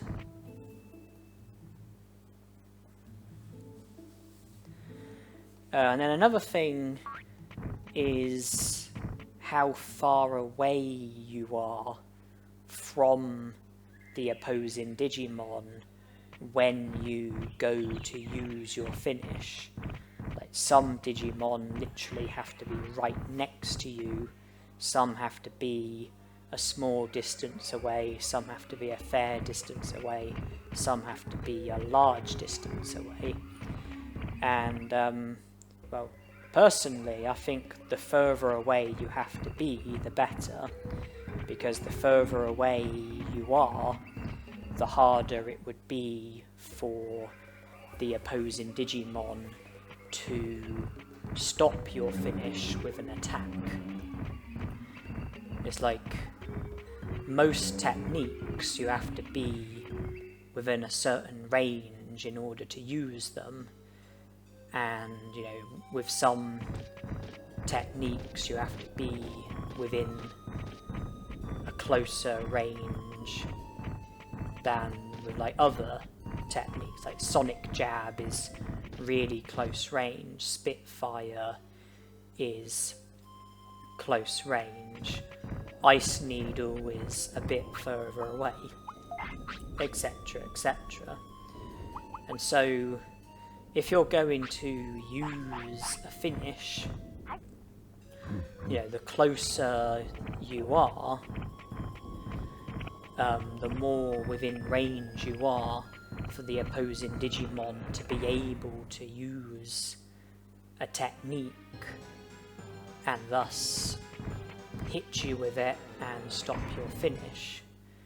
If you've got a finish that's really far away, then there might not be a single like technique that they would be able to get you with due to how far away you are. And that's one advantage of the Filth Digimon's finishes. Sukamon, Numamon and Nanimon, they use their finishes from a very long distance away, which makes them harder to interrupt. In my opinion, the best of finishes are the ones that are used from further away, which are more powerful and strike the most quickly. I mean, that, so in my eyes, you know, that's the recipe for, you know, the best finishes. I'm about to have a cutscene with Devimon, and there's one bit of text that I have to go through slowly in order to prevent my game from freezing, same as when I was speaking to Meteormon. And I do edit the video and speed it up so that it's brief for you viewers.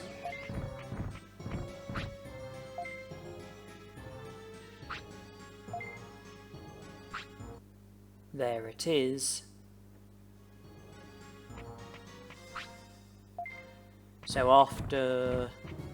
well, we can now go through this door, which leads to a different part of the Grey Lord's mansion. That door previously couldn't have been used. And by reading Shalmon's notice board, Article 6 regarding Myotismon, I think that's what resulted in Myotismon going missing, and then you having the scene with Devimon, and then you being able to come here for the first time.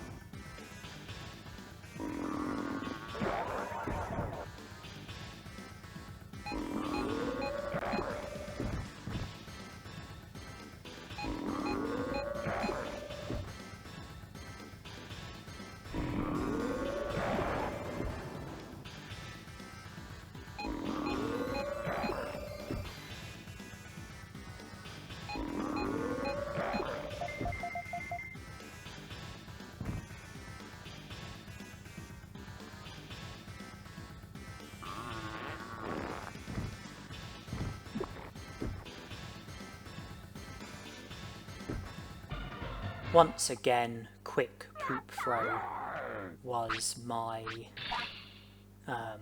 preferable choice of technique. It has just dawned on me that with Piximon recruited as well,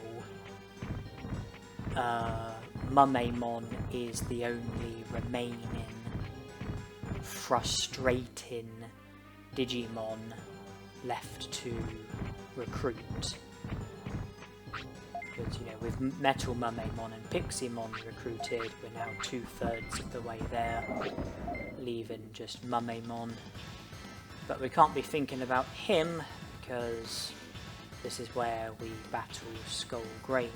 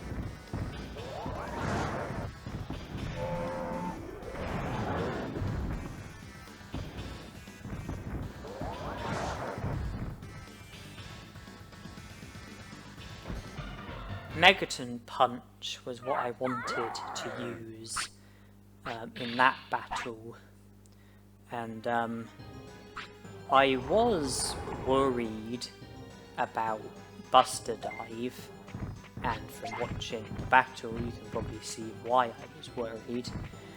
I wasn't worried about Dynamite Kick though, because even though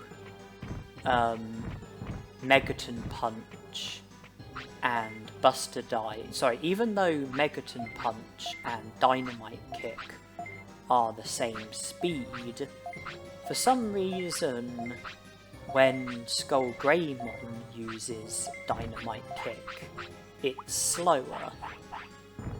Like if you use Megaton Punch, it's like if two Digimon run up to each other, one uses Megaton Punch, one uses Dynamite Kick, then the two attacks are the same speed, they both get hit, they both take damage. But for some reason, when Scoldgreymon uses Dynamite Kick, it's slower.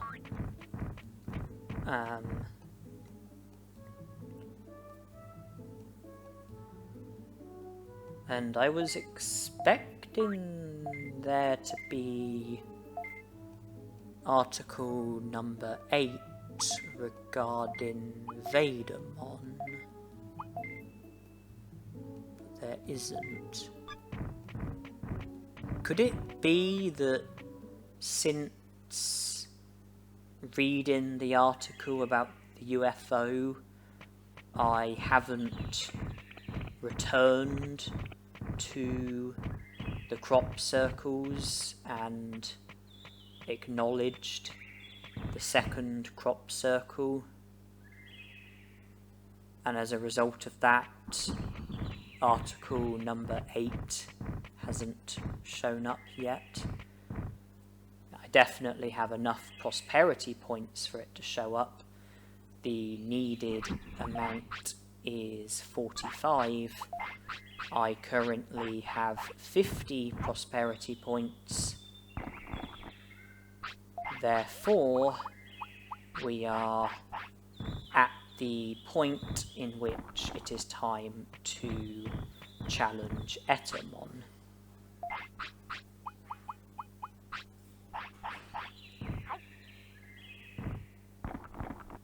Yeah, just again regarding Scoldgreymon, for some reason his Dynamite Kick is slower. When he uses Dynamite Kick, it's slower than when other Digimon use Dynamite Kick. And because of that, I knew that when fighting him, Megaton Punch would win against Dynamite Kick. My Megaton Punch would win against his Dynamite Kick.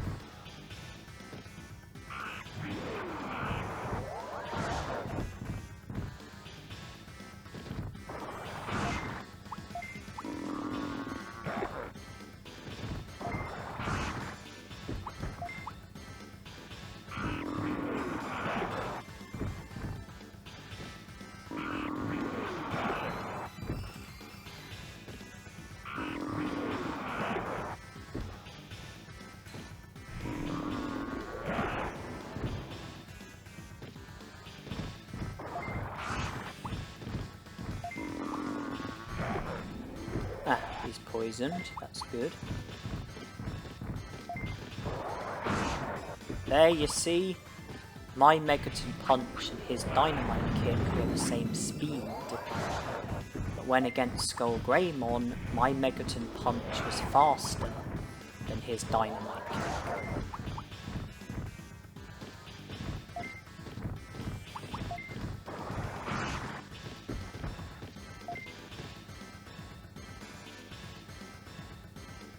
Talk about a long-range finish. Just what I was commenting on earlier, about how it can vary, how far away, depending on the Digimon and the finish that they have. They can use a finish from much further away, depending on what the finish is. You know, it can really vary. The Filth Digimon have long-range finishes.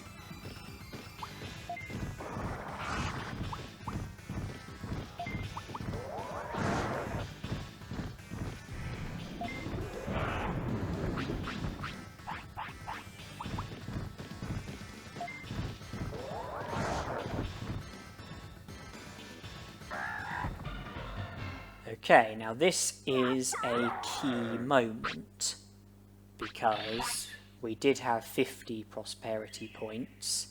We have recruited Etemon, putting us up to 53 prosperity points. And with Etemon recruited, we can now buy a gold banana, and we can Digivolve to Etemon, the other Sunglasses Digimon. So it's time for the torch to get handed over, or in this case, time for the sunglasses to get handed over. It's time to move on to the next era. It's time to be done with Nanimon and Digivolve to Etemon. And the plan is to stick with Etemon for the rest of the challenge.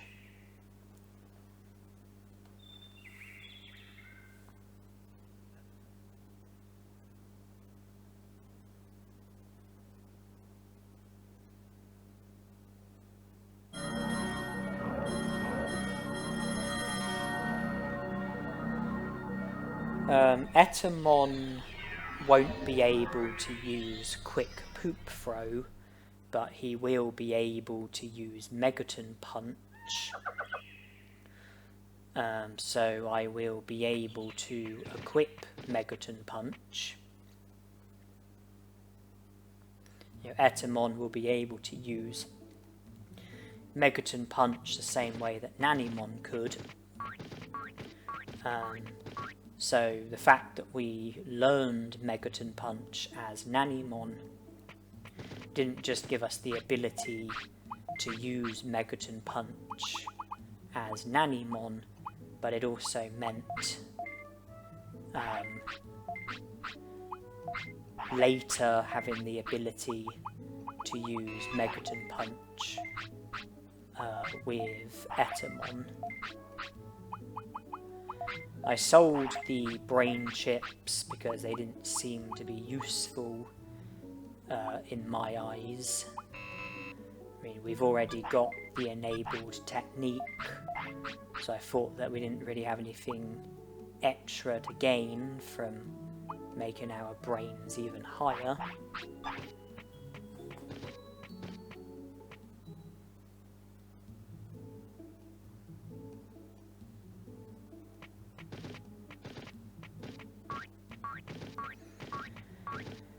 I am aiming to finish with as many prosperity points as possible.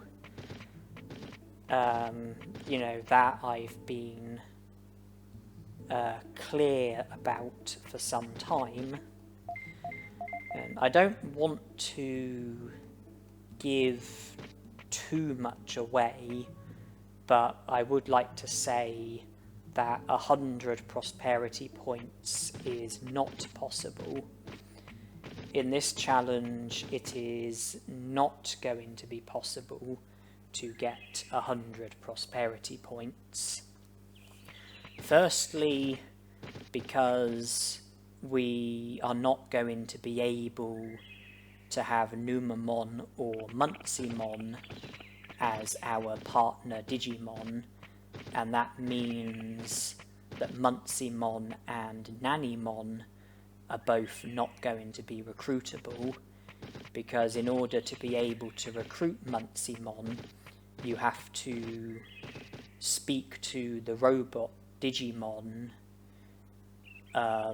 when you have Muncymon as your Digimon, so that he will then unlock the door that leads towards Waru Muncymon, and by defeating Waru Muncymon,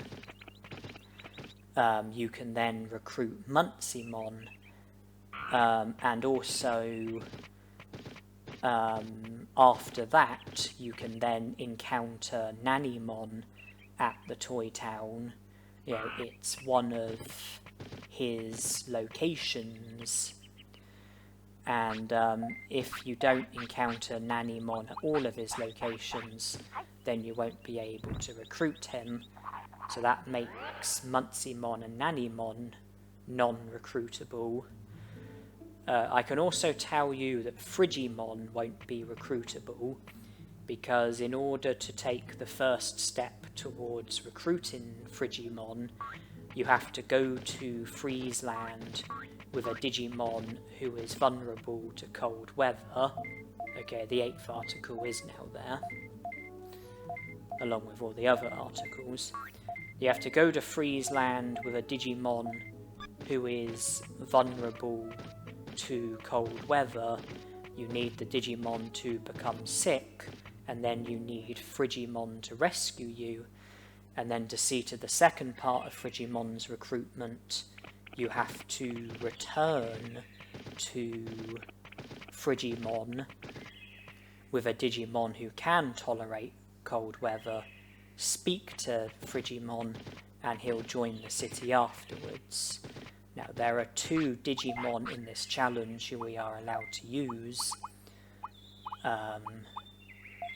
Nanimon and Etemon, and neither of those Digimon are vulnerable to the cold, and therefore it's not possible to see to the first part of Frigimon's recruitment with either of those Digimon.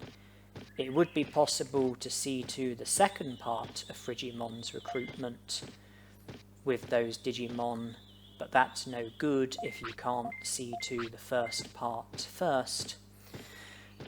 So Frigimon is also out of the question. Skullgreymon could have been out of the question, depending on our Digimon's type. You need to have a Digimon who's a virus type in order to be able to enter Greylord's mansion, and fortunately for us, Nanimon and Etemon are both virus types, and therefore we had no problem with entering Greylord's mansion and recruiting Skullgreymon.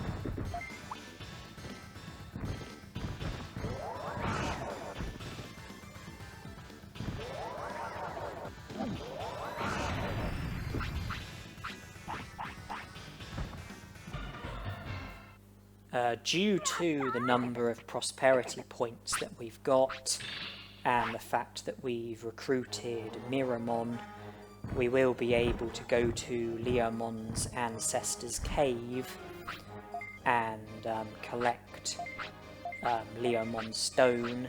There's an attack chip in there as well. And then if we go to Gear Savannah with Leomon's stone, then we will be able to recruit Leomon. And while we are in the drill tunnel, Dramoljamon is also a Digimon who we haven't yet recruited, who we can recruit.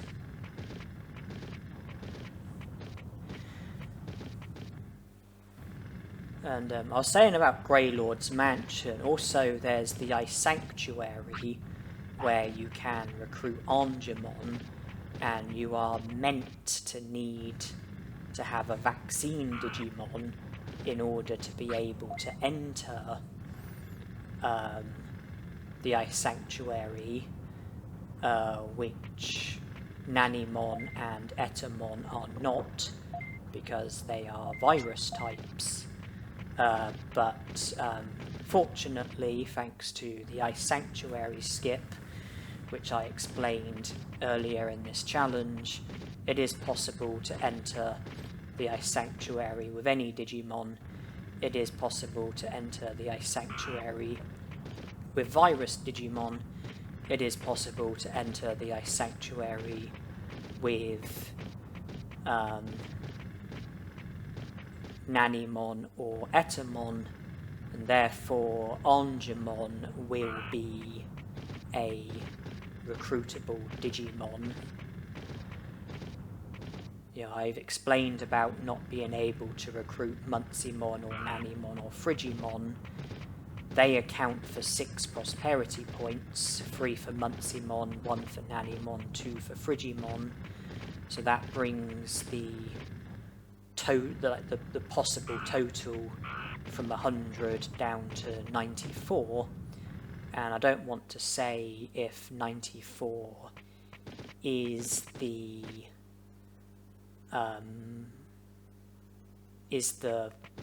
highest that can be achieved in this challenge. It might be, or it could be that there are other unrecruitable Digimon, and that unfortunately the target is even lower. Even though I'm not able to recruit Nanimon, I would still like to encounter him at as many locations as physically possible. I've already encountered him at the Dino region and the Olga Fortress. Once I recruit Leomon, I will be able to encounter him at Leomon's Ancestor's Cave, and once I recruit Andromon, I'll be able to encounter him at the sewer, and that will be 4 out of 5 locations, leaving just Toy Town, which isn't going to be possible. But at least I would have encountered Nanimon at all of the locations that are possible. The only one I'm missing is one that's not possible. And there's yet another scene coming up, or rather another bit of text coming up, which I have to go through slowly in order to prevent my game from freezing. It's when speaking to Leomon, it's the bit where he says, "You can count on me." I have to go through that slowly in order to prevent my game from freezing, but I edit the video and speed it up so that it's brief for you viewers. I had the same problem with Meteormon in the Dino region and Devimon in Greylord's Mansion. I've got the same problem here with Leomon in Gear Savannah, and I also have the problem with Devimon in Mount Infinity. I haven't got to that point yet, but I will have the problem when I do get to that point. There's the text. Yeah, when I go to Mount Infinity, I'll have the same problem with Devimon, where there's a bit of text that I'll have to go through slowly in order to prevent my game from freezing, and the video will be edited so that it will be short for you viewers.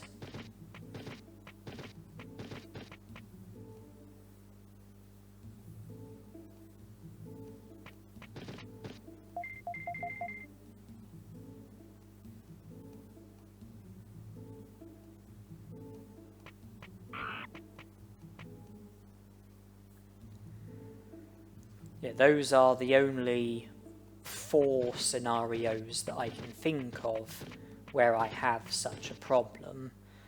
I can't think of any other scenario where I have the problem, and it's just a fortunate thing that I have a solution for it.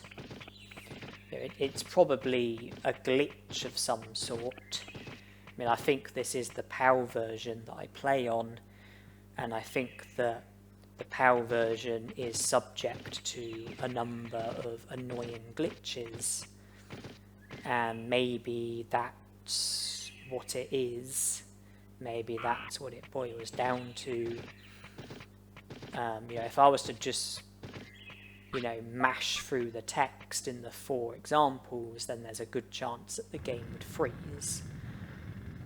But, I found a solution to stopping the game from freezing. Or rather, preventing the game from freezing, shall I say.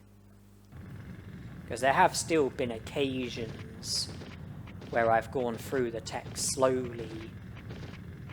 I've paused on the text for what feels like more than enough time, and the game has still ended up freezing, but it's rare. If I go through the text slowly, then it's rare for the game to freeze. If I don't go through the text slowly, then it is very common for the game to freeze.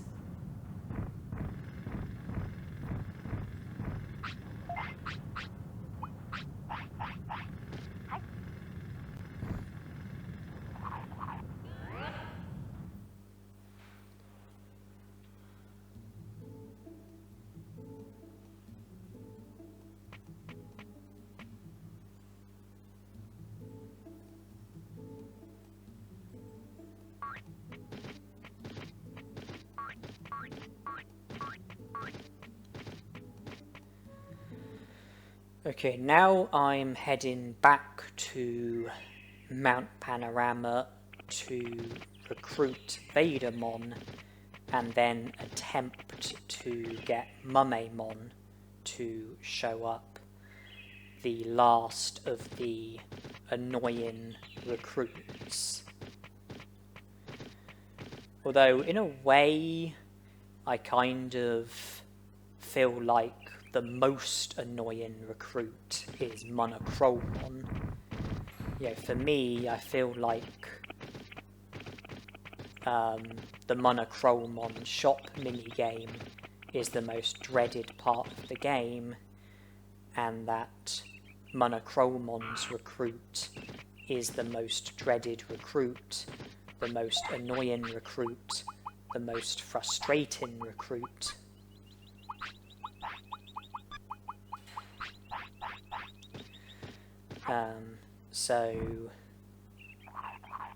I would say that Monochromon is the worst Digimon for me when it comes to recruiting Digimon.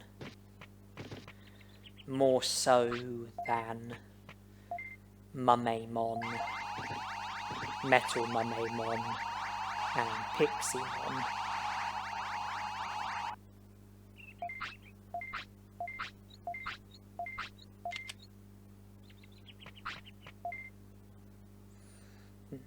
If you don't have the right stats or the right techniques, then I can understand Garulamon being a difficult recruit, because of the fact that you have to battle him twice, and when you battle him the second time, you're not allowed to assist your Digimon in any sort of way.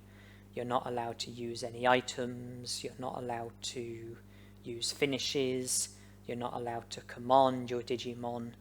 You have to rely on your Digimon's ability to win the fight based on its stats and its techniques, and maybe a bit of luck as well.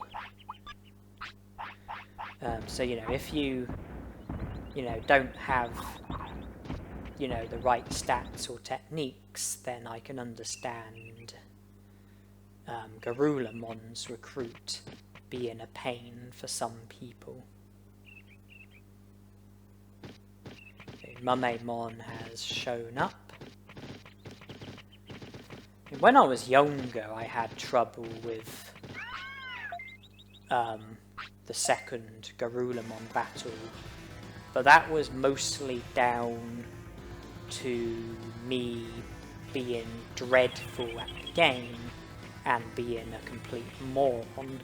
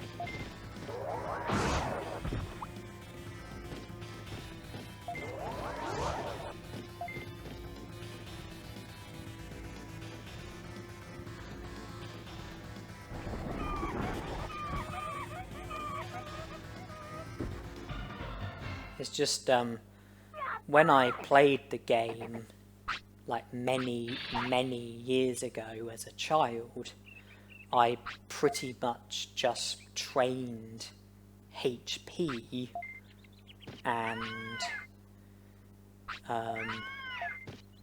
just neglected all of my other stats, or mostly neglected my other stats. And that meant that my Digimon would be very weak. They wouldn't be able to do much damage, and you know, defense would be very low. So I would sustain a lot of damage, and it was okay for like the most part because I was able to just use loads of items during battles, you know, to help me out. But when it came to the second Garurumon battle, you know, that was a real problem for me.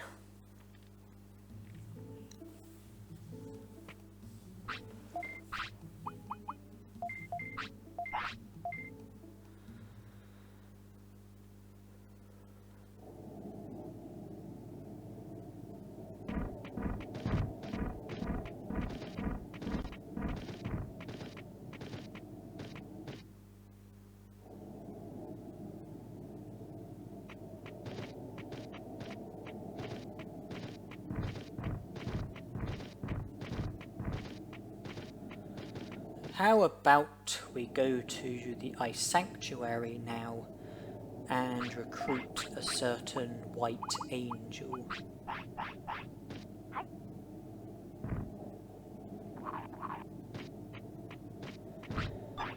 Now there's those 3 Digimon who you are meant to have to battle in order to be able to recruit Angemon.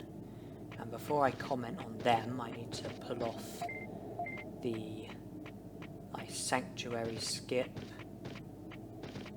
And I didn't get the initial part of it right.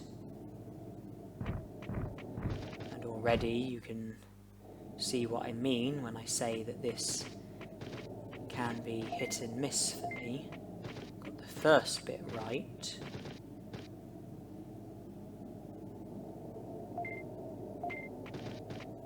And got the second bit right. Yeah, those 3 Digimon, they are, I think they are virus types. And since you're meant to battle them with a vaccine type, I think that usually all three of them would participate in battle. However, when you are challenged by a Digimon when there are other Digimon on screen, I have a feeling that if your Digimon is the same type as those Digimon, then it can result in them choosing not to battle. The Digimon that you approach will always battle you, but when there are other Digimon on screen who have the option of battling you or not battling you, I think that if you are a different type to them, then they will battle you, but if you are the same type, then I think that they might choose not to battle. And in this instance, I think that we are the same type, because Etemon is a virus type. I think they are virus types as well, and so it's possible that not all three of them will battle. And another thing about getting into battles when there are other Digimon on screen, I think that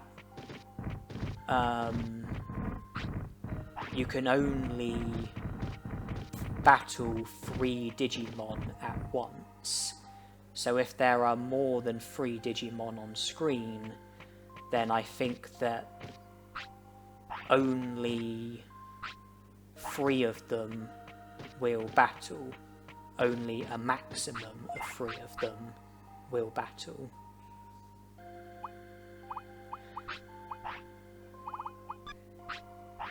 Yeah, I don't think it's possible for you to go up against more than 3 Digimon at once.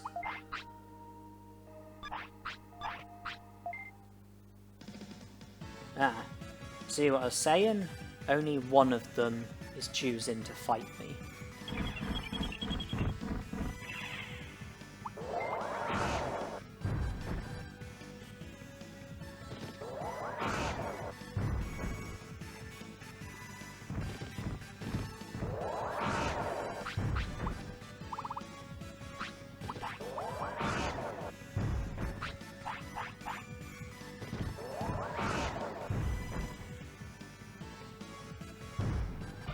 Wasn't that easy. And yeah, like I was saying, regardless of Digimon types, yeah, I think that you can only go up against 3 Digimon at once in a battle. So even if there were like 5 Digimon on screen, regardless of types, I think that only a maximum of 3 of them would battle, and that a minimum of 2 of them would choose to flee. I mean, in my experiences of playing this game, I've never gone up against more than 3 Digimon at once.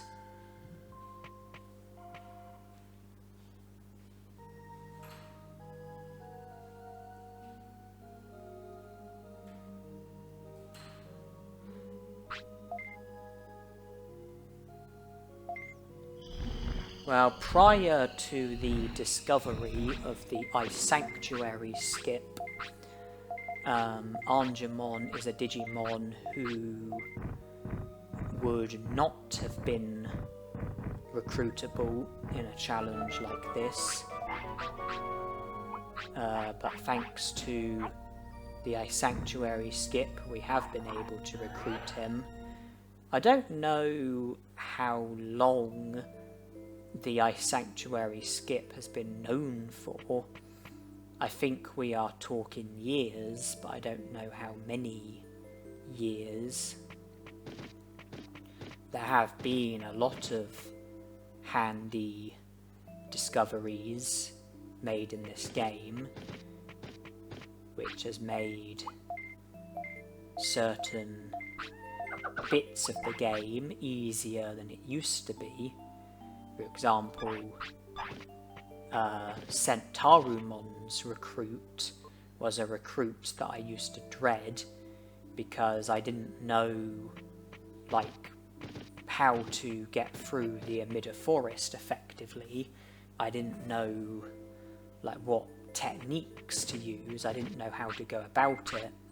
But then from watching a speed run and an individual video which commented on Centarumon and his recruit and the Amida Forest, I now no longer have trouble with recruiting Centarumon. And as you would have seen in this challenge, as well as recruiting Centarumon, I can also help myself to plenty of items from the Amida Forest as well. Because I learned the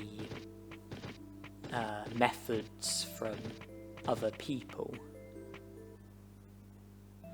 I learned how best to go about bits that used to be bits that I used to dread, which are now nowhere near as bad, thankfully.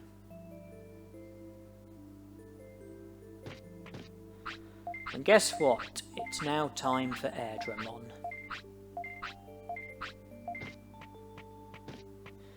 We will leave Digimon's house and we will be ambushed by Airdramon. There he is. He cheap shots us.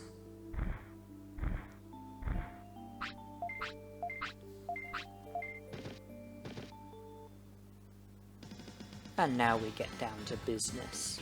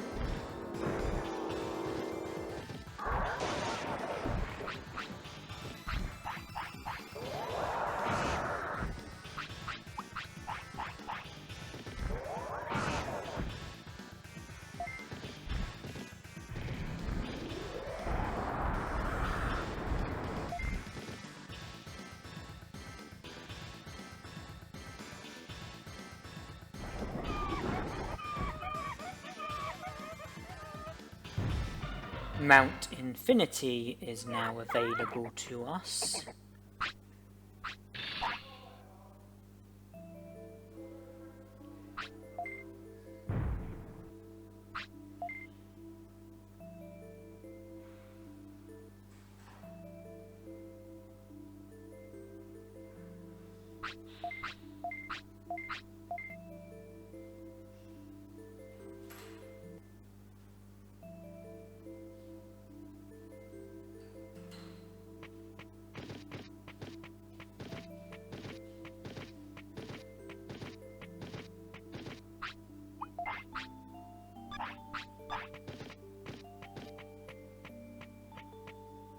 We don't necessarily have to go to Mount Infinity straight away, but I've chosen to nonetheless. Prioritize the stuff in Mount Infinity before seeing to the other loose ends.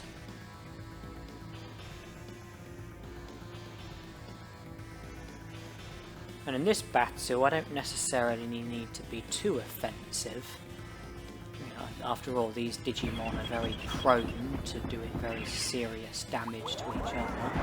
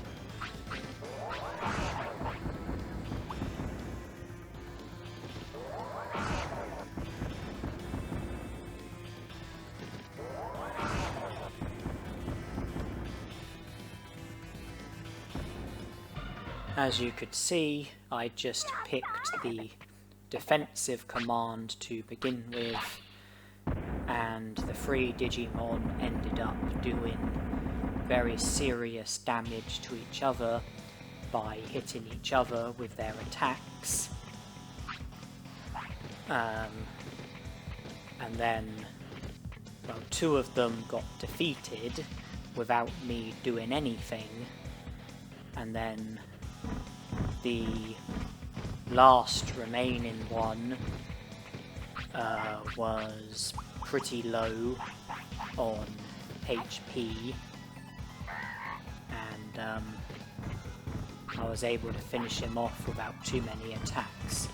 That's what I like about the Digimon in Mount Infinity, the fact that they use techniques where they are prone to hitting other opposing Digimon, and sometimes that results in the Digimon retaliating and directly hitting the Digimon that hit them, and I did not want to get into a battle here.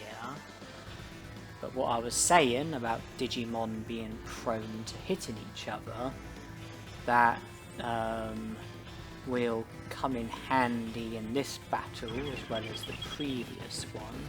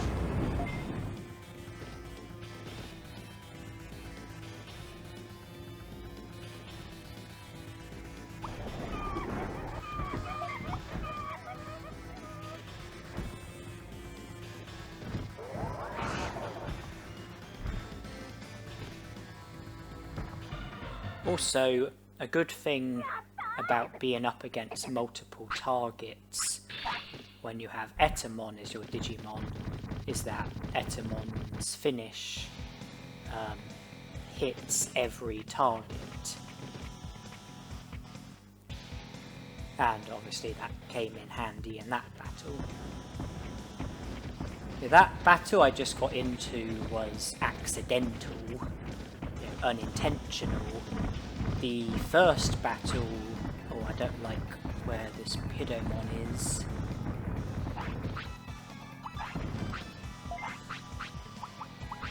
The first battle was intentional, despite the fact that it wasn't compulsory, and this Pidomon is worrying me. I don't want to get into another unintentional battle. I'm producing animations, hoping that Pidomon will go away.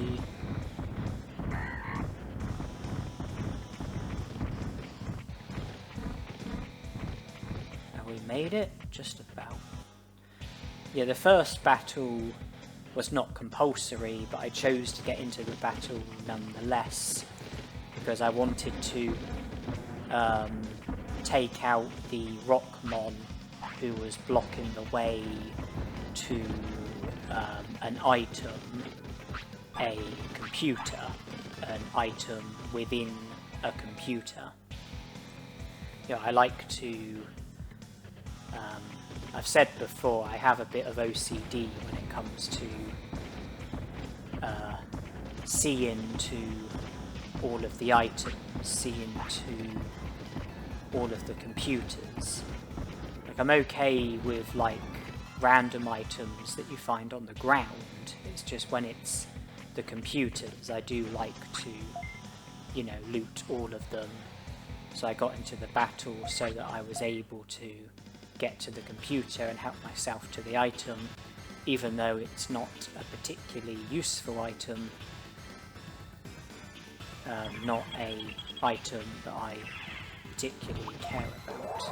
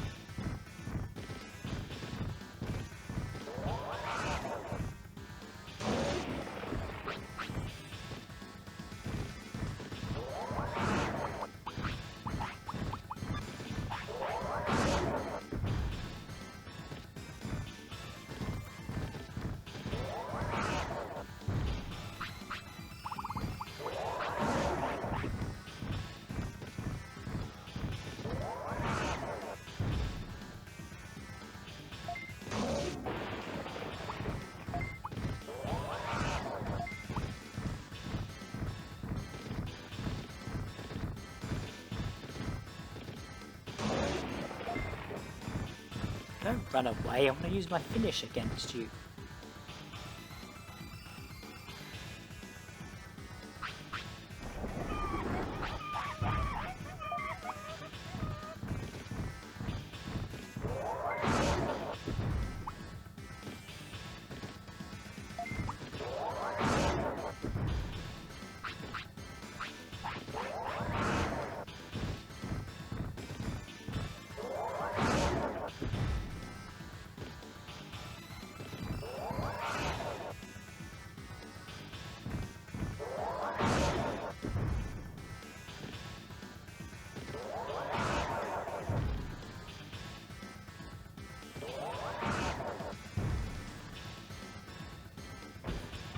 Remember, there's a bit of text that I do have to go through slowly.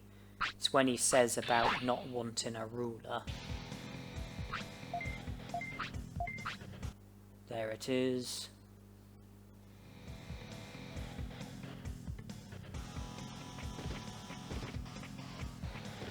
Right, now we can go deeper into Mount Infinity. I think I will ignore Megadramon for the time being. and go straight to Metal Greymon and then Machine Dramon, and then when I make the return journey for Digitamamon, I think that I will tie Megadramon in with Digitamamon.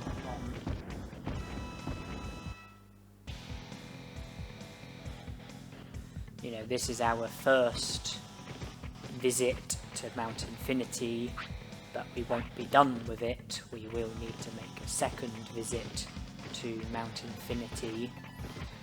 We haven't yet returned to Factorial Town, something that we still need to do. I don't think we've beaten Garulamon for the second time yet.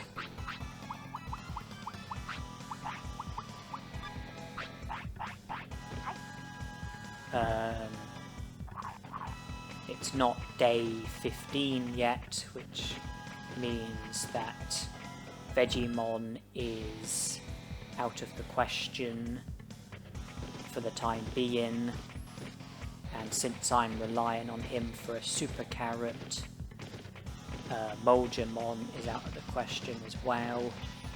I don't think I've recruited Monochromon yet either. So there's work to be done.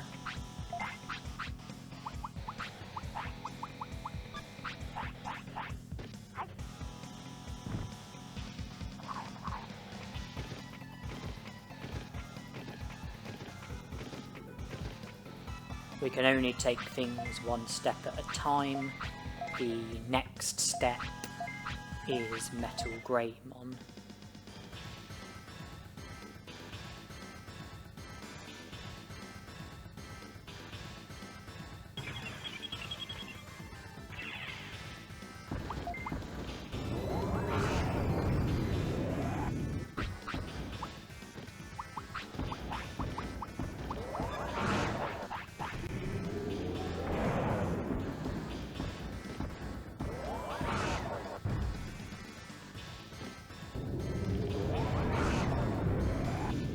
Is Etemon vulnerable to fire, or does my defense just suck?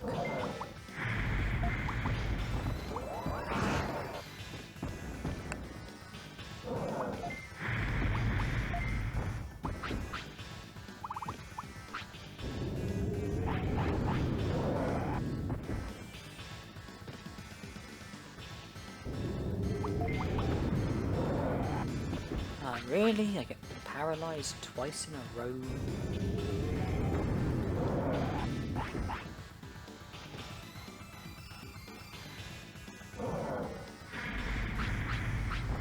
Didn't get paralyzed that time though, did I?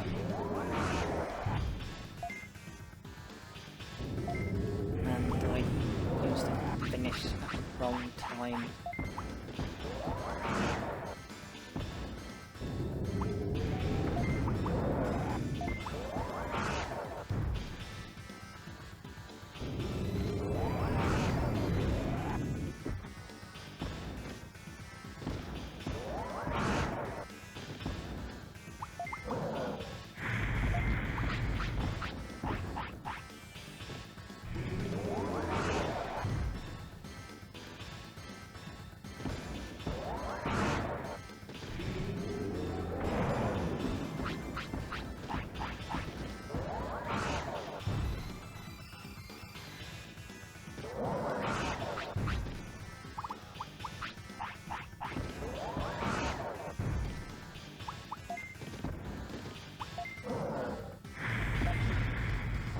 This time I get my finish.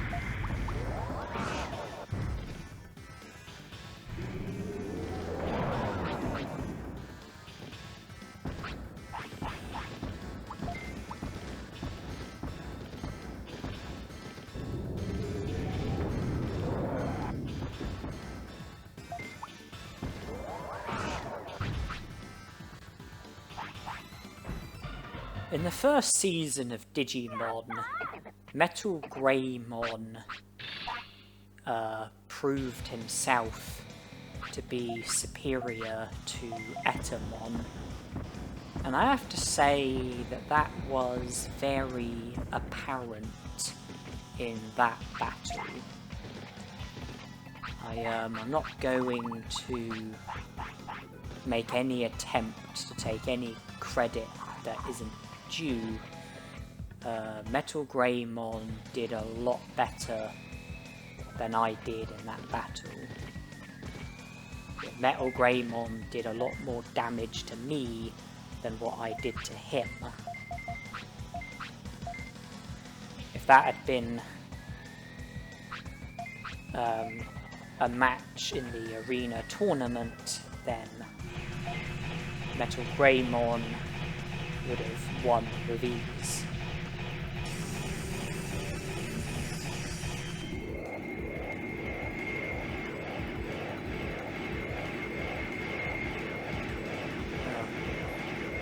In the first season of Digimon, Etemon lost to Metal Greymon, and he certainly would have lost to Machine Dramon. He would have gotten completely annihilated by Machine Dramon. Even Metal Etemon, I think, would have gotten slaughtered by Machine Dramon.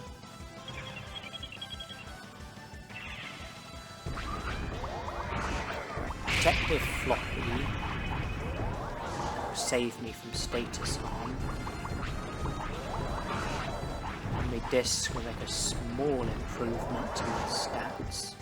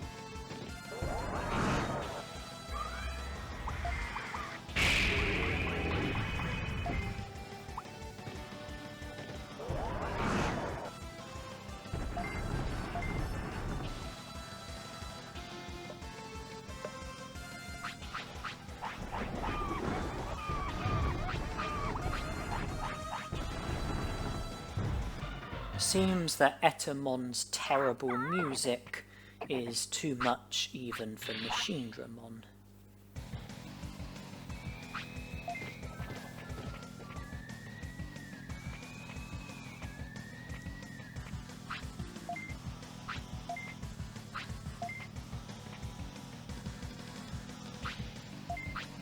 I mean, in the first season of Digimon, Etemon seems to like his music. His rabbit sidekick Digimon seemed to like his music. But apart from that, pretty much every Digimon and every person seemed to hate his music.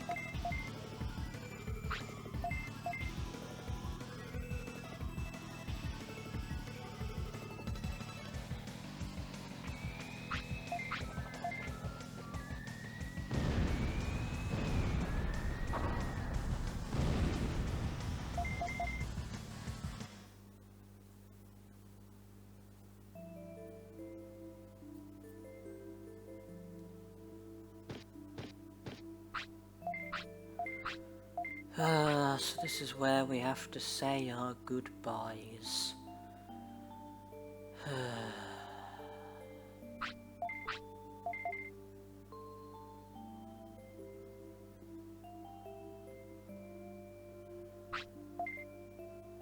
We have to say goodbye to everybody, and we have to leave. But it's short-lived because we return. And Etemon needs the toilet, doesn't he? So let's stand by the toilet so that once this text is done, he will run and use the toilet.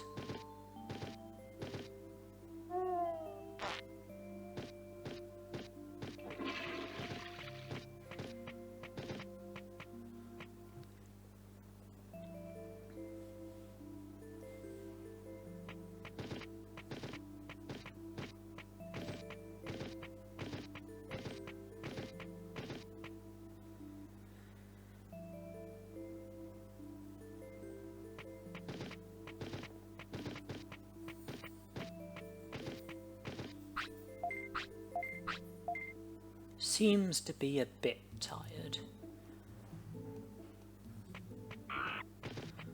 Well, I had concerns regarding how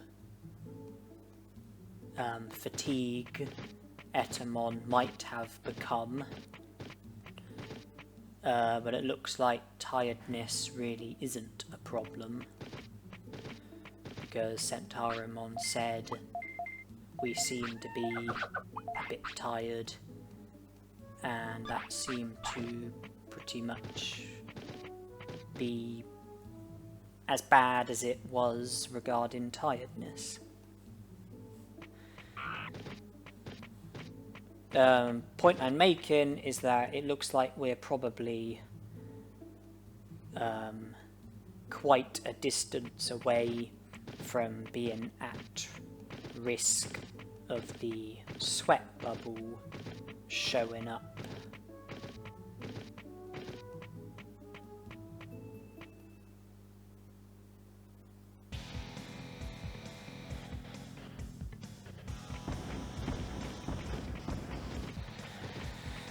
Well, I'm not messing around with Mount Infinity. I'm going straight back in for Megadramon and for Digitamon. And let's try and avoid these Digimon this time. And I foul at it again.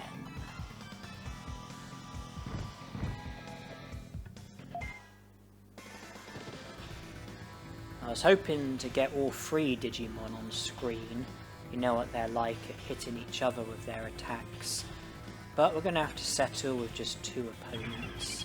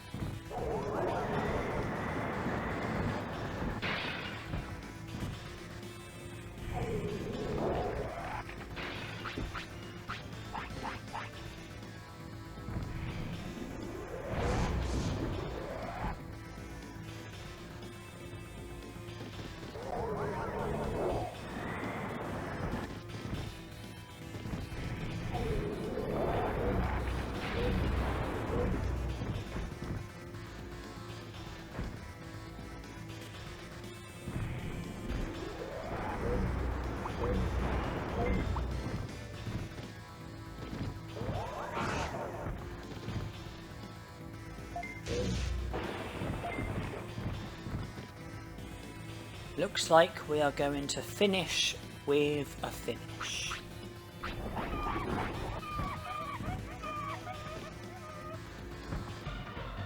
And I hope that other Garulamon lookalike isn't too far away.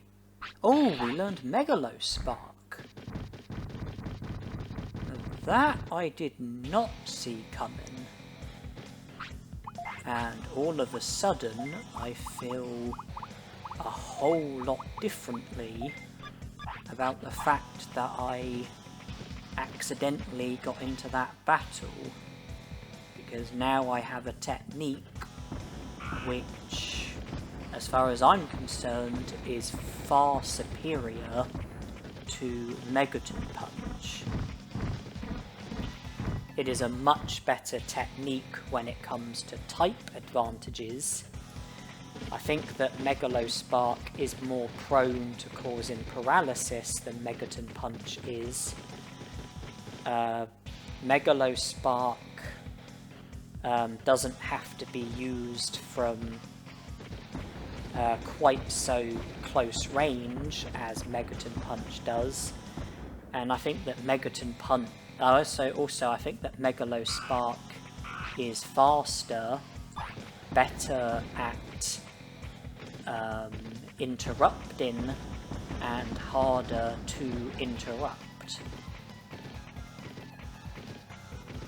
That's especially going to come in handy against Megadramon,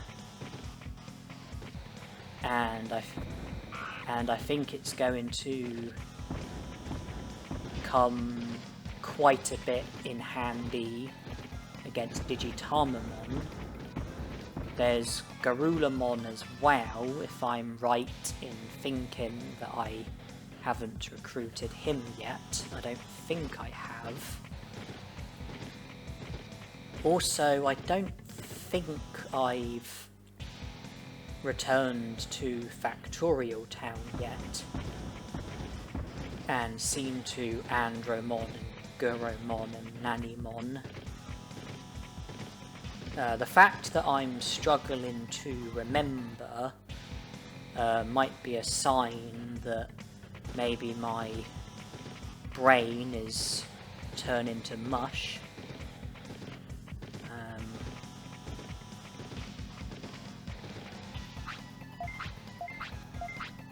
I shouldn't be struggling to remember what I have and haven't done.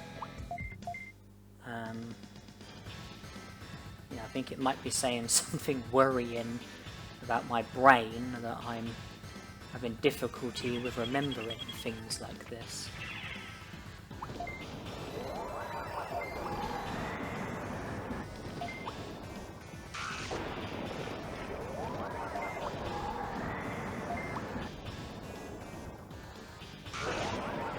Much better damage.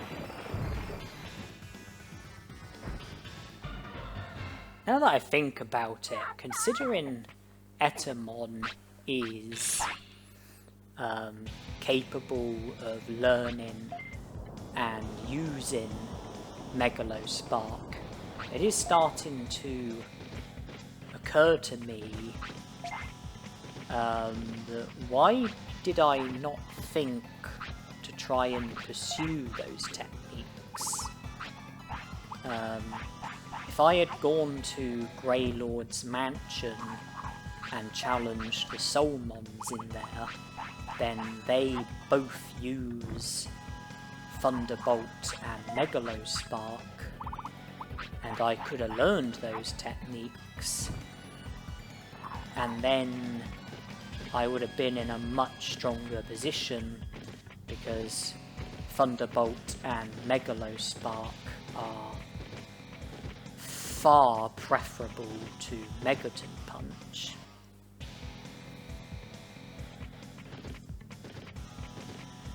Well, I've got Megalospark now. It was a fluke, but I've got it, and I think Megalospark will probably be good enough.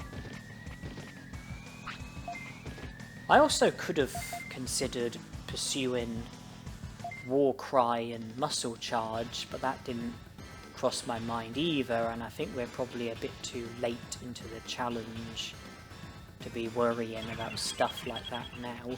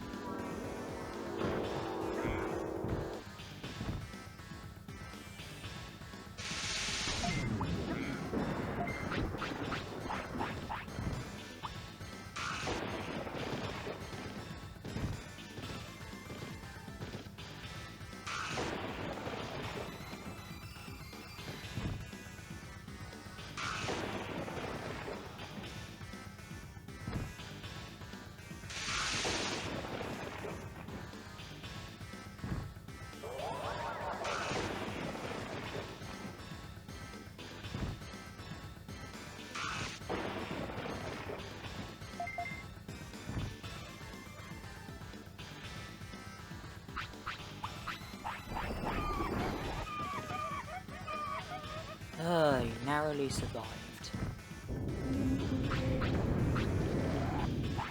And gave him time to use Meltdown and Paralyze me. Now I'm a sitting duck.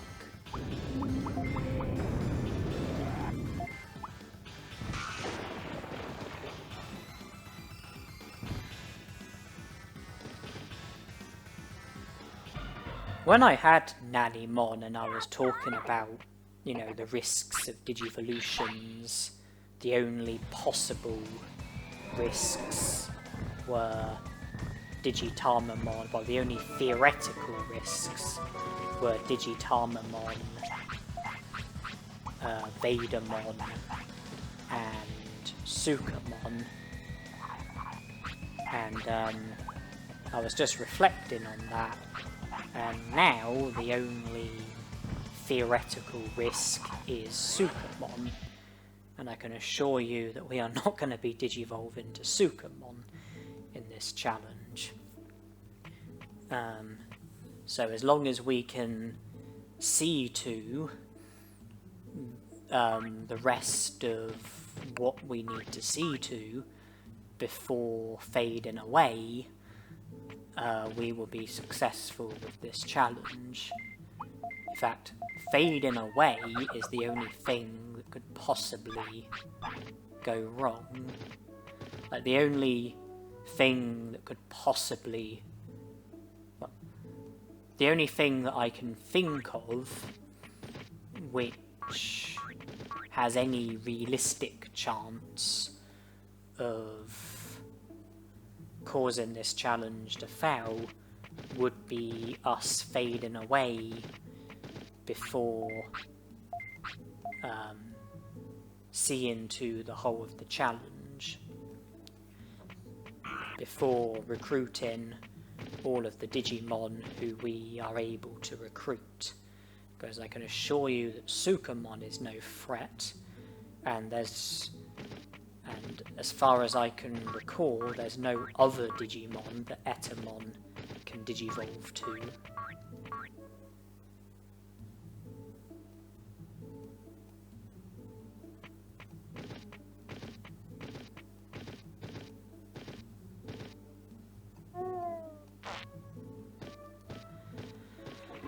In the event of an emergency, we could go to the Dragon Eye Lake and catch Digi Basses as a way of prolonging our lifespan, should we need to. Use the amazing rod, use meat as bait, use the meat to catch black trouts, then use the black trouts to catch Digi Basses, and then feeding Digi Basses to your Digimon prolongs your Digimon's lifespan. So, you know, if lifespan was to become a problem, then, you know, there would be ways of working around it. Now, I've come to Factorial Town because my brain is so useless, I'm struggling to remember if I've actually returned here since defeating Numamon and Metal Mumemon. Okay, we haven't returned. Yeah, this is our first time of returning, and Andromon does have the...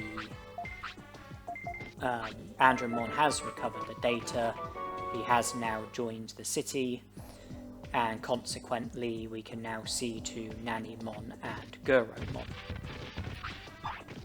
We can't recruit Nanimon, we can only encounter him in the sewer, and I think it's our 4th time of encountering him, because I think we've encountered him at the Dino region, Olga Fortress, Leomon's Ancestors Cave, and now here at the sewer. Normally, when you encounter Nanimon for the 4th time, it's your 2nd last time, because normally you encounter Nanimon 5 times, or at least if you want to recruit him and you want the other key accessory, been able to make it possible for you to carry 30 items instead of 20, but in this instance, for reasons that I've explained, 4 encounters is as good as it's going to get with Nanimon, because we're not going to be encountering him at Toy Town. He's not going to be recruitable, Muncimon's not going to be recruitable, Frigimon's not going to be recruitable. Accounting for those Digimon leaves us with the potential of 94 prosperity points, providing there aren't other non-recruitable Digimon. But even though Nanimon wasn't recruitable, Andromon was, and Guromon is as well.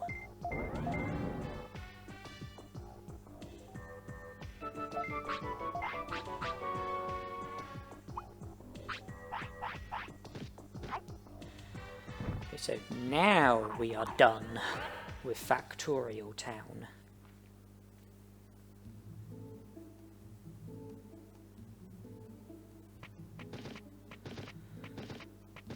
We're done with Mount Infinity as well.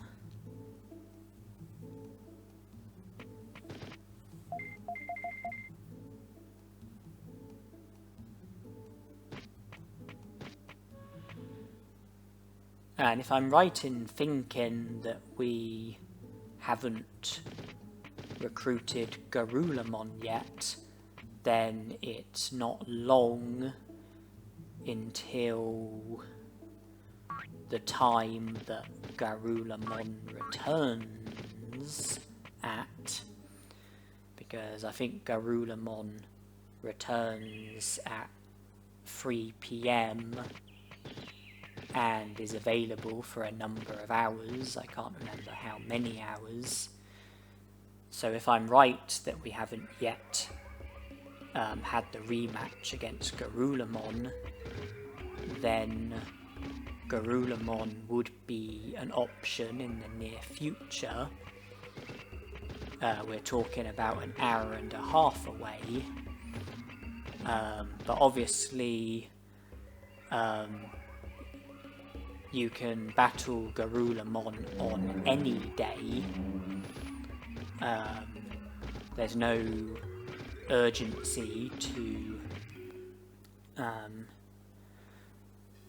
you know, battle him the first time and then battle him and then have the rematch on the very next day. You know, you could leave the rematch for many days or many years even.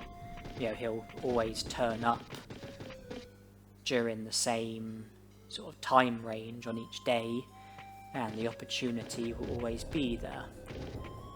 And we are not returning to Greylord's mansion, I would like to let you know. We are going to the back dimension. So when you defeat Machinedramon at the Mount Infinity, he then reappears either at Greylord's mansion or the Olga Fortress or the Ice Sanctuary, where you can battle him again. And to begin with, when you attempt to enter the place, be it Greylord's mansion or Ice Sanctuary or Olga Fortress, it will show as being back dimension, and I need to use an animation here to save myself from the blue Miramon. Okay. And yeah, at the back dimension there are a lot of items up for grabs.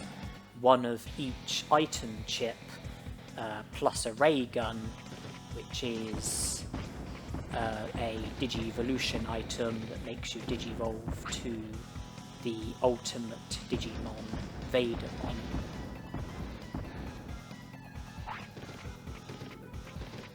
Managed to avoid all the Digimon so far, but we do still have Tankmon to make it past.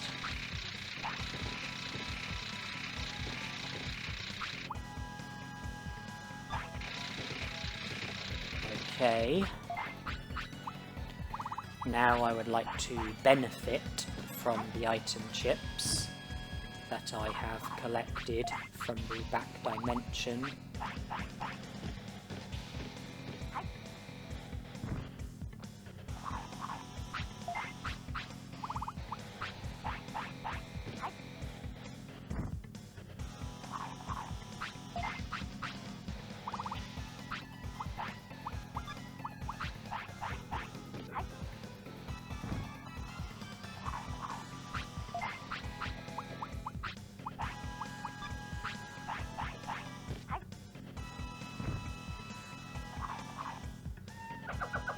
That is with the exception of the brain chip, which I don't have any use for apart from selling.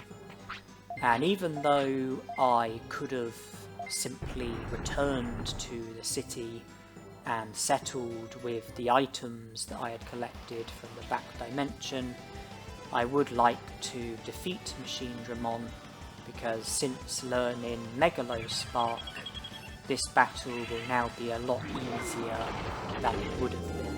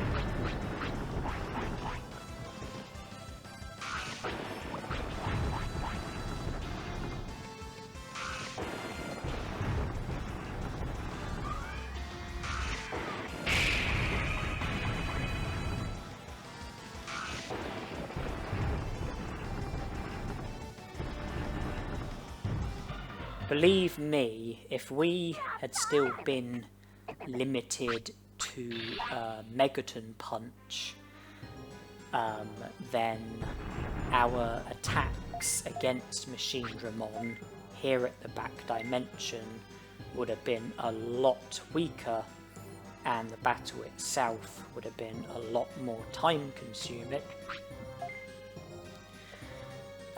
It wasn't compulsory to defeat Machine Dramon. It doesn't, at the back dimension, it doesn't make any progress towards prosperity points or anything like that.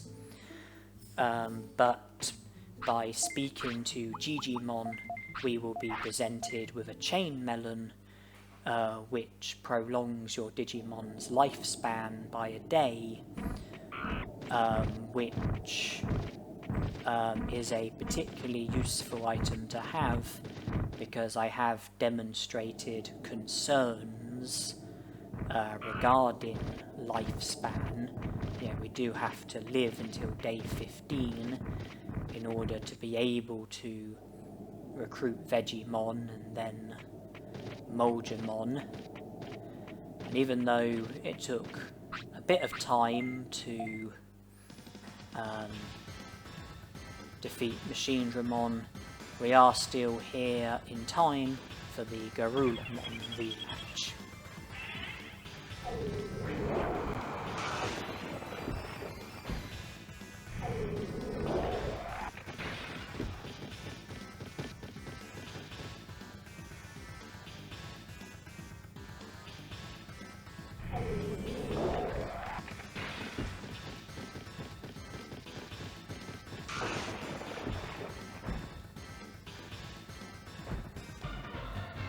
And might I add that this is yet another battle which was made a lot easier thanks to us having Megalospark instead of Megaton Punch. Before I went to the back dimension, I was saying about how close it was to, the sort of time in which Garulamon would be available. But it's okay, because I had time to go to the back dimension, collect all of the items that are there, defeat Machine Dramon, and then still manage to get to Friesland on time. Even though Garulamon is available for a number of hours, you do want to challenge him during the earlier end of those hours, because if you do, then Garulamon's HP will only be half full. It will only be 2,100. But if you are if you sort of challenge him during the later end of the range in which he's available, then his HP would have fully recovered, and it would be at the maximum of 4,200, making the battle more difficult. If you have really good stats and techniques, then that probably wouldn't be a problem in the slightest, but if that's not the way of things for you, then you probably would want to make the Garulamon battle easier for yourself. Alright, let's see where we're up to with prosperity points. 88. So Vegemon, wait, let's just see what he says. Angemon, Vegemon, Frigimon, Monochromon. Right, 88 prosperity points. Vegemon would make it 90. Moldramon would make it 92. Monochromon would make it 94. And I've already said that 94 is as good as it can get. So if we can recruit those last 3 Digimon, then we will be successful with this challenge. because Frigimon, Nanimon and Munsimon are all out of the question. I can't do anything about Vegemon until day 15, and same with Moljamon, but I can do something about Monochromon.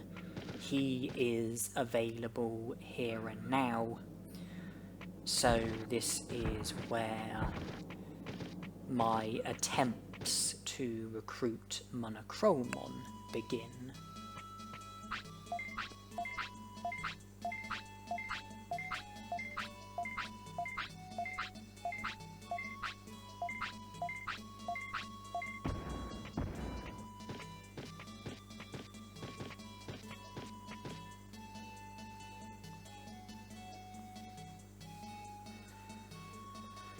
Right, Gotsumon, okay customer, portable potty, okay choice. I'll try to sell it for 360 and be unsuccessful with that. Goborimon, good customer, but he only wants a meat. Bad choice. Weedmon, bad customer, and bad choice as well. He only wants a meat.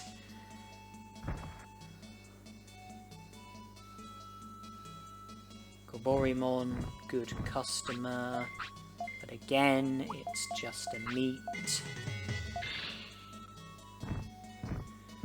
So we're several customers in, and all we've got is 45 bits. Gotsumon again with a portable potty again. Gonna aim for 360 again.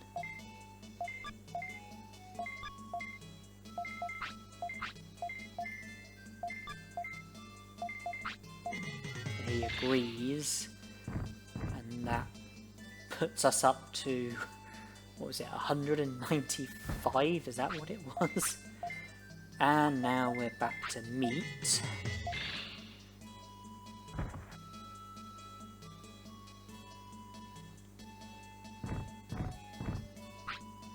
And another meat. So we are now up to 225, and we must be near the end of the first half of the shift. Now what's with all the meat? How am I meant to reach the target if the customers just so want meat? Meat again! Come on, how am I meant to reach the target if all the Digimon are only after meat? So we're halfway there with the shift, and we've got 255 so far. Gotsumon wants a medicine, and we managed to sell it for 1200, so, which was a profit of 500, so already that's like more than double what we made in the first shift. Goborimon, good customer, portable pottery, decent choice. I'm going to try and sell it for 450.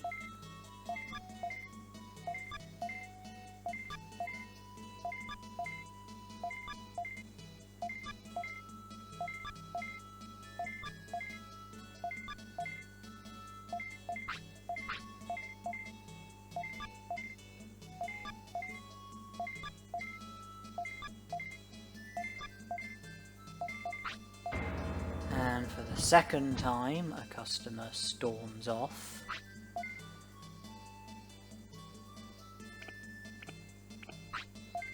Medicine, if we can sell this for 1500, which is possible, then that could be good, and we did.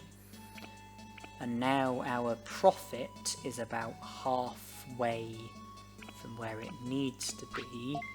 And another medicine. Can we sell this for 1500 as well? We can. 2355. We're what, little over 700 away?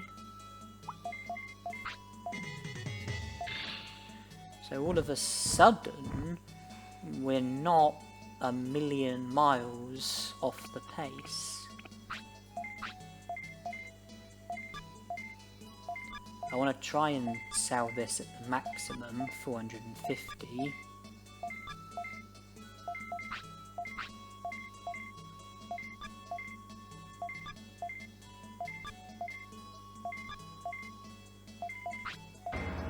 And it ends with another customer storming off, and that might just kill it for us.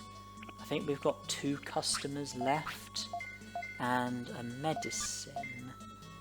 If we can sell it for 1400, and if we can make a tiny bit more, I think we will have this. Regular price 3085, I think that's just about good enough. Okay, we actually succeeded at it. After making such a horrendous start, we then had a much better second half, and we managed to recruit Monochromon. How I managed that, I have no idea.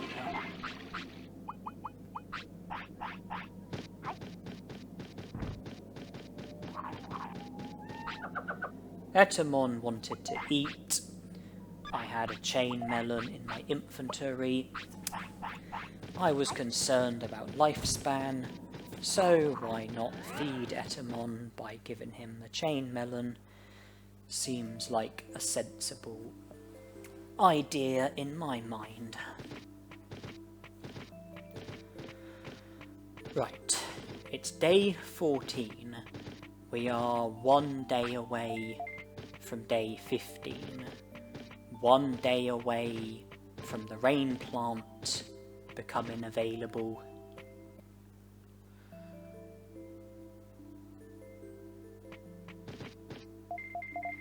And then that would get the ball rolling with us recruiting Digimon and then Moldramon. The rain plant has no connection with Moldramon.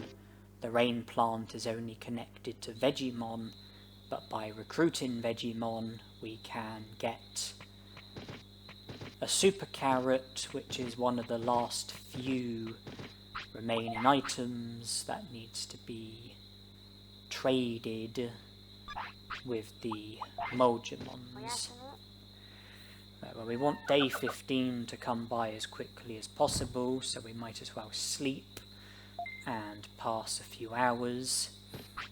And now we might as well train and pass some more hours.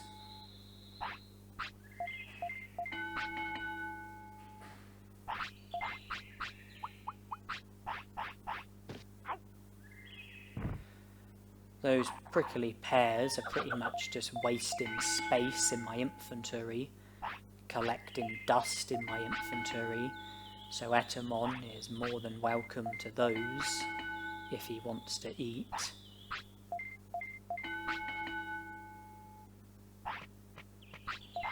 His appetite has come into play again.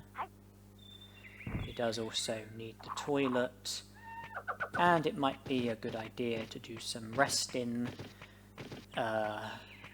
Otherwise the sweat bubble will be making an appearance, and the last thing I want is to be negatively affecting our happiness and discipline and lifespan. I would imagine that I would imagine that even if we originally wouldn't have lived for long enough in order for us to have seen to the recruitment of Digimon and Moldramon, I would think that now, since we gave Etemon a chain melon, we should no longer have any worries. Yeah, thanks to the chain melon, I think that we should now have more than enough life left inside of us in order for us to see to the rest of this challenge.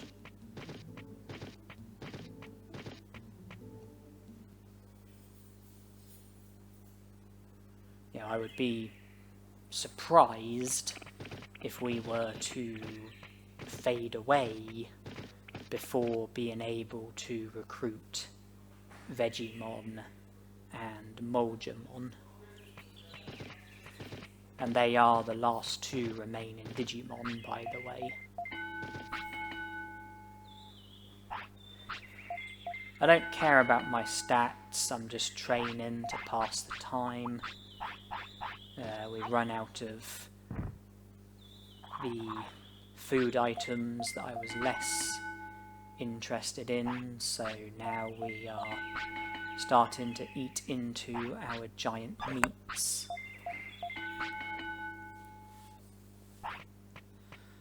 Okay, Etemon now wants to sleep, and when he wakes up, it will be day 15.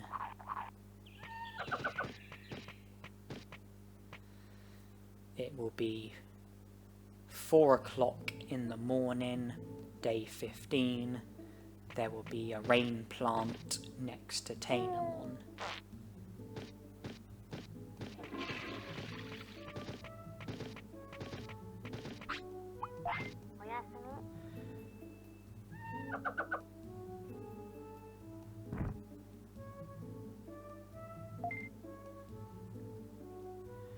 Okay, but I need to just enter Digimon's house and then leave, re-entering File City, and now the rain plant will be there. Because I first came here on day 14 and I slept, and even though I entered day 15, you know, the game was still thinking that it was day 14, which meant that the rain plant wouldn't have been available, and so for me to put that right, I had to leave the area that I was in, and, you know, go to a different area and then return to the area that I was in. In that case, I left the File City by entering Digimon's house and then leaving Digimon's house, returning to File City, and then the rain plant was there. Of course, if I had slept and saved when I slept, and then reset the game, then that would have put the game into day 15, and the rain plant would have been there.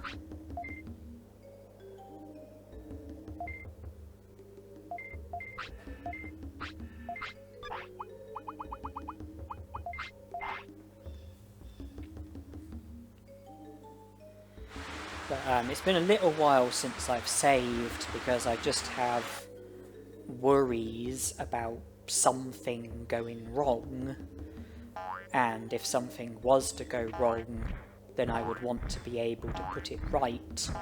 I would want to have the opportunity to put it right. I would want to have time to put it right.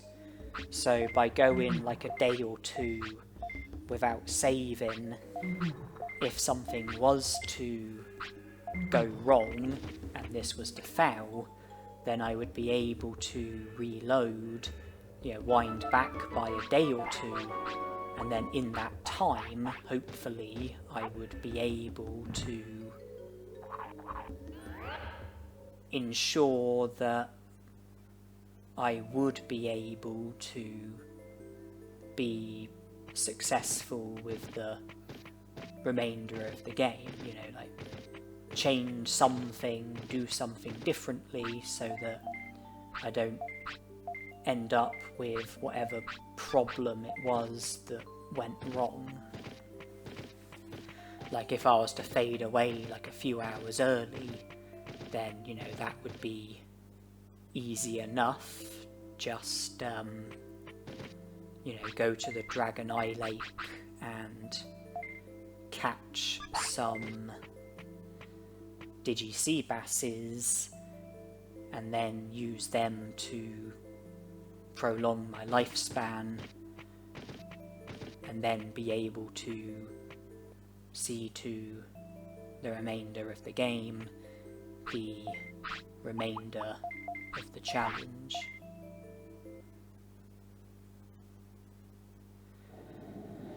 I've taken the black trout out of the item bank, and that is the item that's to be traded last. I have a super carrot in my inventory, which I purchased from Digimon. That is to be traded first. I will get an Omni Floppy for it. The Omni Floppy will be the item to be traded second, and then that will leave the black trout, the final item to be traded.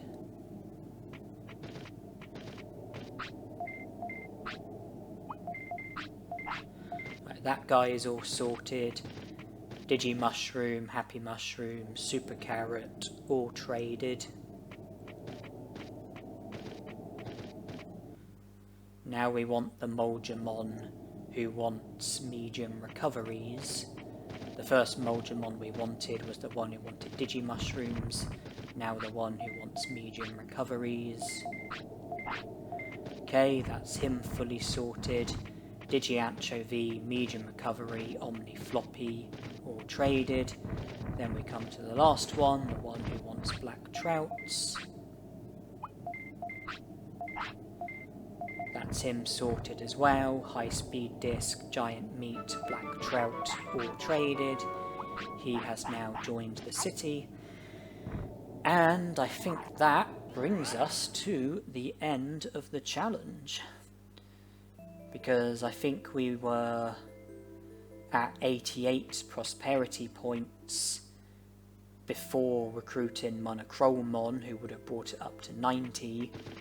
And then Vegemon, who would have brought it up to 92, and then Moldramon, who would have brought it up to 94,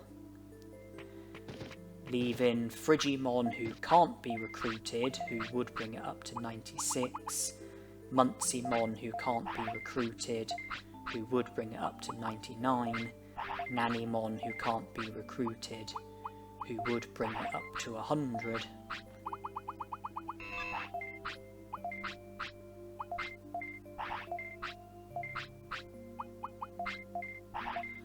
I think that is challenge done. All I have to do is go to Digimon and speak to him, and he will confirm the number of prosperity points that we've got. And if he says 94, which I am sure he will, then that will be the end of the challenge. That will be challenge complete. That will be us done. So I'm hoping that Digimon has good news for me.